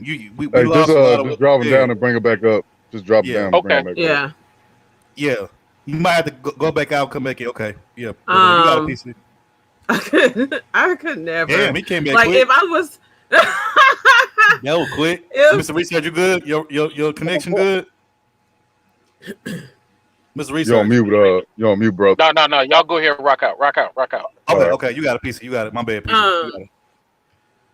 I could never be a prostitute on that level. Like if I was to even consider it, I would be an escort or hire and stuff like that. Them chicks take care of their bodies. That they work out. They ain't outside sweating on the street. Right. Walking catching yeast infections in them tight ass shorts. Walk around the bad body builds. And trying to throw on something. What is that? Like I can't walk around looking like a prostitute. Like you look like trash. I'm sorry, but they do look so trashy. It's like ew, and dudes will just stick it. These guys prove that some dudes will put it in anything. You know what I'm saying? That's the proof. Facts. But that's they don't care about taking a chance that their dick might fall off. So Brandon, that's what $40 get you. And first of all, they allow anybody inside of them too. So they both. That's what $40 get you. Anybody with $40 can go.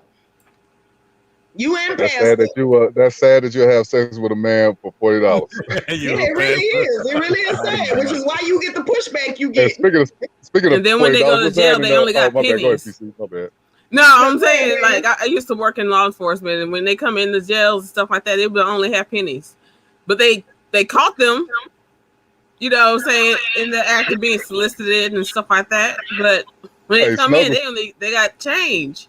No Snuggles cash. still ain't lying, by the way. Snuggles not lying. You go to Walmart in the hood, you'll find them all walking, wearing the same clothes. My bad, PC. Go ahead. You gonna type it and then ask after you already done typed it if you wrong. It don't matter now. You already done did it. So you just put it out there. You just let it fly. You know, we don't say nothing to you about your comments over here. So just you put it out there already. It's too late. But no, I'm done. I just And guys, it's like if you want to go that route and stuff like that, don't pick the lowest of the lowest level, like the low ranking ones and stuff like that. Like invest in stuff and get something good or something. You know what I'm saying? Like I'm gonna say this. Let me say this real quick. Go ahead, Brandon. I'm gonna go after you. No, I was gonna say I get what she's saying. It's like, okay, I get with the chick. I don't know what's her sexual, her background, how many dudes she been with. It's possible some of these girls I've been with probably mess with 100 dudes. You never know what these women be out here doing, man. But it's one thing to not know and then to know. Like that's why I know I can't be on that tricking shit or dealing with prostitutes, because I'm like, damn, this woman is probably just got done sucking some D, and then I'm over here trying to smash. She probably got diseases, so. But I'm also ripping another thing with another woman that I don't know nothing about her. I don't know her life. She could be lying to me. She said, "Oh, you're the only person I ever been with in my life." Bullshit. but I'm just saying some women can run a game like that. But it's different if you know, Brandon. Like right. That's what I said. But most likely she have been around the block, probably, especially in my generation. But if she hiding it, then she probably went and got checked. But let me say this to Queen of the South, right? So you working in the prostitution ministry at church with me and my job. Yes, those women are in desperate situations. But see, people always want to call me a hater when I say they need that prostitution shouldn't be legal. I get the appeal of it. Because let's think about it like this, right? With prohibition, before liquor was legal, people used to die from drinking too much alcohol because it was forbidden. Then once they did that, the people that had a problem and went too far, they either died off or got help. And then everybody else that survived that did it responsibly. And so I think people are trying to say that that's what's going to happen with prostitution.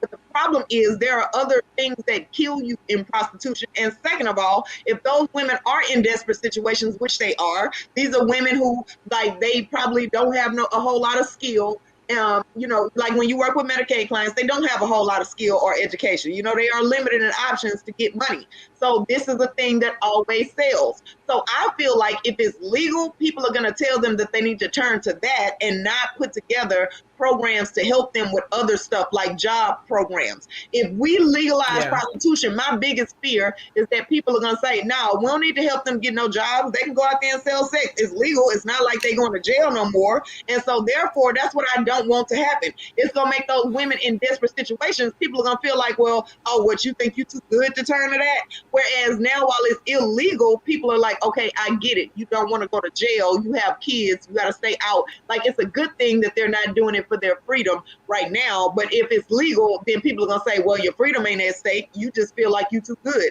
Which I feel like the women should feel like they too good for that. You know, like, I don't appreciate the whole idea of women having a whole lot of different niggas. Like Brandon talking about 100 women, that's 100 niggas that she done slept with. That's a whole lot of peni for a chick to have gone through in her lifetime. You know, like that's a lot. I mean, one D is enough. You know, if we find out your woman cheating on you, one dude, that's a wrap. It's over. Hey, so one is enough. Yeah, well, I agree with you, Brandon. For hold one. on, y'all. Hold on. Because I want to make sure everybody get a turn on this. Because you know, I don't want just like couple people talking. So we're gonna go to pass the $40. Then Lord. we're gonna go to pass the $40. We're gonna go to Mr. Research. Matter of fact, let's go Mr. Research first because he got cut off. Then we'll go past $40. Then we'll go. Okay. Hey, Casimira. Hey, Sheila. Welcome y'all. Hey, Joe W. Welcome y'all. What's going on, Casimira and Sheila? What's going on, Joe W? But yeah, Mr. Research, you got it. Did pass the $40. Jay Sean, Professor Blackhouse. So I'm back at the house. Internet is better. So let me just say, you know, it really confuses me sometimes. I got appreciation for Topaz's mind, but you know, it confuses me when women say, hey, man, we want liberation, we want equality, but at the same time, we want to be able to have some help too. I mean, look, if women are out there saying, look, I'm going to walk past the short guys, I'm going to walk past the fat guys, I'm going to walk past the nerds for comfort, security, and a boring ass settle down life. And instead, I'm going to get out here and risk my life selling some butt. Mm-hmm. What is this thing about jobs? I mean, that she's making a human choice of what she wants to do. So women fought for this day. They fought for the day that they could sit up here, do any and everything they want without any repercussions. So I know people don't like to look at it like that, but that's what's going on. We're going to have legalized because jails are not built for females, but females are committing more of the crimes now, even domestic violence. Go look at the LGBT community. They are telling you that lesbians are beating black women at a higher rate than straight black men. So we got to understand what's going on. Women are doing what they want to do, yet they're constantly being protected.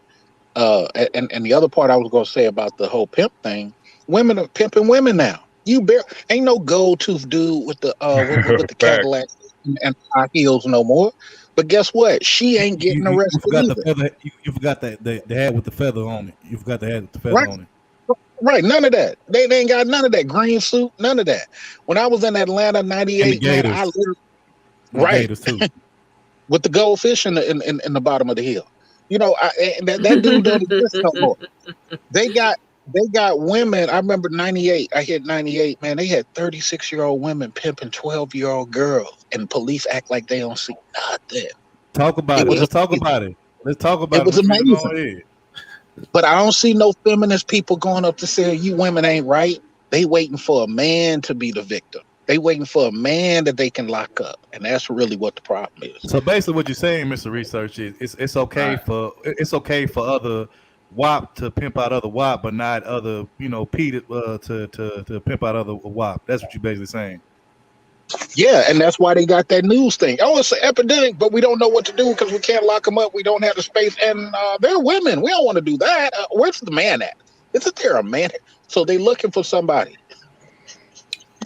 You cannot rehabilitate hoes. I do not believe in church programs for hoes. You can't rehabilitate them. That's a really Not all, not all. Hey, let my nigga pass the rock, man. He's speaking the truth. Go ahead, brother. Speak on. They can find the Lord, and then the Lord will wash them white as snow. The Lord came wipe away and unwipe all them cum stains off the face. So, First of all, you gotta put limits on my Lord. All right, He can do anything. So go That's ahead, preach on, my brother. That's $40. Go ahead, preach on. That's a waste of the money that could be this tied into the church, keep the lights on, and for the children to go on trips. Just why our church don't be going on trips no more with the church, because we're giving it all to rehabilitating hoes. Another thing is everybody know they can't be rehabilitated. Madams have always ran the show. Pimps have just guided it. Madams have always ran it. And another thing, they do all the recruiting. And then another thing is they trying to make for real, they trying to make soliciting a felony while doing what they doing is just a misdemeanor. And they done legalized, well, they took away the felony of transferring HIV and AIDS while giving somebody C-19 a felony action. So therefore, I'm telling you, they are moving this real quick, and they're going to legalize it. So you can't rehabilitate these hoes. They have made a choice. And plus, when you lock that giant up, that is a lot of jobs. The whole family court is because he's going to get divorced, he's going to lose his kids, he's going to lose his job. You create a whole industry, one John, rather than one prostitute. But like no hoe is the same as the other. You know what I'm saying? You get just like the strippers stuff. You have women who do this temporarily to get to what they want to actually do with their lives and stuff like that. But PC, you think it's the majority though, or some? No, I think it's a small some percentage. who. Yeah, I think it's a small percent who Okay. know what they're doing in their plan and stuff like that. They're going to use this temporarily, build up income, and then move out of that into a better situation, whatever, you know. But I think most of them are going to be your escorts and stuff like that, you know, not the low end prostitute. That's why I think Kim Kardashian was one of the ones that changed her life and became a married woman, and see what she did with her. Lord, off Kim Kardashian sack for a second. Hey, real quick, let me say this. Hold on, everybody. Let me give a shout out to Cashmere for hitting the cash app. We appreciate the love and the support. Appreciate that, fam. But now I will say this though, and this ain't me caping. Even though I'm not, supportive of what Kim K did, but let's be real. She did do it the right way. I mean, she went to court, fought old dude Ray J for the money for that tape, after he leaked it or whatnot. And let's be real. The right way. Her mama ran that show. You get what I'm saying, bro? Yeah, you get what I'm saying. You got a point, you got a point, Professor. Hold on, y'all. Yeah, we all know. Correction. Yes, we all know Chris, the mama. She's the pimp. She the one that run the show. But let's be real. The family, she's the pimp, but the family became popular off of Kim's face and off of her image. So that's what I meant to say. But that was still under the mama's guidance. No, that's true. That's true. No, that's they wasn't broke. They wasn't broke. Now they didn't have 100 million, but she married a top lawyer. But that's what I'm saying. But that's what I'm saying. I'm saying Kim. I feel like she didn't have to resort to that. She just chose. That's what I'm saying, bro. Kim. The mama was the manager, yes, the pimp, but Kim was like the mascot and the sacrificial lamb for the family to get the family on. To get the family on is what I'm saying. And like I said, she did it. Let's keep it real. How many of these women out here be hoeing, that be in the porn industry and all of that shit? This bitch made one motherfucking personal porn tape with her and Ray J and got paid $100 million, which a lot of those porn star chicks who've been in the porn star industry for years will never see their money. So I mean, here's the thing. I don't agree with Ray J. I agree, Blur Monsters. I agree, Blur. Okay, so I don't agree with Ray J having leaked it. That's fucked up. And my thing is, he did that shit out of spite, and it was petty. That's fucked up. However, but he was always been a child. He's like his mother never let him mature. Wait, y'all think Ray J did it? I wouldn't even say Ray J did. I think Kim and Ray J had something to do with it. Probably they worked together. Oh, you think so? So she helped. Because see, I thought yeah. it was all Ray J. Now I wasn't No, gonna blame no, him for that. I was gonna say no. that if you're gonna sue him and say that he did something wrong by leaking it, then you don't get to profit from it. Like, you know, to be honest with you, you ain't supposed to profit from crimes that you're prosecuting people for. So either it was a bad thing or it was a good thing. If you're gonna take the money, that means you cool with it. I just think she taught. I think she turned lemonade into. Lemons into lemonade. No, Okay, lemons and lemonade means you either have him prosecuted for leaking a personal tape with y'all, or either you take the money. Those are your options. You don't get to do both. the Hey, mama, you got to mama, pass it for it, and then we're gonna go to Jay Shine after you the pass. mama was running up. Real quick, let me just say, give a shout out, Mr. Research for the cash. Yeah, appreciate the support, bro. But you got it. I think the mama was running a whole house like back and over real talk. Over in Florida, they got this thing called what was it used to be called the city of brothels. They had a brothel on every corner like a church. And and I'm trying to tell you, she sold that tape. The mama did it, man. The mama has been pimping them daughters the entire time. Oh, the yeah. mama sold the tape. Allegedly. She came out with it. Because how do we know the mama had dealings with OJ? The mama leaked that because it brought look how much money that brought in. So basically, you fucking your husband client. Like, to me, that's just like a horse thought process. I have zero respect for the mom. If y'all think I don't respect Kim, I have negative respect for the mom. What's her name? Kim. Yeah, Chris Jenner. Let's be I real. love Chris Kardashian. Yeah, I love Chris Kardashian. Let's be real. And I'm pretty sure Mr. Research know about this when being Cali. Let's be real. Chris, the mama, she not new to the game. She true to the game. She been around doing her thing for a minute. As a matter of fact, rumor has it that, the shout out to the father, the senior, Rob Senior, but one of his best friends was D.O.J. Simpson back in the day. Is supposedly rumor has it that that was one of his best buddies, his best friends, and she was supposedly was knocking the middle down. Kid, the tallest one, ain't she supposed to be OJ's kid? Yeah, supposedly she was knocking down. Supposedly she was knocking down OJ, and supposedly, allegedly, Chloe might be, her father might be OJ, allegedly, but I don't know how true that is. Her daddy. And that's why Johnny. And you right, Snuggles. She was trying to just paint it on Ray J, by the way, but y'all go ahead. And that's why Johnny Cochran became such a good lawyer, because Rob had later switched. If you go back and look at it, Rob switched and wanted to lock OJ up because of the deals he had with his wife. That's when Johnny Cochran said, "Oh, hell no," and came in. And that's why he became such a great lawyer, because he was taken down, because he was fighting within his own camp about niggas sleeping with each other's wives and trying to fight the man to get OJ off. So Johnny Cochran really made his name because he was fighting against a lot inside the camp and outside, all because of that. But he won though, just in terms of the Sha'Carri shit. See, he wasn't talking shit, and then he won with all of that going on. So like, that's what she needs to do. I just had to, because that was a good opportunity. So y'all go ahead. I want to hear Mr. Damn near 50 years old, Topaz. That's all I'm saying. I want to hear Mr. Research, Jay Sean, and then Professor Black Ops on this. So you got it, Mr. Research. You got it. Very, very quickly, here in Cali, man, it's a normal thing for some white couple to want a black dude to have sex and have a black baby. I want all y'all to Google Steven Spielberg's Black Child. Ain't nobody black in that family. You know what I'm saying? But that's just, one night of pleasure. They wanted to carry a black baby, and they had it. So this was a normal thing, even going back to the Vikings. You know what I'm saying? Having your best friend sleep with your girl was a normal thing in Scandinavia and Germania back before they start jumping on the sail ships. So it's just a normal thing for them.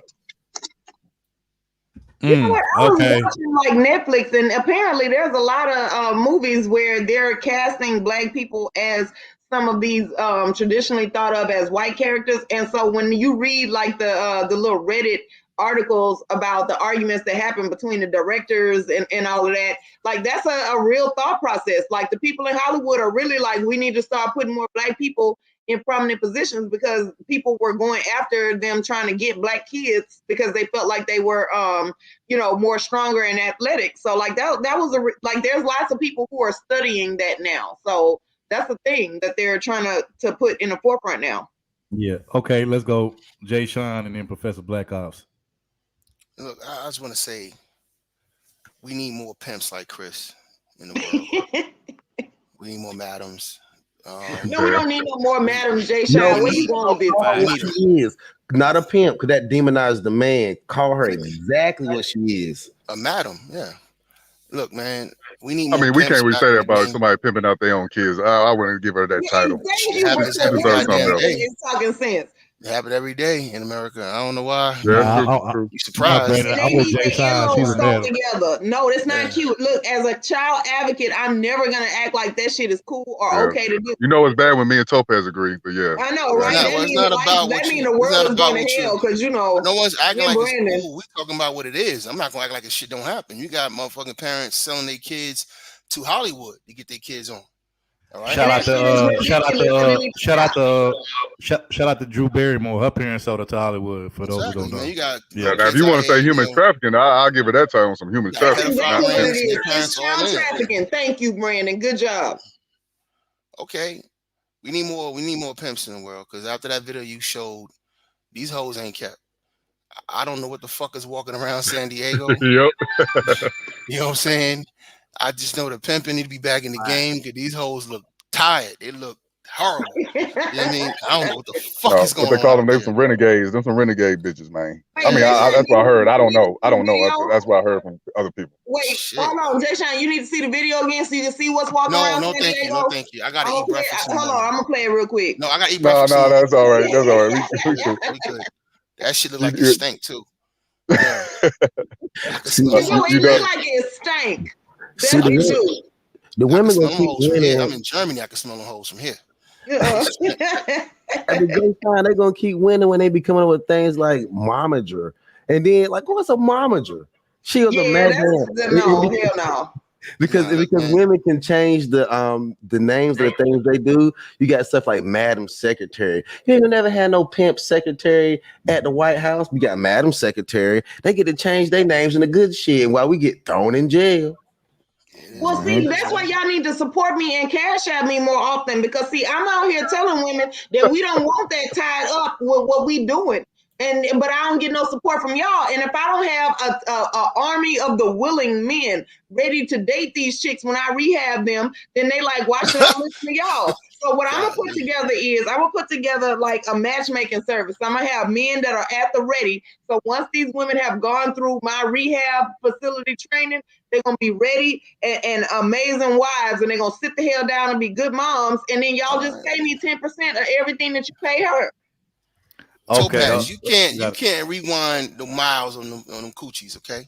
No, but what I'm gonna do is I'm gonna stop them from getting additional miles. Like, see, look, this how business lit. This is networking at its finest. This how business comes up. Wait, Topaz, are you saying you gonna do like how these cell phone companies used to do back in the early 2000s, where you do the carryover minutes and stuff? You gonna do the carryover No, miles? because ain't no carryover minutes, because that's assuming that you're gonna have more minutes next month. So no, what we gonna do is like basically, you know how your car, like after you get 100,000 miles, you need to kind of like park it and don't drive it as much if you ever plan on reselling it. Like you cannot do it. And then when you get a new car, like, you know, so like, let's say I get an 18-year-old, that's a new car right off the showroom lot. She not gonna have all these extra ass test drives and shit like that being when you buy it and it's brand new, no owners, but 10 grand miles on it. Come on now, that don't even make no damn sense. We gonna get this together. Like, I'm gonna be the Jiffy Lube. Highlight Snuggles comment for me, please. Snuggles. Somebody just told you No. they See, make but all the Snuggles, mistakes in the world. Snuggles, that's what I'm saying. I'm gonna prevent that. That's not what's gonna happen, right? Okay, so I'm gonna stop them from doing all of that, because there's gonna be some chicks that I'm not gonna resell you. You know, you need to just go ahead and get at the picky parts. You know, get your $200 and count that as a W, because that's the best. Is this something you trying to tell us? No, look, I'm a businesswoman. Deshaun, what you need to I'm understand glad is you I'm a peeped it, man. businesswoman. I'm When glad I you see a peeped it. business opportunity, you see a need, you feel a need. Okay, Jay that's how Sean you hip. get money. So I'm Jay like, Sean, this he is hear the game. He hear the game. But My Professor antenna Black Ops. way up, man. I My don't antenna got no about to game, pop out. Brandon. I don't got no game. Yeah, I'm just a woman that's out that here Houston trying to talk. start a business. Hey, That's hey, it. man. I know that Houston talk, but Professor Black Ops, you got it. And then, Hey, and then we'll wrap it up to the next we, topic. yeah, Exactly, Professor Snuggle. got it. Exactly. Hey, Hold on, Topaz, Professor. this is a safe place, Topaz. This is a safe place. I know. I Hold on, trust y'all, y'all. so y'all can Hold on, be in y'all. on it. Now, Hold all on, y'all y'all. got to do is cash app and be the initial angel investors, and then we're gonna have like stock meetings where we're like y'all can be the board, and if you invested in the beginning, then you're gonna get like the dividends. Every quarter, we're gonna pay out the Okay. dividends. So we're gonna talk about it. Y'all stay up here Hold after on. the So, stream. We're gonna talk about this business opportunity. so we're gonna let Professor Black Ops go, and then I'm gonna have the last word on this topic, and then we can go to the next topic. So you got it, Professor Black Ops. Any last thing you want to say on this? Yeah, just real quick, like Jason said, is I think it's levels to this. This is the bottom level, then like third ward. OnlyFans is they doing it and you can't touch them. So like it's escorts, strippers, high end escorts. It's just different levels. I feel sorry for those ladies. But two is I thought I heard the reverse. I heard they were going to decriminalize prostitution because there's going to be no work in the future for people. So they're going to have people make work somehow. So I heard they were going to decriminalize marijuana and prostitution. So that's all I got. It's different levels to this. It's high end escorts too. So, but if nobody got jobs, where they gonna get the money to pay the strippers? I mean, or to pay the chicks? well, like we were just talking about, I didn't really chime in much as on the OnlyFans is if you go down to Houston, Texas, it's one of the tech capitals of the world. Like we just talked about, them dudes have no communication skills. So they hire high-end escorts off their phone. All these tech dudes make six figures, but they can't talk to women. So they order women on their phones in Houston, Texas, because that's where you got Oracle, Microsoft, and all those other companies at. So they just hire women. So the tech dudes that are at the top of the high value money chain, white guys, they can't communicate. They have no game and no mouthpiece. So they pay high end escorts in Houston, Texas. So basically, what you're saying, Professor Black Ops, there's an echo. I think it might be you, Mr. Research. If you can mute up real quick. Basically, what you're saying, because they don't have no mouthpiece or no game or no soft skills, verbal soft skills to get at women, they be ordering bitches off of off the app on their phone like a pizza or something, right? That's what you're saying. And they don't, the sad part is the women know they there and they know those. Number one is those guys work 16 hours a day because they trying to get stock options. Number two, they don't have a mouthpiece. Number three, those are non-select guys. So if you give them an 8 or 9, they can pay her $1,000 for a night because it's no sweat. Because they ain't doing shit out with us their money. They programming 16 hours a day. Yeah. Well, Google it. Before we go to the next topic, so since we just discussed this whole, this little strip, or this little blade where these prostitution strip or blade where it was right around the corner from a San Diego Naval Base. Shout out to Commandante Luke for the cash out. But Bitcoin, bet y'all ain't getting no cash apps in Bitcoin. We got crypto. But to end this topic for the prostitution strip near the San Diego Naval Base, I wanted to play this to kind of end this topic. So we're gonna play this real quick. Hold on. And I'm gonna tell you something. This pimping that I got in my blood, it came from a family tree. My granddaddy was a pimp. My great-great-great-granddaddy was a pimp. I'm talking about pimping since pimping. It's in your bloodline. It's in my blood, and you will never be that. Why? Because you was born. All the people in your family were assistant pimps. What movie is this? Because I remember this. The Lord chose. If you had not been for the Lord, I wouldn't have not had another bitch come into my life. No, I said another like you said that now another bitch. I still don't know what this shit means, but it sounds good about it. Now mean don't get a nail. Okay. A nail, not a deal. Bitch, shut the fuck up and try to stop. Okay, so we're gonna go to the next topic now. So I had to throw that little skit in there, the little funny skit in there. But anyway, so we're gonna go to the next topic. So this next topic is actually kind of sad, kind of messed up. We have another failed black marriage when it comes to mainstream media and social media. For those who don't know, the Currys, Dale Curry, the father of Steph Curry, and Sonia Curry have decided to end their marriage after 33 years of being married. I want to say I think it was Sonia that filed the initial divorce papers, but we'll get more into why and what happened. But first, let's roll this clip first to explain everything that's going on.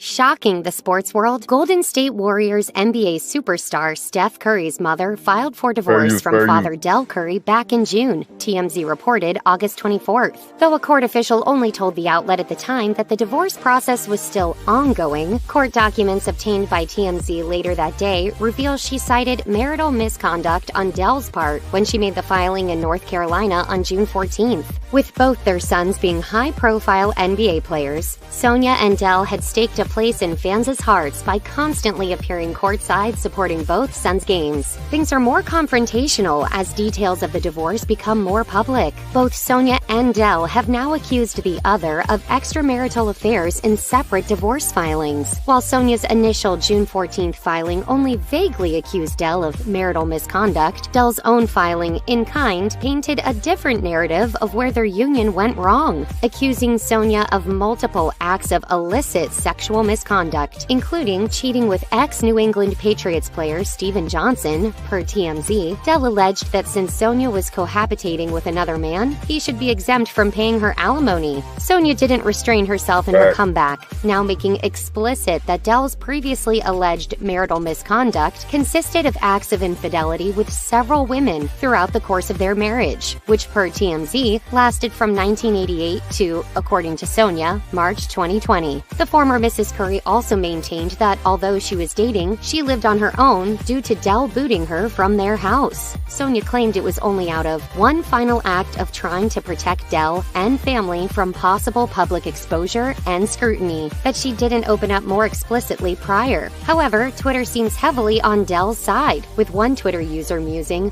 "Poor Del Curry, Sonia cheated on him and broke his heart." When the two confirmed they were ending their 33-year marriage in a statement to People, they also revealed that they had been exploring the option for a while. The soon-to-be ex-couple wrote, "After exploring a trial separation over the past year and much thoughtful consideration, we have decided to end our marriage. As this comes with a great deal of sadness, our focus and desire is for our family's continued happiness." They also said they were thankful for all the many blessings and successes and that they would stay committed to and supportive of our children and grandchildren and will remain on connected paths. They then asked the public for privacy and prayer. This might explain why the former couple's breakup timeline is confusing. They were living apart and perhaps exploring different relationships amid the separation. However, the split is definitely messier than they hoped it would be, which leads many to wonder how this, despite their support, will affect their children, particularly their NBA star son Steph, who has previously voiced how he feels about people talking badly about his family. Just days after his parents revealed they were getting a divorce, Steph Curry reemerged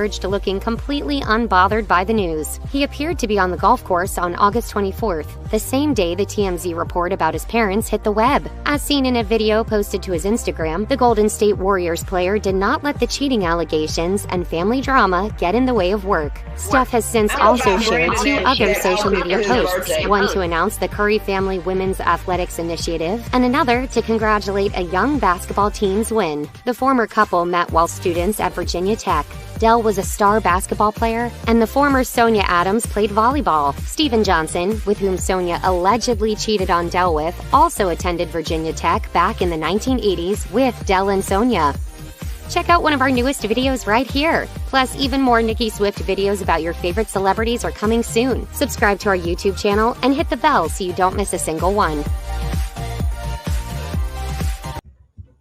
Okay, so the first person that I want to have dibs on this is Mr. Research, and the reason why is because he actually did a stream on this like 2-3 days ago with King Sigma. Shout out to King Sigma. You know, and they talked about this very extensively. I was in the chat over there for a little bit, or probably for most of it. So, Mr. Research, you got it, bro. If you want to give your take or reiterate what went down on your panel the other day when you and King Sigma was talking about this. Absolutely, and I'll keep it short because I know people want to talk. You are more than likely going to find out at some point in time that the white man is actually the father of Stephen Curry. I believe at some point in time, Mr. Johnson, I think it's going to drag on, or Dale's going to put it out. Now, here's the second thing that me and Mr. King Sigma did not talk about. Sometimes dudes, they go wrong with this whole thing. Don't introduce your wife to the swinging lifestyle. Don't introduce your wife to a lot of recreational sexuality or or don't be out screwing a lot of chicks on your wife, because one day your wife is going to get accustomed to it, and she's going to be like, well, hold on, what are we doing?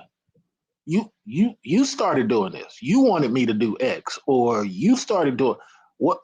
And this is the problem with when dudes start to get old. They forget what they did in their 20s and 30s to make it like that. So at the end of the day, they was all going to college together, different sports.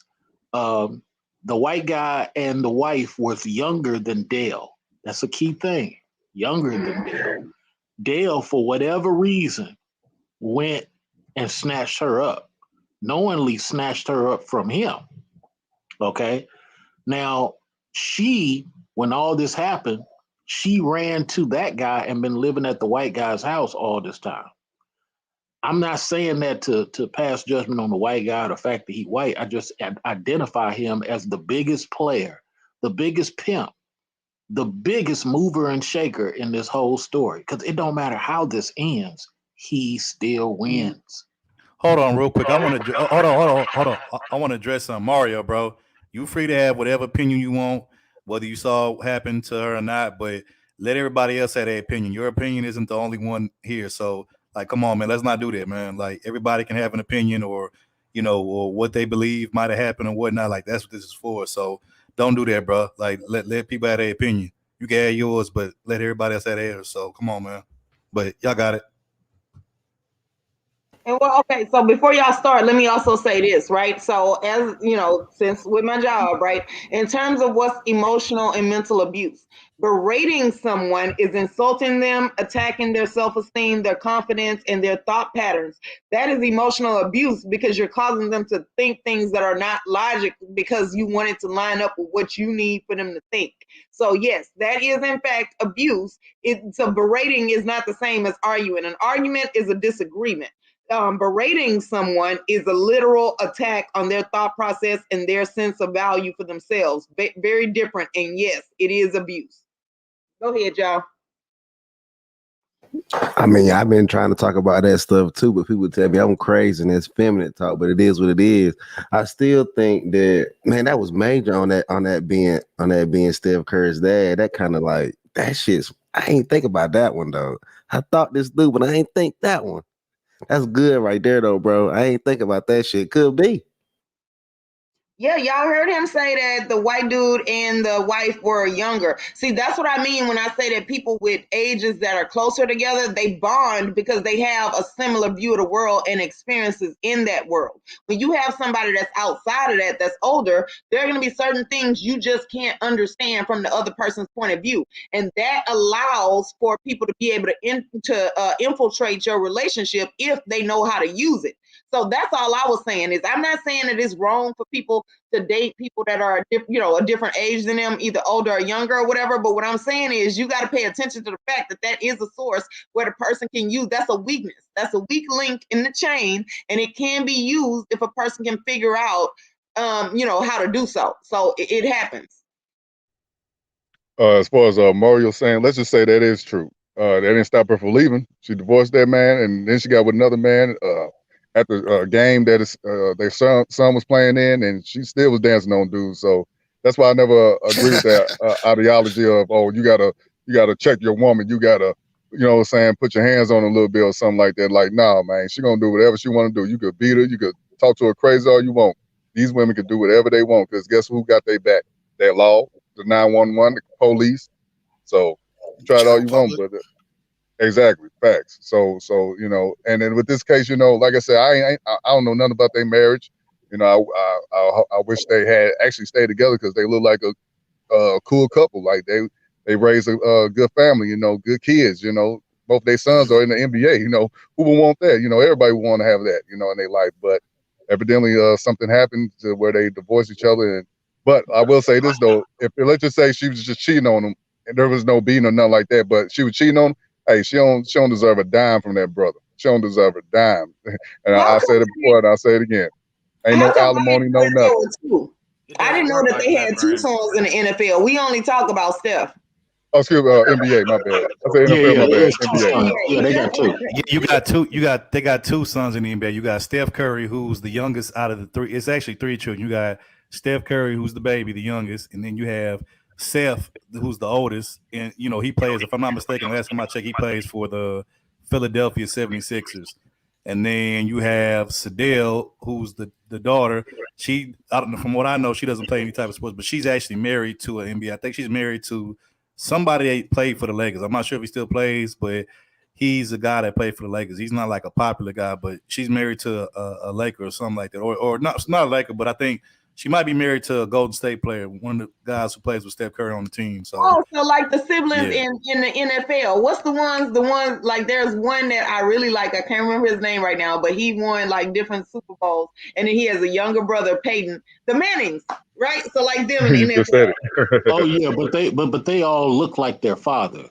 When you look at when you put a picture of Dale next to the son in Philly, they look like each other.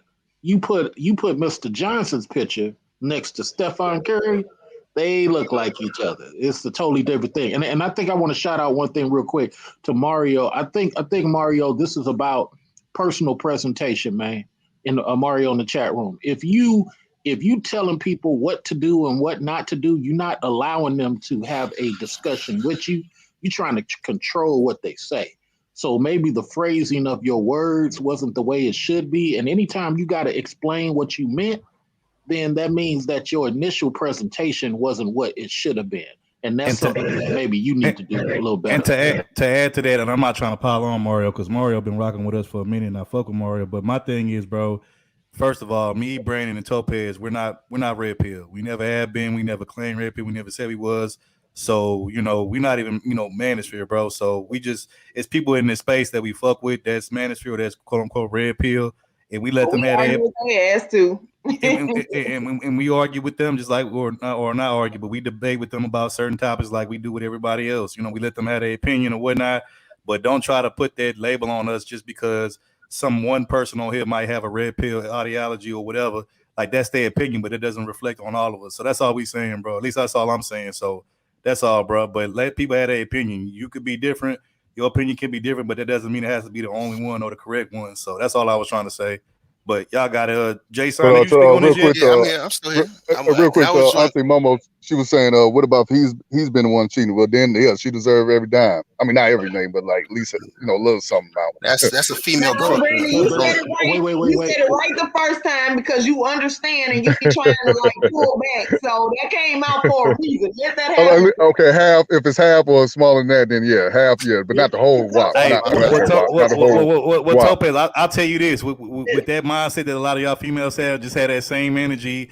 If y'all was married to a nigga and y'all cheat on him, he fine. He take y'all to the court for a divorce. Just had that same energy. That's all I had. I'm cool with that. So for me, if I had that same energy. Holding back cheating, then I feel like everybody else should be. So I would never be in that situation because I don't cheat. So therefore, I would keep all my money. So I'm cool with that.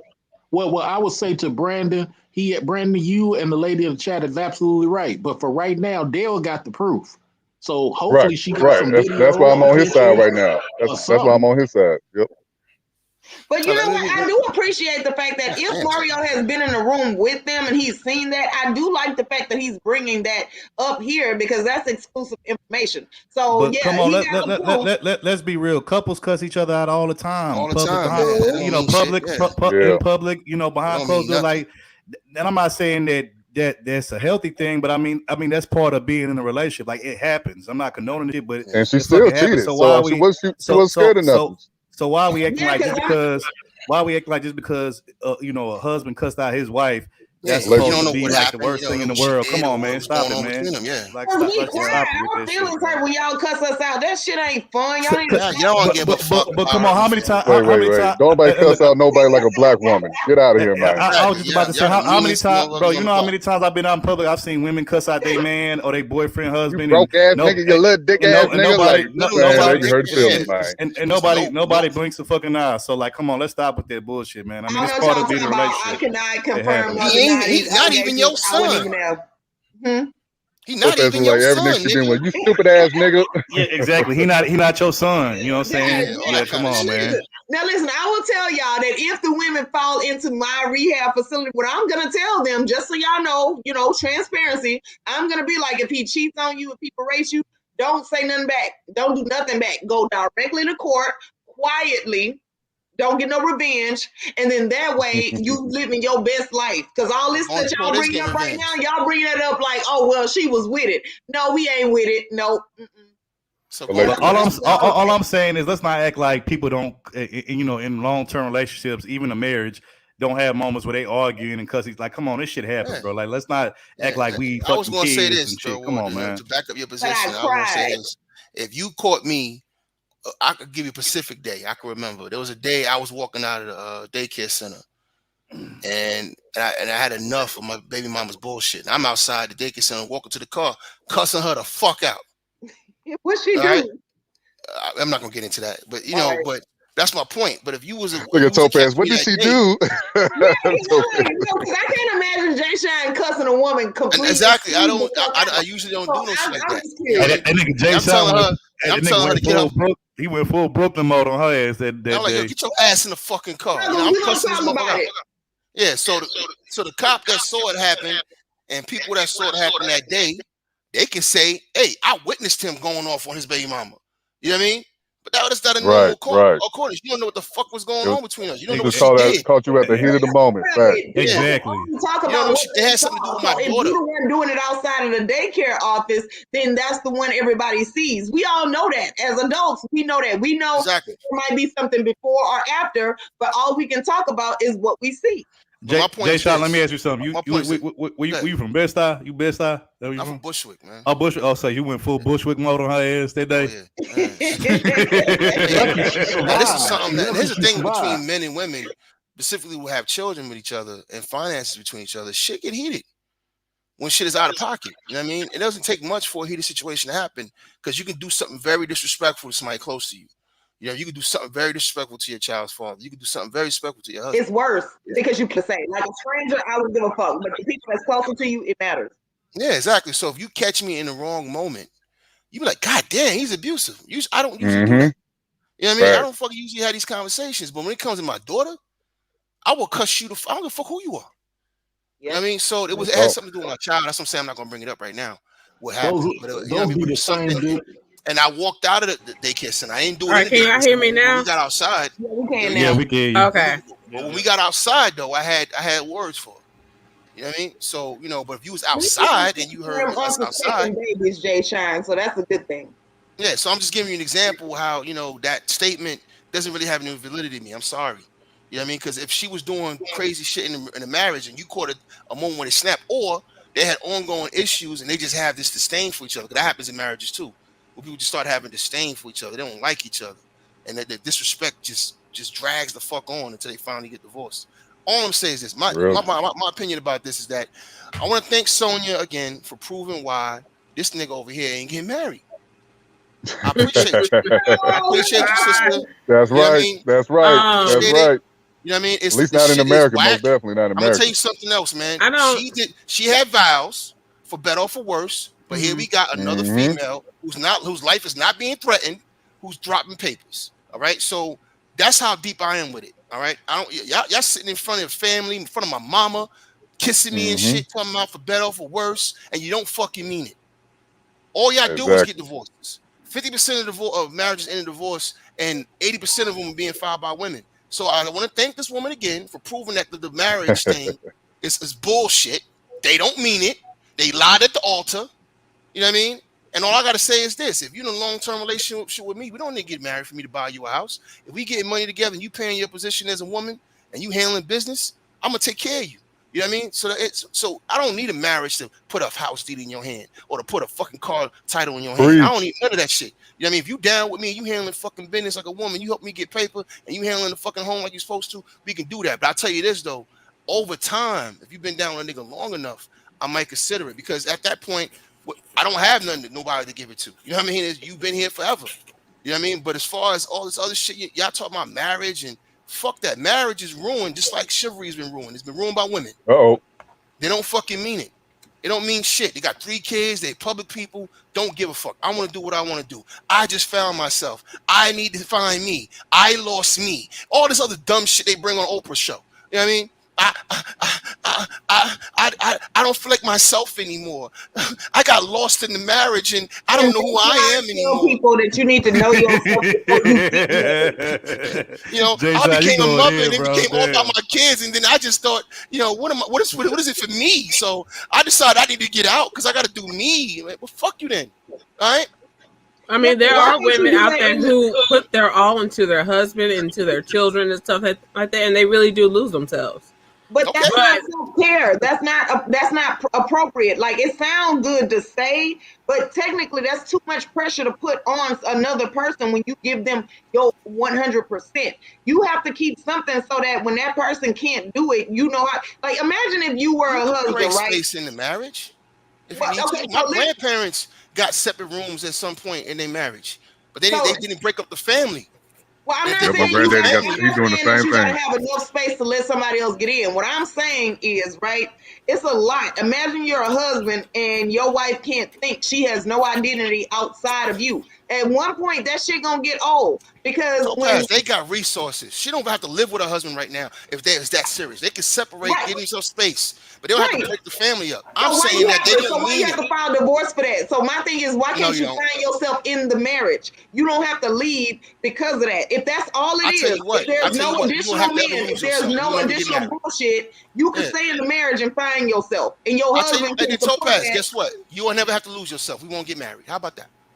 But no, you're right, Topaz. But you have to have a supportive. You get married. Otherwise, who are you? Who is getting married? I love but you so Topaz, much. you have to have a supportive husband who's going to back you up in fighting yourself. You know what I'm saying? Which is why you can't marry the first dude to just show up and say you got a fat ass and I like you. So you have to find somebody that's gonna understand who you are and they can see that kind of shit coming. This is why I think that we need to stop babying kids in terms of their emotional stuff, you know, their mental stuff, their interpersonal skills, the communication skills when they get 18 and 19. Now, everybody, when they think about being grown, they want to talk about sexual development, but what about the emotional and mental development? When you are emotionally and mentally mature in your young adult life, you don't pick a dude just because he cute or he got money. You don't pick a chick just because she got a fat ass and fire head. You pick a chick that is going to be there for you, that you can understand. You know who you are, because a relationship does not complete you. A relationship complements you.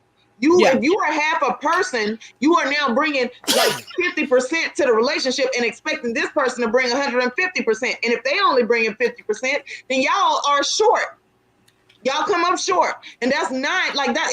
All these things sound cute when you stitching it on a pillow for a wedding gift, but it's not how life works. Hey, if I could, I just want to read this real.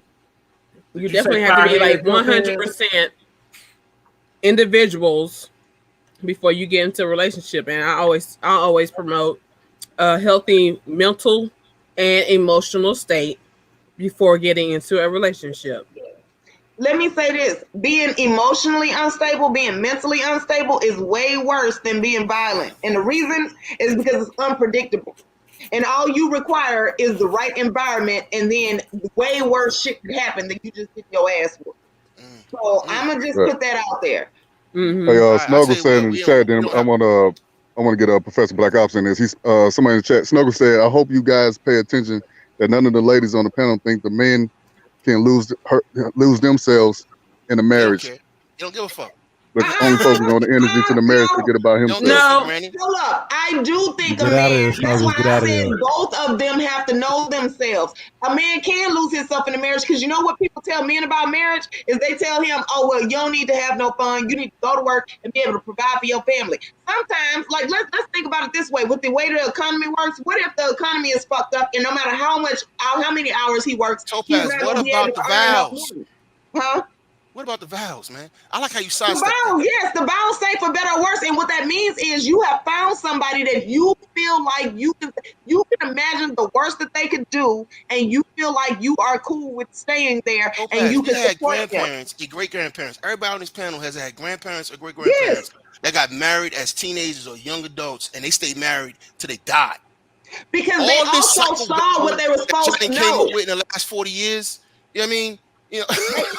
But you forget that nowadays. Do that, 18 and 19 is because they grew up in the environment where they saw what it was supposed to be like. It wasn't just thrown upon them once they turned 18. Oh, okay, if you're gonna get married, you're gonna start You see how you said that though, Topaz? Thrown upon them. Y'all make this marriage shit like it's fucking slavery. No, I was talking about both the man and the woman. Like, and what I mean by thrown upon them is the responsibility, what those vows actually mean. So my grandparents, they were born in 1920s, right? They got married as teenagers. But you know what they saw before that? They saw their parents in the roles that they were supposed to be in, so they knew what to expect. It's not like somebody just came at them and said, hey, you need to get married, and didn't tell them shit about what to expect and what to do. So they knew what to do. They knew how to handle it. They saw bad things happen in their childhood, and they saw how their parents came together and worked and got through it. So therefore, they had an example of what to do and what to expect before they walked down that aisle. This is a traditional family. She had no problem, for all intents and purposes, from what we saw for the last couple of years, especially when he was in the military. I mean, not in the military, when he was in the league. He moved around a lot. She was a good mother. She played her position. She played her part. This has nothing to do with none of that. She just wants to be free. The modern woman now knows that she can. Can I finish? Let me finish. Let me just finish real quick. The modern woman knows that she can just up and leave a marriage now. That is part of the culture now. And a lot of women are just doing that shit. And that's not something that I'm going to overlook. Business is life, and life is business for me. All right, marrying somebody is a fucking business decision. All right, and if you create kids and you have lineage, these are grandparents now, and then she wants to go do her, and now we find out there's another dick involved. Come on, man. Look, we're seeing too much of this shit going on with these women. I understand men cheat inside a relationship. I'm not talking about that. I'm talking about the breakup of family so she can go quote unquote be free. So look, if that's how people are feeling at the end of these marriages, or when they get to a certain point in marriage, then the marriage is bullshit. And let's stop calling it marriage. Let's fucking just make it. You know what? Let's do a 10-year, occupancy. We're gonna be together for 10, 20 years, and when 20 years is up, we're gonna decide we want to re-up or not. Let's just make it contractional. Yeah, I was the one that on Facebook got into it with people a couple of years ago because I said that marriages need to have a 5-year option. Like, you stay together for 5 years, and then y'all decide if y'all want to keep going for another 5-year extension. Yep. But anyway, the point is, all the way business. I get what you're saying, but for me, marriage. Exactly. So my view of marriage, the way that people are doing it is political. It's a status symbol, so you can say I did it, but you don't really actually want to put in the work. So therefore, you're not thinking about business, because these niggas that do this kind of shit ain't actually thinking about business. If she would think about business, she would think about what this means for her children and their trust and all, how the property is going to be split up and all of that. Family name, the brand, everything that goes along with being a Curry. Right. Okay. So now she played her part in all of that, right? So I agree with you for everything except for the fact that the man gets to cheat. But here's my reason why, right? I don't think that men should cheat in marriages, because you are now putting in jeopardy everything that y'all have built together. Because what if you get the side chick pregnant? And guess what? If you got a lot of money, if you have put together things and you've shown yourself to be a good parent, and you have taken care of your wife and your kids, she is definitely going to poke holes in that condom and get a baby so that she can have a part of that too. So like, I feel like, why even do shit that causes risk when you could just say that if I pick this person, I'm going to stay. Now, in terms of the women, now with this marriage right here, there's a whole nother penis involved. I don't agree with that, because for me, if I'm in a marriage, if I don't like him, I'm going to leave. And that's exactly what happened with mine. I didn't cheat on him, right? What I did do is, when I didn't feel like we were working together, I left. It wasn't another nigga involved. It was because I couldn't get through to him for him to be able to say we're working like a team. He kept wanting to do retarded ass, selfish ass, impulsive shit. And then he didn't want to understand that had an impact on me and our child. Like, you don't get to just do what you fucking want to. Now, we were young. No, he don't, because now you have a family to think about. You are grown. Like, you got shit. This is responsibility. We both got to do that. What's funny about all of this? You know what's funny about this? Is that we just saw a Red Table Talk about a year ago with 3 of these women in the same room. Yes, I was thinking about that. Curry, and didn't she tell Steph Curry's wife that she was wrong? Yeah, I finished what I'm saying, Topaz? No, I'm not saying, but didn't she tell Steph Curry wife that she was wrong for one more attention? Didn't she say that? Yeah, she kind of did, but the fact that she did it in front of her was suspect to me. Because usually a female wouldn't say some shit like that in front of her husband's mom. You know what I mean? So I kind of got that gave me a side eye. Like, what kind of conversations these women are really having? What's happening in that family? And I think that was the first, Red Flair, and then they sitting over there with Jada, who just came off her situation with Og. So I'm trying to figure out what the fuck y'all care about. What do y'all care about family? I'm not y'all on the panel. I'm talking about these women. I got 3 married women. One over here that just had an episode with Og. You know what I mean? Another one who wants male attention from other niggas that she don't know. All right, some dizzy bitch. And then you got this other motherfucker who now we found out was Zaddy. No, Jay Sean, correction. It's not Og. It's Augie. She called him Augie. No, they was at the typical. Yeah, Augie. Yeah. She called him Augie, but they called them Og together. So even her husband knows him as Og. Yeah. Hey, let me just say this real quick. We ain't trying to discourage nobody from getting married. Hey, if you want to get married, please do. Notice how Jay Sean and me and Mr. Research, we say me, my opinion, me. I don't want to get married. That's how we say. We ain't trying to shame nobody for getting married. But Professor Blackout, unless you gonna take it seriously. I'm outside. Right. It's like, people nowadays treat marriage like a freaking game. It's not a game. Right. Mm-hmm. And then you want to bring children into your game. Exactly. Because you want this title, you want this ring to bling and show off. It's not done for marriage isn't taken for the seriousness of it and the vows and stuff like that. It's just a game. You got a Professor Blackout.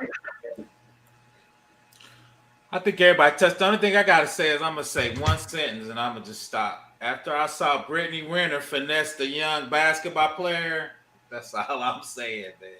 So, but don't you think he did it on himself though? Like he knew that she was out here, thotting it up, man. So like, I kind of got to fault him on that.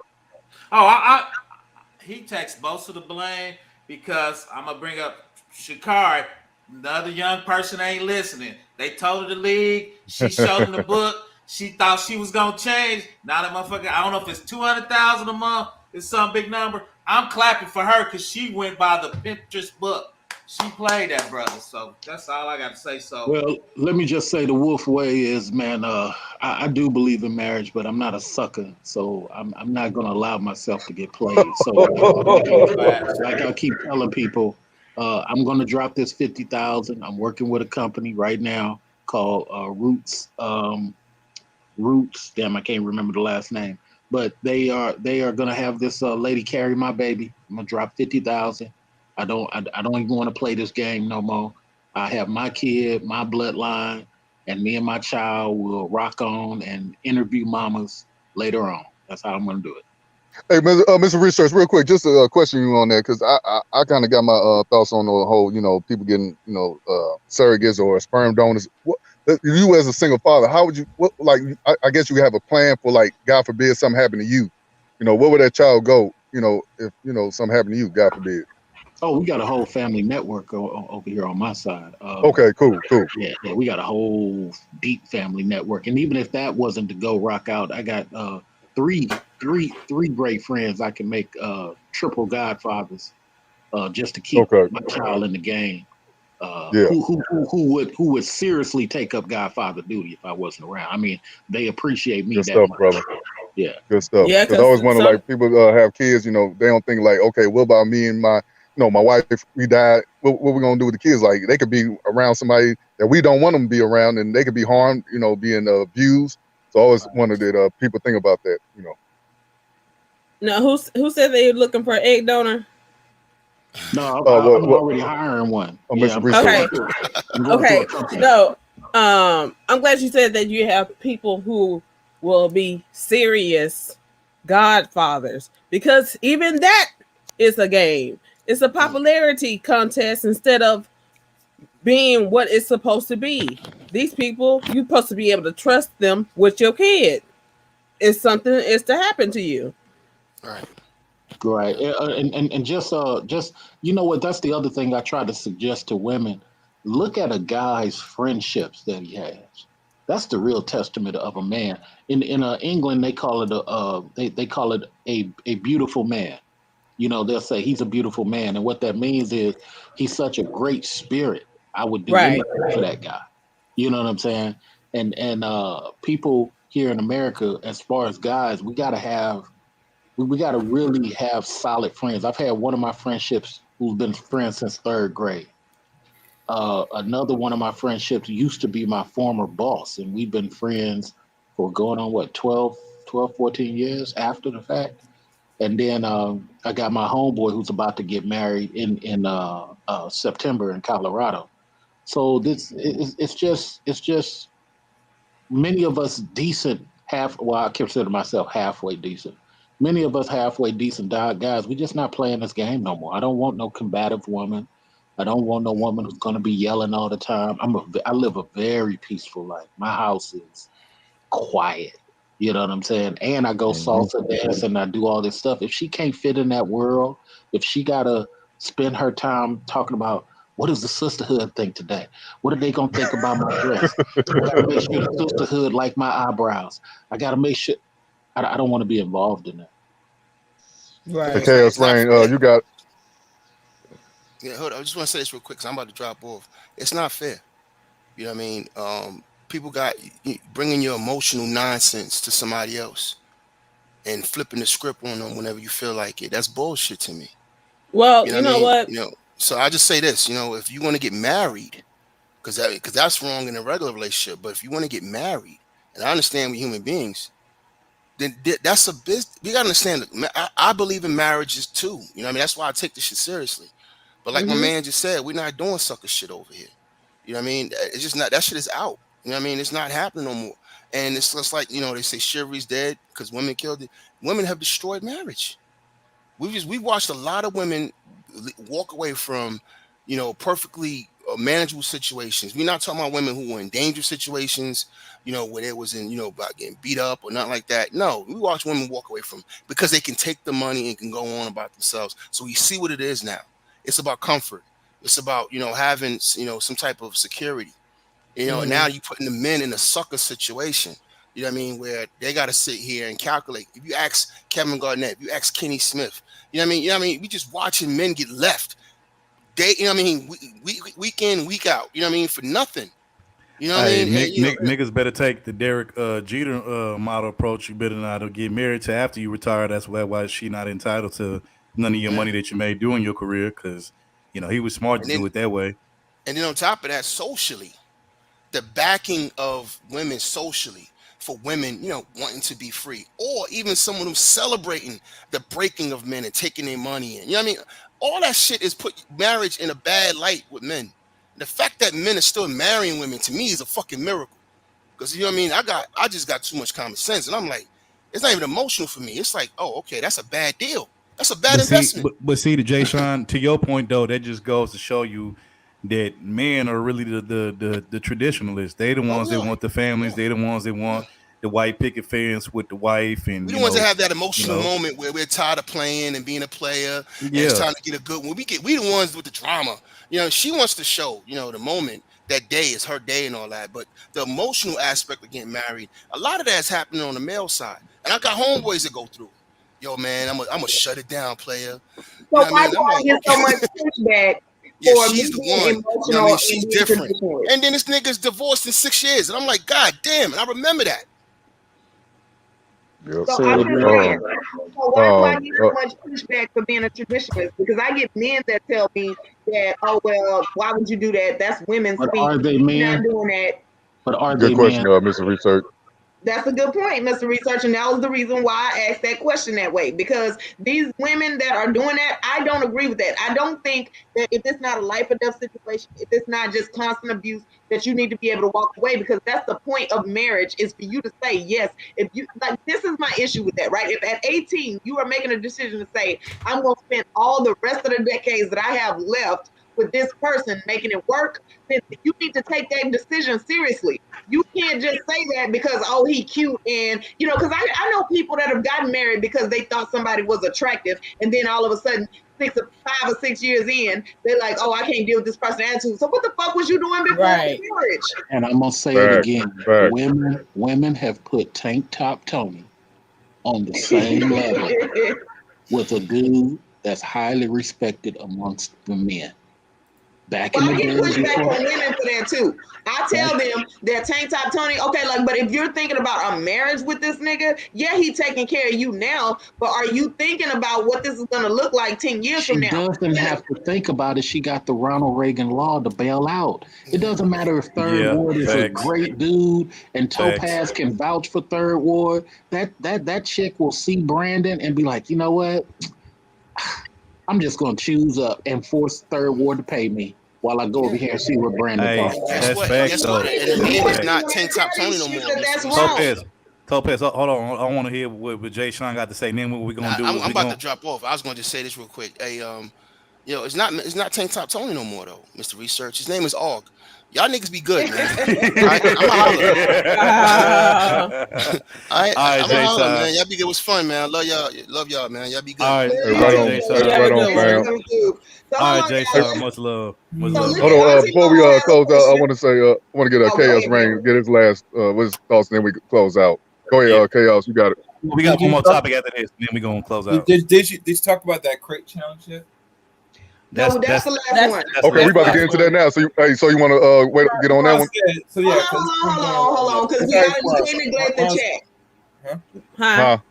Hold on, the chat. So Auntie Momo wants to know who's all married on the panel. If y'all don't have a problem answering that question, and then I'm single. Oh yeah, I'm not. I'm married. I'm married to this game. That's why I'm married to this game. Get out of there. Nah, I'm not married. Topaz, didn't you used to be married at one point? Yeah, I'm divorced. Okay. I don't know about the rest of y'all though. What y'all got to say on that? Professor Black Ops, are you married? I'm divorced, man. I'm following Mr. Okay. Research. I'm too old to get married now. Hell, I'm in my 50s. I hear you. And it shouldn't be like Hey, that. it's never too late, man. Look at Ron Osley. He got married I'm 56. going to make this So one statement. I make a lot of money. I'm about to be worth a couple million. I'm not going to be Dale Curry. I'm leaving it to my grandbaby. that's right. Right. Okay. So listen, so that's why I highlighted Snuggles' comment is because see, it saddens me that y'all feel like that about marriage, but I get it. And so, do you think the problem is that women's chaotic nature? So here's the thing. Women aren't supposed to be by nature chaotic. What I think is that there's a lot of shit in the world that allows women to practice chaos, and then they don't ever have to face the You rang. Somebody said chaos. Okay. I mean, really? Just like. Hey, but I don't know if this count, but I forgot I was engaged. I keep forgetting I was engaged to get married once upon a time. Brandon, How you forget? How you forget? Because that's something I don't never want to remember. But I gotta, I gotta tell the truth. Gotta speak my truth. You feel me? So you know what, Brandon? We're gonna do a stream where we explore what she did to get you to propose, because this whole $40 Taco Bell. Oh, she was pregnant. You be She on was now? pregnant. I can answer that now. She was just pregnant, and I want to make sure our kid was born in wedlock. But she ended up getting a miscarriage. Now I know people hate when I say this, but thank God she did. I dodged a big bullet. So I'm gonna leave it right. See, you know what? I didn't have to do it all stream, but I felt like if there was ever a time to drop Brandon ass, this would be. So you excited that she had a miscarriage? No, what happens is you should never laid up in her and bust off for her to even be pregnant, Brandon. We're gonna deal with that. But it shoot the club nice. And then said, exactly. You can't be shooting up the club. Because see, this is the problem with niggas. Like Brandon shot up the club and then went on IG to show all his guns and money and shit and got robbed. So like, I don't have like Brandon. You gonna come up here? You gonna act like you got some sense? All right. Shout out to Brandon for the shotgun wedding. At least he was gonna step up, Topaz. No. We was in a loving relationship. I was in love. She was in love, and just I didn't expect her to get pregnant. Why you happy she got a miscarriage then? If you loved her and she because loved she told me because I forgot what happened. We got in a little argument. Yeah, okay. This what happened. This what happened. I said when she told me that just throw away a marriage. When she told me she was Let us stay this case. Hold on. Let him. When she told me she was pregnant, I told her I want to get a DNA test, make sure the child's mine. She was like, okay. When we do that, I'm gonna put you on child support. I said, what? No, you want to put me on child support? Because I want to get married with you, but I want to make sure that I get make sure that child's mine. And she wasn't having that. She was like, she's gonna put me on child support. So after that, God, Brandon, I was slowly but surely getting away from that relationship. Bro, I ain't respect that at all, man. Behind your back, she fucked behind your back. Anytime women complain about child support and say put on so you can put you on child support after asking for DNA test, it's not yours, my nigga.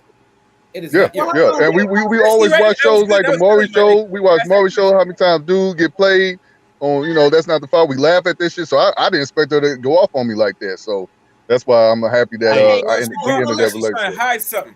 See, Hey, you gotta be careful. You gotta learn the game. See what Brendan did. Topaz, A young dude can learn. after chaos, you go and then we'll go to the last topic. All right. Today. Yeah. So what you got, Topaz? So here's the thing, right? As a woman that don't just be fucking a bunch of different niggas like that, I would feel offended if a dude asked me for a DNA test because, like, y'all go out here and y'all fuck these chicks that be strippers when y'all meet them and don't ask them for a DNA test. But me, who have my ass at home. Well, if you well, hold on. If you ain't getting these stripper hoes pregnant, why would you ask them for a DNA test if you ain't getting them pregnant?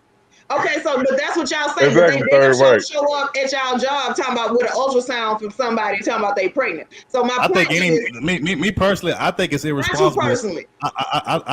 I think it's irresponsible of a man to get a chick pregnant and then he be like, you know, he don't ask for to DNA test. But if I'm doing if I'm at where I'm supposed to be at and I'm doing what I'm supposed to do, see, a DNA test to me means you feel like I was out doing some other niggas. So I'm sorry. I done seen the Maury Show. I done seen the Maury Show 1,000 times, man. I gotta be fair. Just like women want that reassurance, men want that reassurance too. So don't blame us for wanting it. That's it. That's all. You got nothing to hide. I got nothing to hide. Hold on. One goddamn But minute. if you gotta question me, you don't have to be with me. Like you shouldn't be with me. and get to question me. Hold on one goddamn minute. We talk. This is a serious situation. You talking about my seed? To know if this is my seed or not. So this is a serious situation. So I should be able to know if this is mine or not. Like period. Right, So I'm lying. And so I'm gonna tell you, I would give you the DNA test. I wouldn't threaten you with child support, but our relationship wouldn't be the same because I feel like you don't trust me. Right. Well, that's good. You're a human being. You're damn right. I don't trust you. You're human. How many men? No, hold on. How many men have trusted women at their word that that's their baby? I didn't do that shit. I'm not speaking on you, Topaz. You're talking to me. You gotta stop personalizing everything. See, you gotta stop personalizing everything. Hold on, y'all. Cass, hold on. Y'all personalizing this shit. I'm just speaking in general. A lot of men. You have a lot of. Hold on. A lot of men have trusted women's word on whether that's his baby, and then he come to find out 18 years later it wasn't his. So that's why a lot of men nowadays want to know. I mean, I don't see nothing wrong with that. Facts. I mean, if you ain't do nothing wrong, then why shouldn't he get the test? Why should he That's take why I would give him the DNA test and be like, okay, so now what it say, stupid? But here's the thing. So guess what? I guess what? I'll be the happiest man. Okay, it's mine. I'm gonna take care of it. Bye bye. We live happily ever after. Okay, at least so I listen, know 100% that it's mine. and you would get your DNA test, but I would be distant, and here's why. Is because, so now what you're saying is because other women out there hopping from dick to dick to dick, so you don't see nothing different between me and those women. You don't see that that's not who I am. But see, you brought that up into the question. That's not what we talking about. We just want reassurance that it's all. That's what you said. Once we I'm find telling you out what it means to me. I know what you're saying that it means to you, but I'm telling you what it means to me. Once you get over, you'll be all right. We'll be all right. We'll go back to to rolling forward like we normally do. So you'll be all right. Now, because what we're gonna need to do after that is we're gonna need to exchange phone passwords. Because now I feel like, so you don't basically, you have not gotten to know that I'm not the same as those we other talking chicks. about a human being though. This is a human being we bring in this life. It's way different. That's different, man. We're talking about trust also, though. We're talking about trust. Well, I'm talking about a human being that we about to bring this world to make sure that it has my blood and my DNA. Then you got time to. Facts, Jay Sean. I agree. Thanks, Jay Sean. DNA test should be automatic at birth. Facts. I totally agree. I mean, we come on, man. We done seen. We all seen the Maury Show. We seen how the baby daddy looked just like the child, but come to find out that's not his. Come on, man. We gotta stop I never get to be me. I never get to accept the fact that I don't do the same shit as the chicks that go on Maury. I don't need to go on Maury to know who my It ain't got nothing to do with what I'm talking about. I just want to know. Everything to do with it because y'all are judging me based on other women. Once I know that it's mine, not you good. In general. Hey, man, we gonna wrap this up. We gonna talk about this for days, man. We got. Let's go to the next. Let's go to the next topic. I'm on top We're gonna do a part 2 of this. We're gonna do a part 2 of this, man. All I'm gonna say, we're gonna do a part 2 of we go this. to the next topic. Once it's mine, you know, I find out it's mine. We good now. If you want to still be petty, hold on to the grudge. That's on you. But I'm gonna be all right after that, knowing that it's mine. I'm telling you, It's not petty. You just straight up say, I don't trust you. The ladies ain't going Thursday. I didn't say that. But okay. But no, that's what you're saying. We gonna go to the next topic though. We gonna go to the next topic. Look, we gotta do a part 2 on this because y'all got me fucked up. Okay, wait, let me say this. My thing is, it is basically saying you don't trust that person. And I'm the type of person that if I have to question you in any sort of way or be worried about you in any sort of way, I'm not going to do it. I'm just not going to be with you. So if you feel that way, untrusting of me, you shouldn't be with me.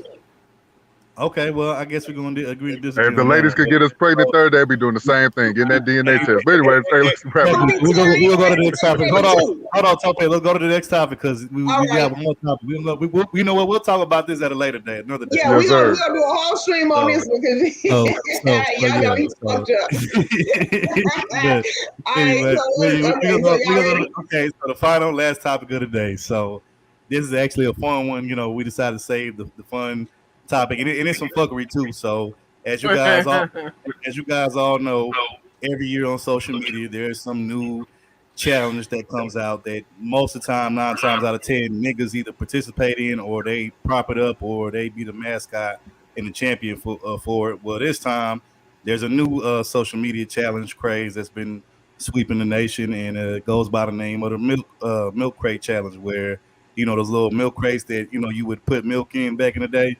Well, niggas have decided to do some hood Olympic type shit and stack the motherfuckers on top of each other like Legos, and decided to do like a hood Olympics challenge where, they decide to try to, walk on them and try to see if they can get from one end to the other. So without further ado, Topez, roll the clip. We did a whole it's kind of lengthy video, but it's basically like a collage of different milk crate challenges that's been seen over the internet. So go ahead, Topez, roll that clip. Go. 7 steps ahead, round 3. Line up, give him space, y'all. 7 steps ahead, round 3. Let him breathe. Give him space, y'all. Man, that nigga doing that shit fast. Get lonely at the top. Oh my God. Get lonely at the top. Make sure you put 2 feet up here. 2 feet on the blue, man. Get lonely at the top. Deep breath and take your time. Or step on the 1, or step on the red. Keep one on the blue. This game's for the little niggas, man. Not for niggas 250 and shit. So these double crates? You ain't, nigga? Oh, you ain't. Come right here, 250. Oh, you ain't. Oh, you ain't. 7 steps ahead. It was ugly. It's about to go down. It's a ooh. Okay. He for sure. He for fuck me.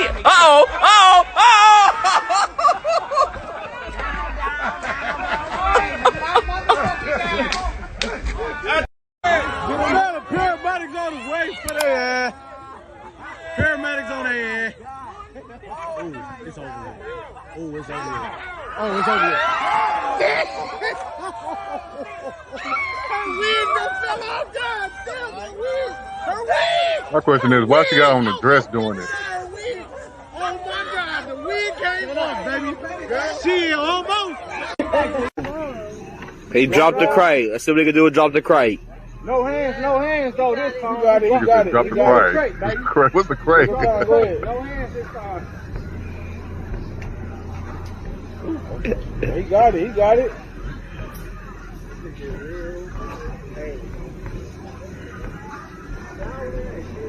Oh, he got it. Shit, other dude had it coming up. Dumbass. Milk crate was some of the most unstable shit. Why would you try to climb this? Hey, Topaz, The money is not worth. We want to see you do the Yeah, challenge. no. And some heels. We want to see Topaz Hey, bro, doing the you heels. good, bro? You can walk. You like people in hell want ice water. I want $1 million.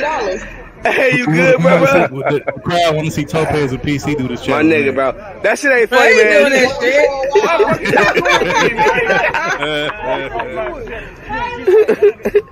shit? Hey. You alright, Thug? You alright? Make sure you Why alright they all before you looking go. so You alright? rough? You good? Hey, come on over here. Somebody probably somebody got something for you for the good work. Is that one for you? They feel like they from For Memphis. you, T? Hey, watch this though. Watch this though. Shit. Well, that's a big gal. That's a big one. Watch this. Watch this.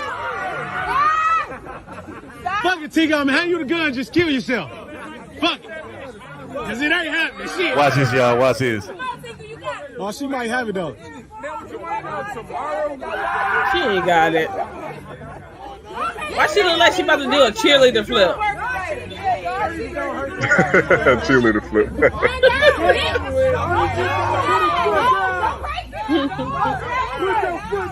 Hey, she don't know what the fuck to listen Somebody said, to. put your feet down. Everybody said, Oh, go wait, y'all. south, Just go wait. west, Just go wait. east. It's gonna get good, bro. Watch it. Come on, man. And I'm gonna buy you a zombie. Bitch. That's good. Hell no. Hey, she killed it, bro. She got that shit. Hey, bro. She got that shit. I was like, PC, I thought she was going to do a backflip. Oh. Oh, my God. These fools killing themselves. Yeah, black people, we are done. White folks do this. White people do this too. Those are ninjas. Yeah, the ninjas. whole my beard. Oh, watch this. Look at Topaz, y'all. Go Topaz. Hey, she from Houston, too. This chick from Houston, real talk. Watch this. Man, she doing it in the heels, man. Look at that shit. Sexy fox. Y'all gotta be quiet. She's not fat too. She's skinny. Now she got that strong core. You know what okay? I'm Strong core action. Hey, she a bad motherfucker for doing this shit in heels, though. Even though I wouldn't recommend natural hair. She in a heels. real G, my dude. But you see how she's bending and balancing her whole body weight and stuff. She said be quiet. Oh my god. Yeah, she's too cute to do this, man. Look at this. No, she's like 5'6". Look at this baby. Yes, baby. Come downstairs. Come down the cock. Come down the cock. Yes. She did it. Okay. Who remembers the rapper Webby? Lil Boosie? This Webby's son. Webby's son for to do the crate challenge. I got my son crazy ass. The yellow flag young. Fair use. Why they got a table right there for them to bust his head on? Nah, the table got money on it. Waiting on you, nigga. Look, he giving his son But I'm 200K. saying, like, where it's at. He giving his son 200K to do the challenge. 200K. Yeah, it should be out the way. You're right, PC. You got 200 stacks waiting on you. Count that. You can count that shit through the camera. Anyway, fuck. They should not have put that table there. Come get a good look at that. Right. Shout out to Louisiana. Shout out Baton Rouge. BR, what's happening? Don't rush.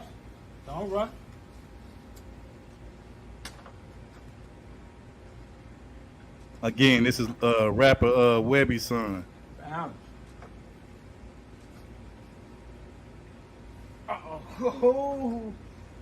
Make your daddy proud, man. Balance is the key. Balance. Keep the balance.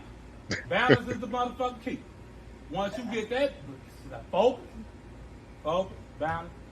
That's prime parenting right there. Y'all hear the coaching from the side. Yeah. Look at my son. Hey, that's why you need daddies around in the neighborhood, though, in the community, though, for shit like this. You know what I'm saying? That shit like this. Look at that 200K. That boy said, I'm gonna get that 200K. Hey, yo, Mike said he about to go. Oh, that's my favorite one. This is my favorite one. Look, the nigga doing the crate challenge, rolling up a blunt. He's too comfortable. Ooh. He rolling up a blunt while he doing the crate challenge. Mind you, he's from Jordan. He's too comfortable. That boy rolling up. That boy breaking down the weed. Oh, he rolling the blunt. Yeah! Finish that shit right there, guys. Yeah, this gotta be in Houston. Yeah, roll that shit. This is what they do. Roll that shit, guys. Finish breaking up the weed.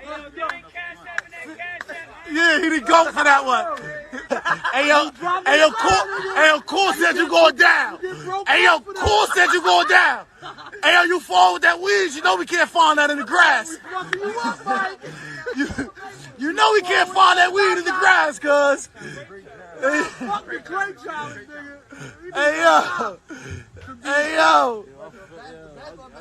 Hey yo, somebody said, oh my God, I wish he fall. Damn, that's some hating shit. Yo, stop, bro.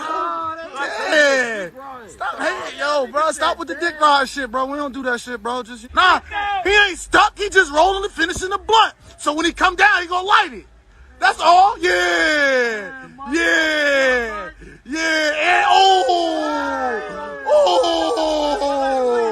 this is yes. On the crate. Yeah. Yo, he rolling it on the crates, cuz. Yeah. Get that nigga a lighter. Get that nigga a light. Get that nigga a light. Yeah. Yes, that bumper to that tweet lit. Get that nigga a light, guys. That's right. Yeah, he just disrespected that shit. Yeah. That's my favorite one right there. That boy went up the Trey Chandler, rolling up a blunt and fired that bitch up at the end when he stepped off like a G. So one person gets 200K to finish the crate challenge, and another person gets a lit blunt. Yeah, that makes sense. No, he was saying, he mentioned his Cash App and stuff, like hit my Cash App up or whatever. So I don't know how much he did that started before he went on this fucking crate challenge, Like would they have still hit his Cash App if he failed? But I'm not gonna lie, the chick in the heels, that was impressive though. Even though this whole crate challenge, I'm not gonna lie, it is some dumb shit, but the chick in the heels though, that was kind of impressive. I'm like, damn, she passed with the most unstable thing in the fucking community. Why would you walk around? Whose idea was this? She passed in some sneakers too. Yeah, that was crazy. She did both the sneakers and in heels. Yeah, she definitely got some balance, and she know how to like work her core for sure. She killed that. Yeah, she killed that shit. You see a lot of people. But that's what I want to know. Like, how this challenge started? Who started this? Or do anybody know what's the background? I don't even know, to be honest with you. I don't even know. I just know it became a thing overnight. Niggas was doing it, and now you have. I think For the Record TV should start a let's read a book challenge. Read 3 books. You know what? I'm with you, Brandon. Let's do that. You know what? Let's do that. Let's start a business challenge, something like that.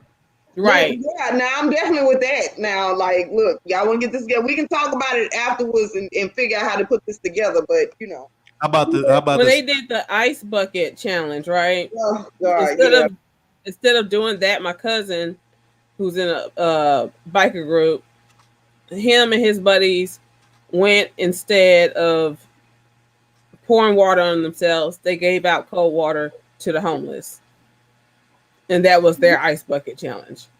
Well, see, now that's not like that. At least had a reason to it, Yeah. What I'm saying? Like I just this goofy shit that people be coming up with, I never understand it. So they tweaked it to their standards, and instead of wasting water, which is what everyone was doing, they put it to use with giving it out to the homeless, and with sandwiches and stuff like that. That's what they did.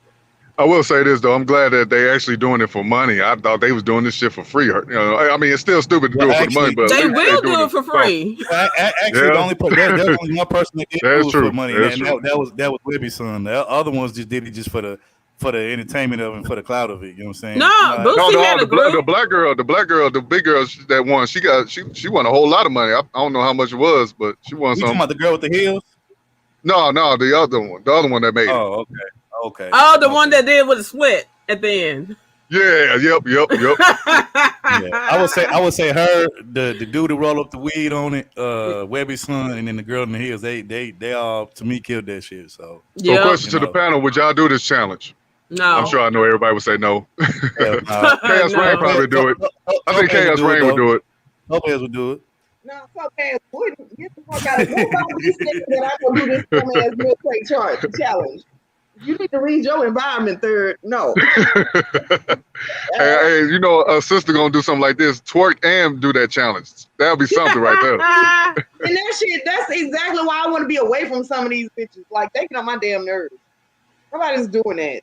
And somebody corrected me in the chat. They said white people did it. Okay, I didn't know. I just see a bunch of black folks doing it. So white people started it. Even if white people didn't do the milk crate challenge, where you think we got the expression "hold my beer"? You niggas stay doing retarded shit. Topaz going in. Get the fuck out! No, hell no. Topaz going in. Yeah. Third, would you do it? Third, would you do it? Hell no, I wouldn't do it. But I want to play devil's advocate real quick for a second. Let's be real, sir. But I mean, I get why everybody's saying the milk crate challenge is dumb, which I totally agree.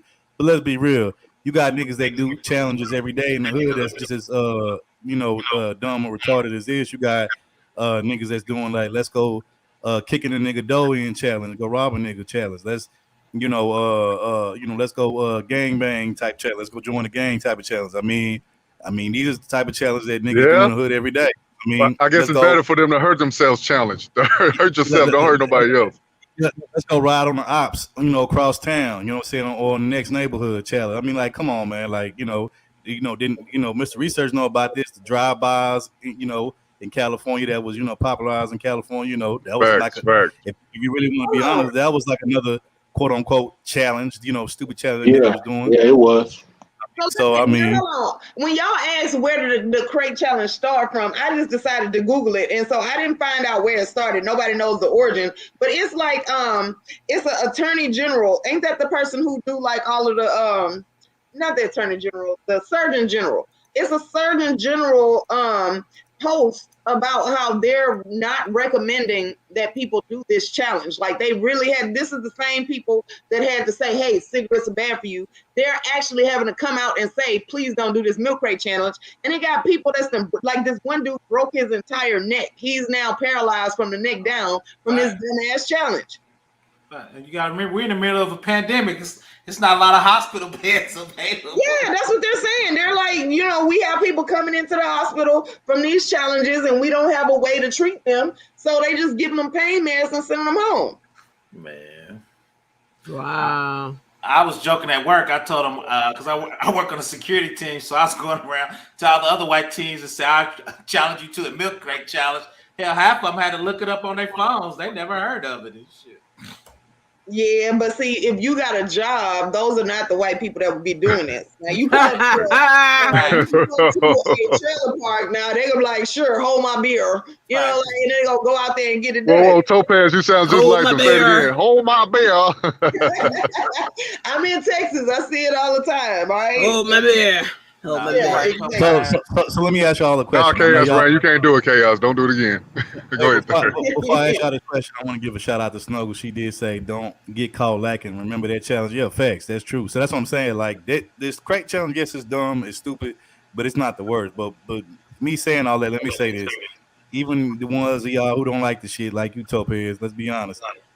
If you had to choose, like out of all the ones that like the chick with the heels on, the chick that actually did the split, the guy with the blunt, and then Webby's son, who you thought or who was your favorite out of those four? Because they're the only ones that won it from those clips we were showing. Okay, so first of all, one day ago, TikTok banned the milk crate challenge, and if I had to choose a winner, it would be Webby's son, because at least now when he did the shit, now he got wealth that he could do something with. Everybody else just got on my fucking nerves.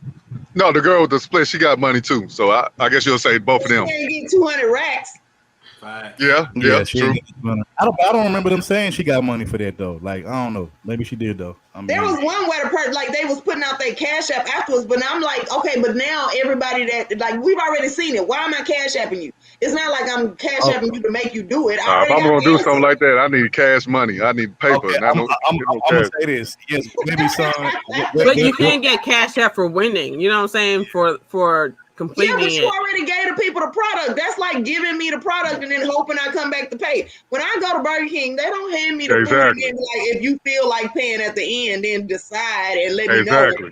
Get the fuck. No, but it's like a competition where you get the prize after you have completed the task.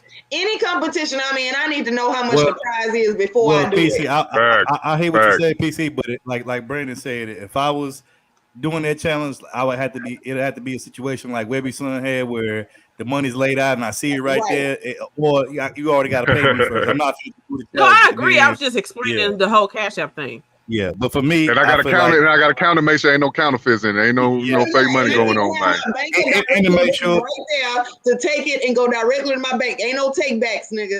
Like, and to make sure, and I got to count it to make sure you ain't shortchanged me either. But I will say this: shout out to Webby's son. He definitely was the best one, the winner. Then I would say I like the nigga that wrote up the weed. That was kind of some G shit. I ain't gonna even lie. Right. Even though some ignorant nigga shit, but I But like third, which one you think was harder, walking the hills, for the woman, or rolling the blunt? The walking the hills. Well, I don't know, because yes, the walking the hills was hard, but then you got to think, she look like she been walking the hills like that for a minute. She approached this shit, so I'm like, ain't nobody walking on crazy like that. You right? Look like she work out. Yes, I'm saying so. I would say number one, the winner would be Webby's son for getting the 200K, completing the challenge, and I say that the nigga that was rolling the blunt up. Then I would say the chick with the heels, and then the chick at the end who did fourth place, the chick who did the split. Are we really punishing her for having I agree. and had good thighs and core muscles? No, I'm not.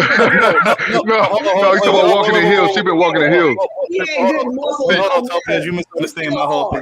Hold on, Topaz, you misunderstand my whole position. I'm not saying that, because to be honest with you, she actually looked like she a pretty good looking sister. She actually slim, nice little frame on her. Got some balance to her. So I mean, I'm pretty sure she could use that to good use in the bed. No, I agree.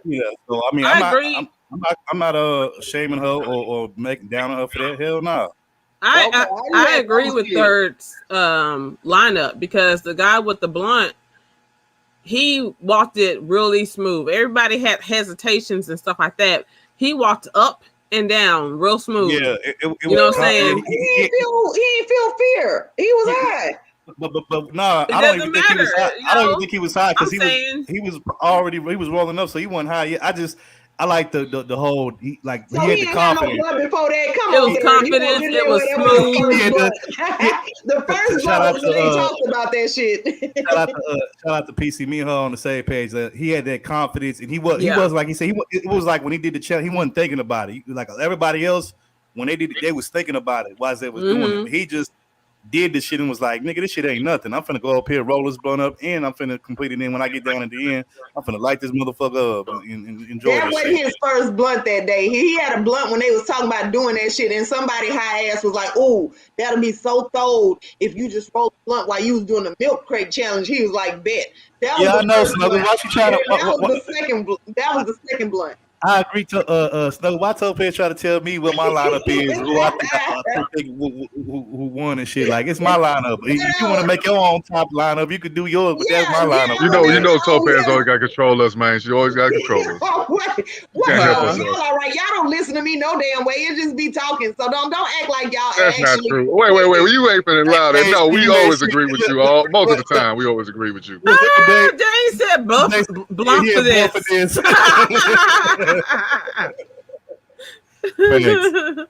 Mr. Research, you been quiet on this. I know you probably like, man, fuck this damn competition. What you got to say on it, Mr. Research?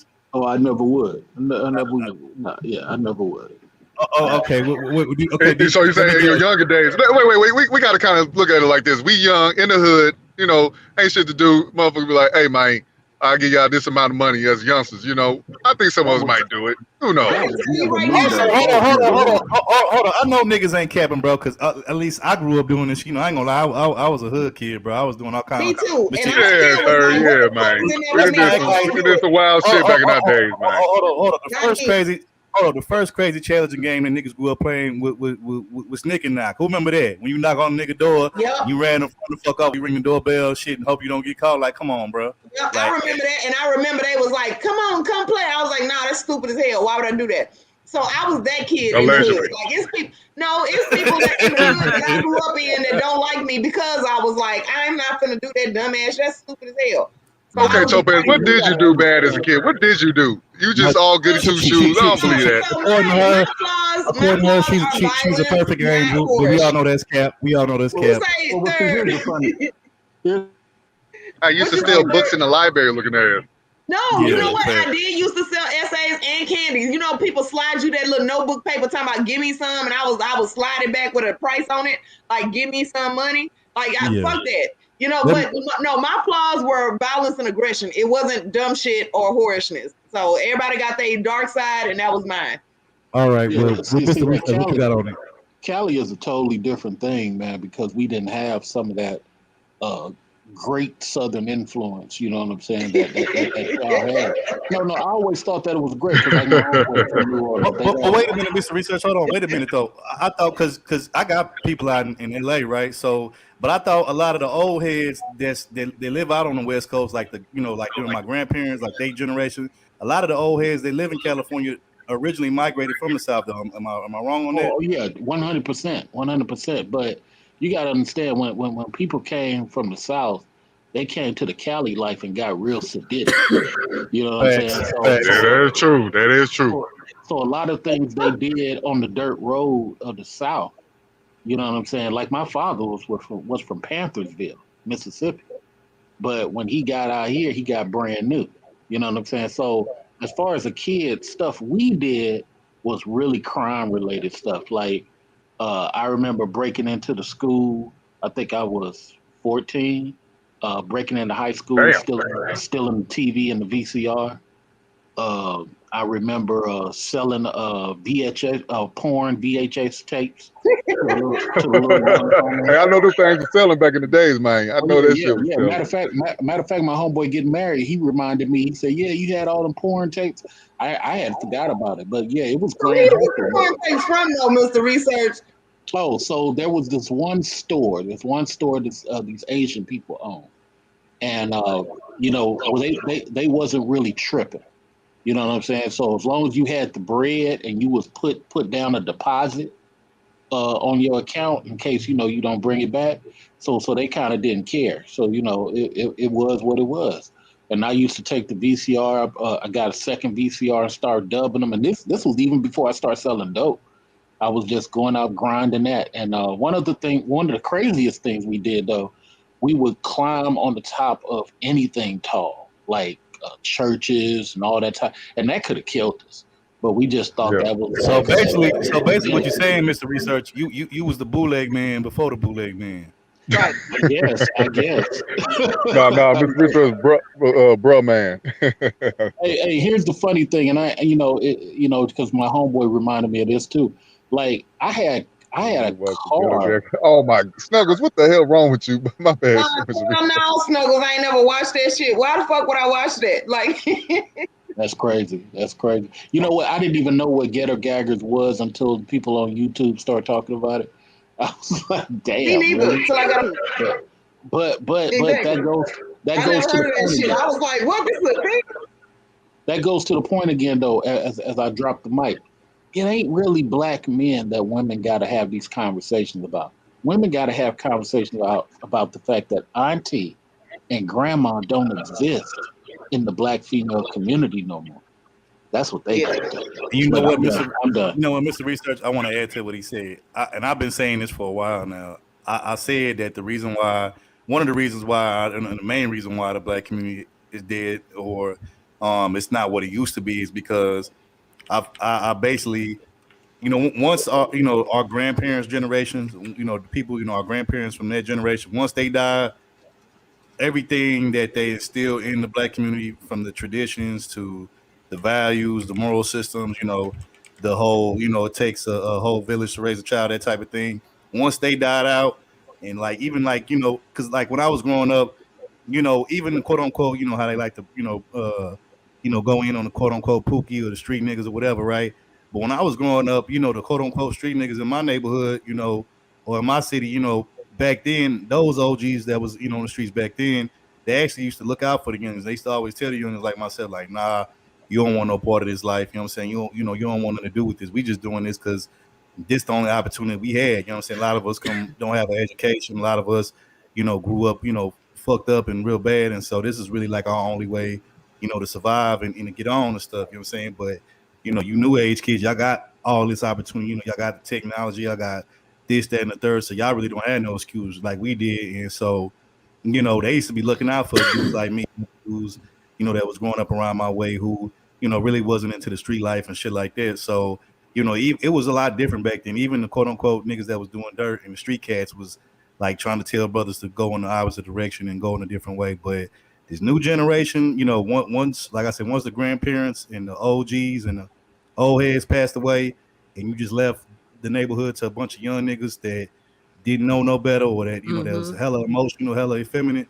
Hey man, that's how you got what we got today. So I mean, that's like I said, once our grandparents died, then the black community died with them. So hey, facts on that. But hey man, we gotta start wrapping this up. I'm getting hungry as hell, man. So all right. We can go ahead. We can go ahead and wrap it up. Mr. Oh, actually, we're gonna let the ladies go first. So, beautifully animated. You got something you want to say before we get up out of here?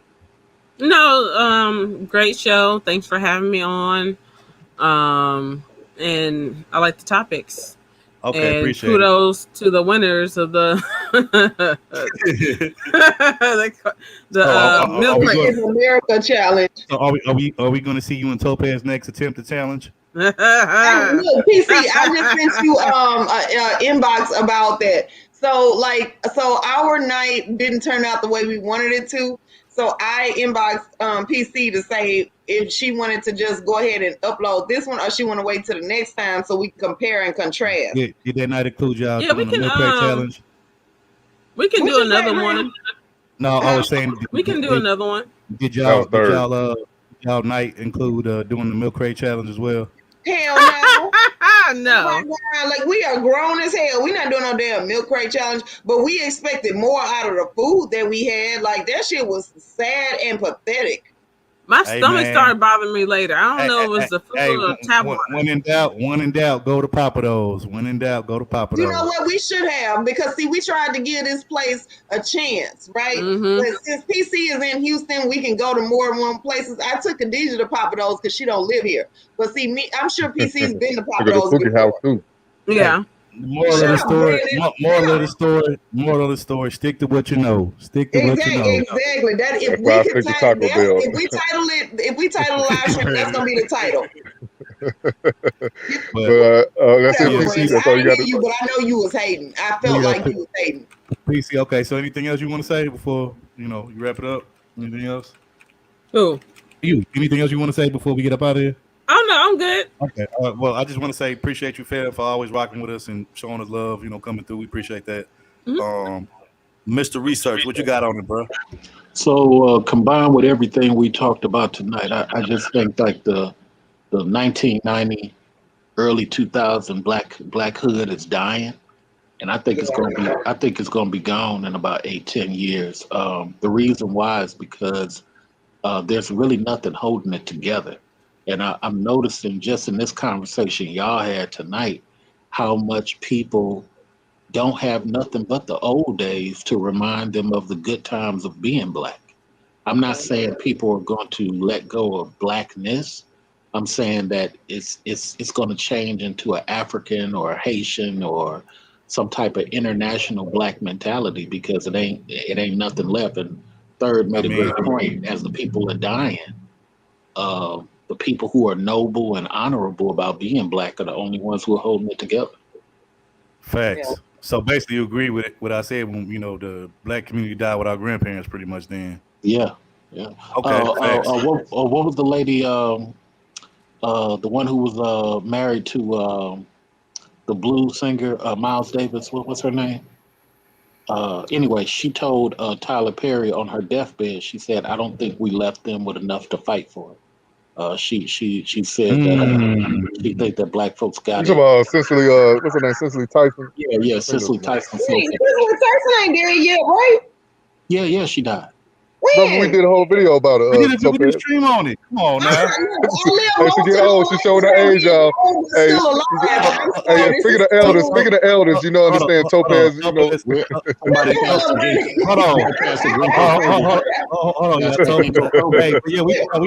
We did a whole like a dedication to the beginning of one of our lives. It was a while ago, but I will say this. Y'all gonna have to forgive me. 95% of my life, Cicely Tyson was old but still alive. Okay. I'll say this. Damn, so I can't believe you got.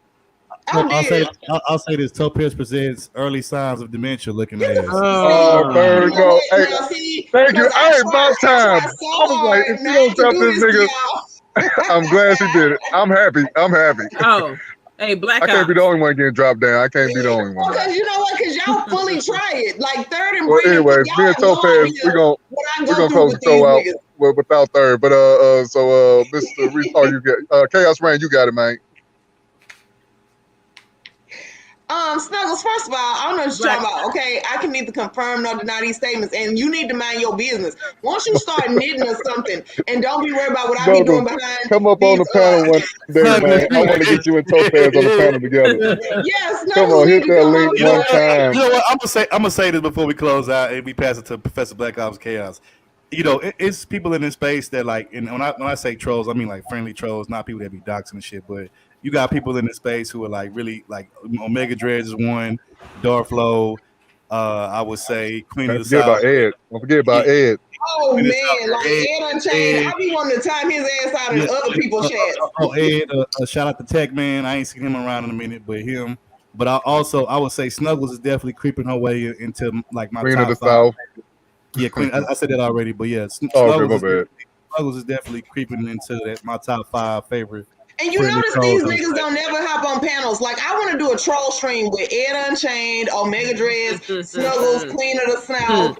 And, you know, like, I feel like they need to come up. I do. Yeah, Tech-Man, yeah. I think Ed been on the panel before. Tech-Man, yeah, because I'm still going to time his ass out when he think come back. Tech-Man and Ed on the panel. Them the only two, but other 3 y'all named. No. But you can't do that. Dudes still have a speech and Get out of there. Okay, got it. And then Chaos.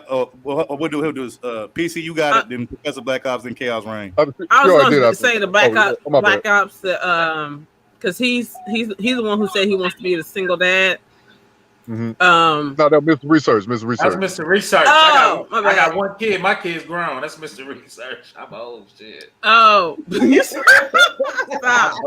I just want to say that being a single parent, it's hard dating while being a single parent because you have to be extra protective of your kid around these strangers.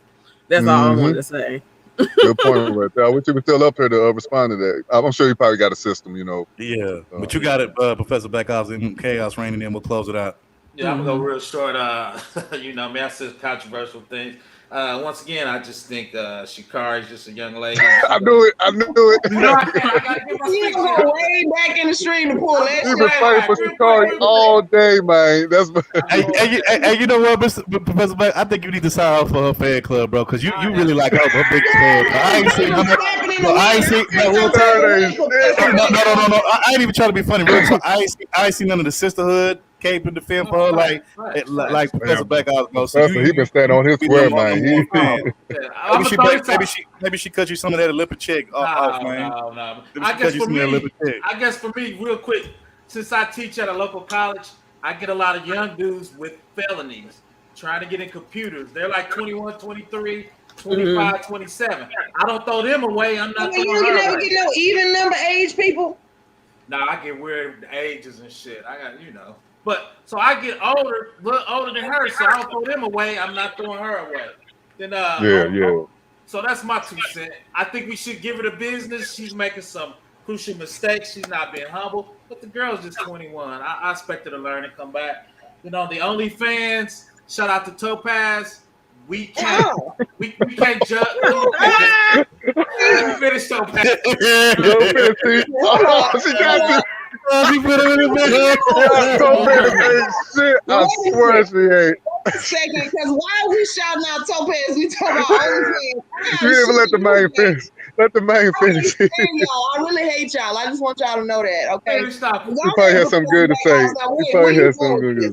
It's not you being on OnlyFans. We can't make moral judgments on what other people do to make money. Yes, the fuck I can. Look, let me tell you why I can judge the shit out of Sha'Carri, right? Because I've been 21 before. I know what the what the things are that happen when you're 21. I know what she's up against, and I was able to still hold my manners that I was taught. And what I'm saying is, we're not throwing her away. If we was throwing her away, we wouldn't give her the business. Not you, Topaz. Not you.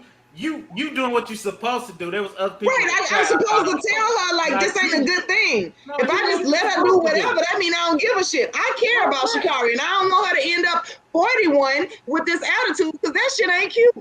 You doing what you're supposed to be. The sisterhood's supposed to come and get Sha'Carri. I just feel like there was some other brothers in the chat that was trying to throw her away. I'm like, she's young. She just gotta grow up. That's my only 2 cents. Facts. You got That's exactly what I'm doing.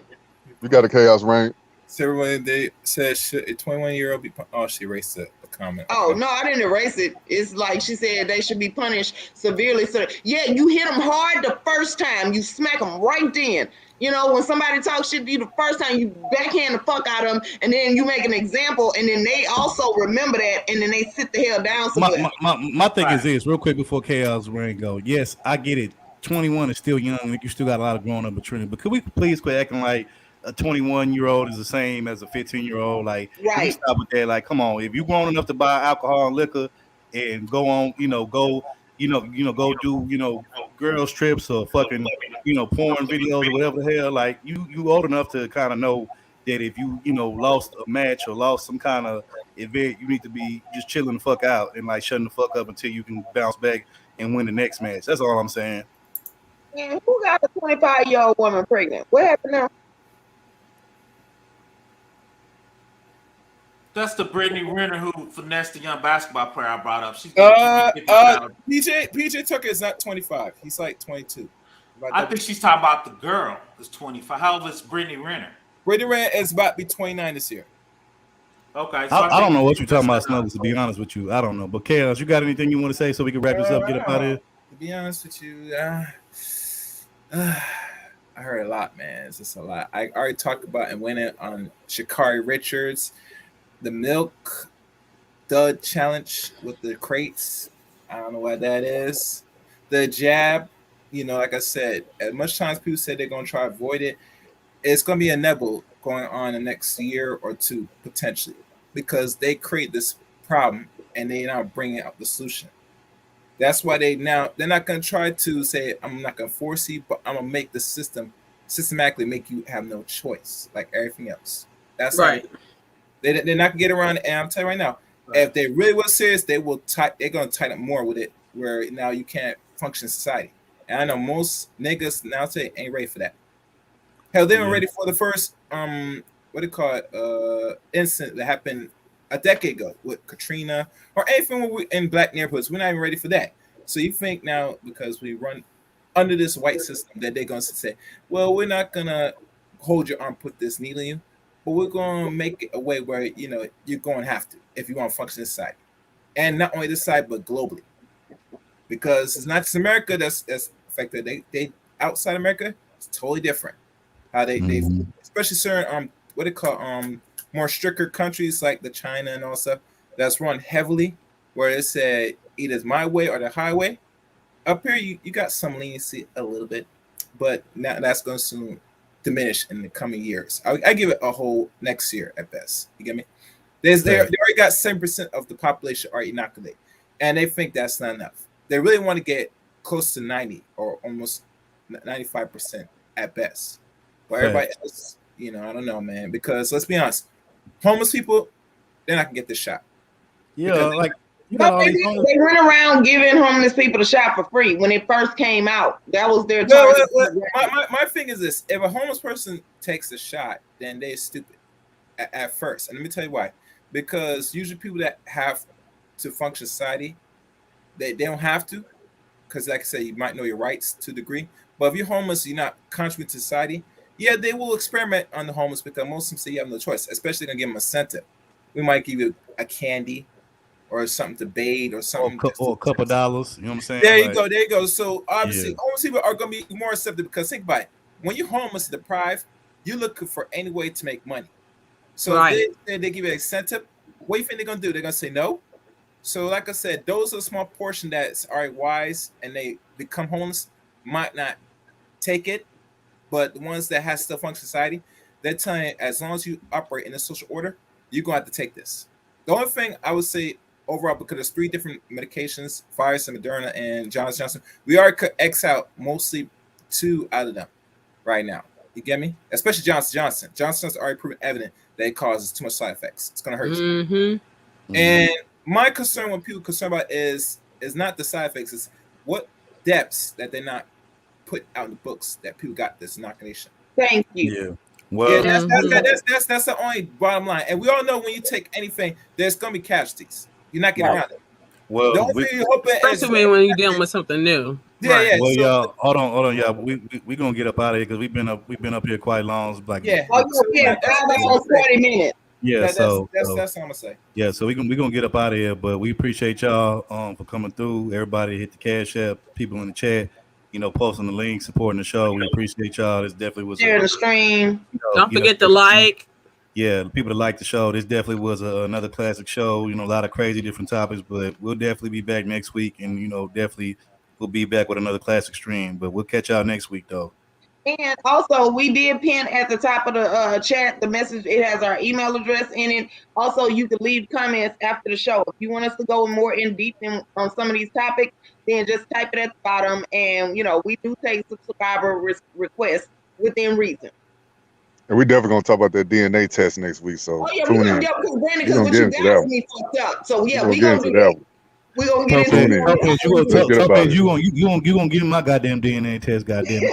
I'm going to give you the DNA test, but then I'm going to have a whole attitude about it. Hey, so you know what? You know what? Have your little funky attitude. I'm gonna just leave it to yourself. So then you know what's gonna come next, though. Like as long as you know where we are with it. I'm gonna let you have your attitude. I'm gonna leave you alone for like 2-3 days, and then after I come back, you'll be all right. You forget whatever. Look, the point is, right? Like you know where this is going. So like I just feel like I shouldn't be judged the same as these hoes. Hey guys, save it. We're gonna save it. We're gonna save it for next week. One last thing I'm gonna say, hey, niggas ask for DNA tests every day, B. You be all right. Camera on. Right. Okay, you sure right, nigga. And people fake DNA. You know what? God. Here we go. No, we gonna do it. No, we're gonna do a whole stream. We're gonna deal with it, and I'm gonna get into all the reasons why y'all got me fucked up. Like several of them. I think well, not you, Topaz. We talking about our other sisters. Not having me fucked up. So Topaz, not you. Don't personalize. We talking about other sisters. We gotta hear. Shout out all of the supporters. Shout out to all the petty women hold on to grudges. Whatever. I don't care. I really don't care. Stop doing that. I do not care. Topaz got to have the last word. Let her have the last word. We'll holler at y'all later, man. Peace. All right, bye, y'all. Bye.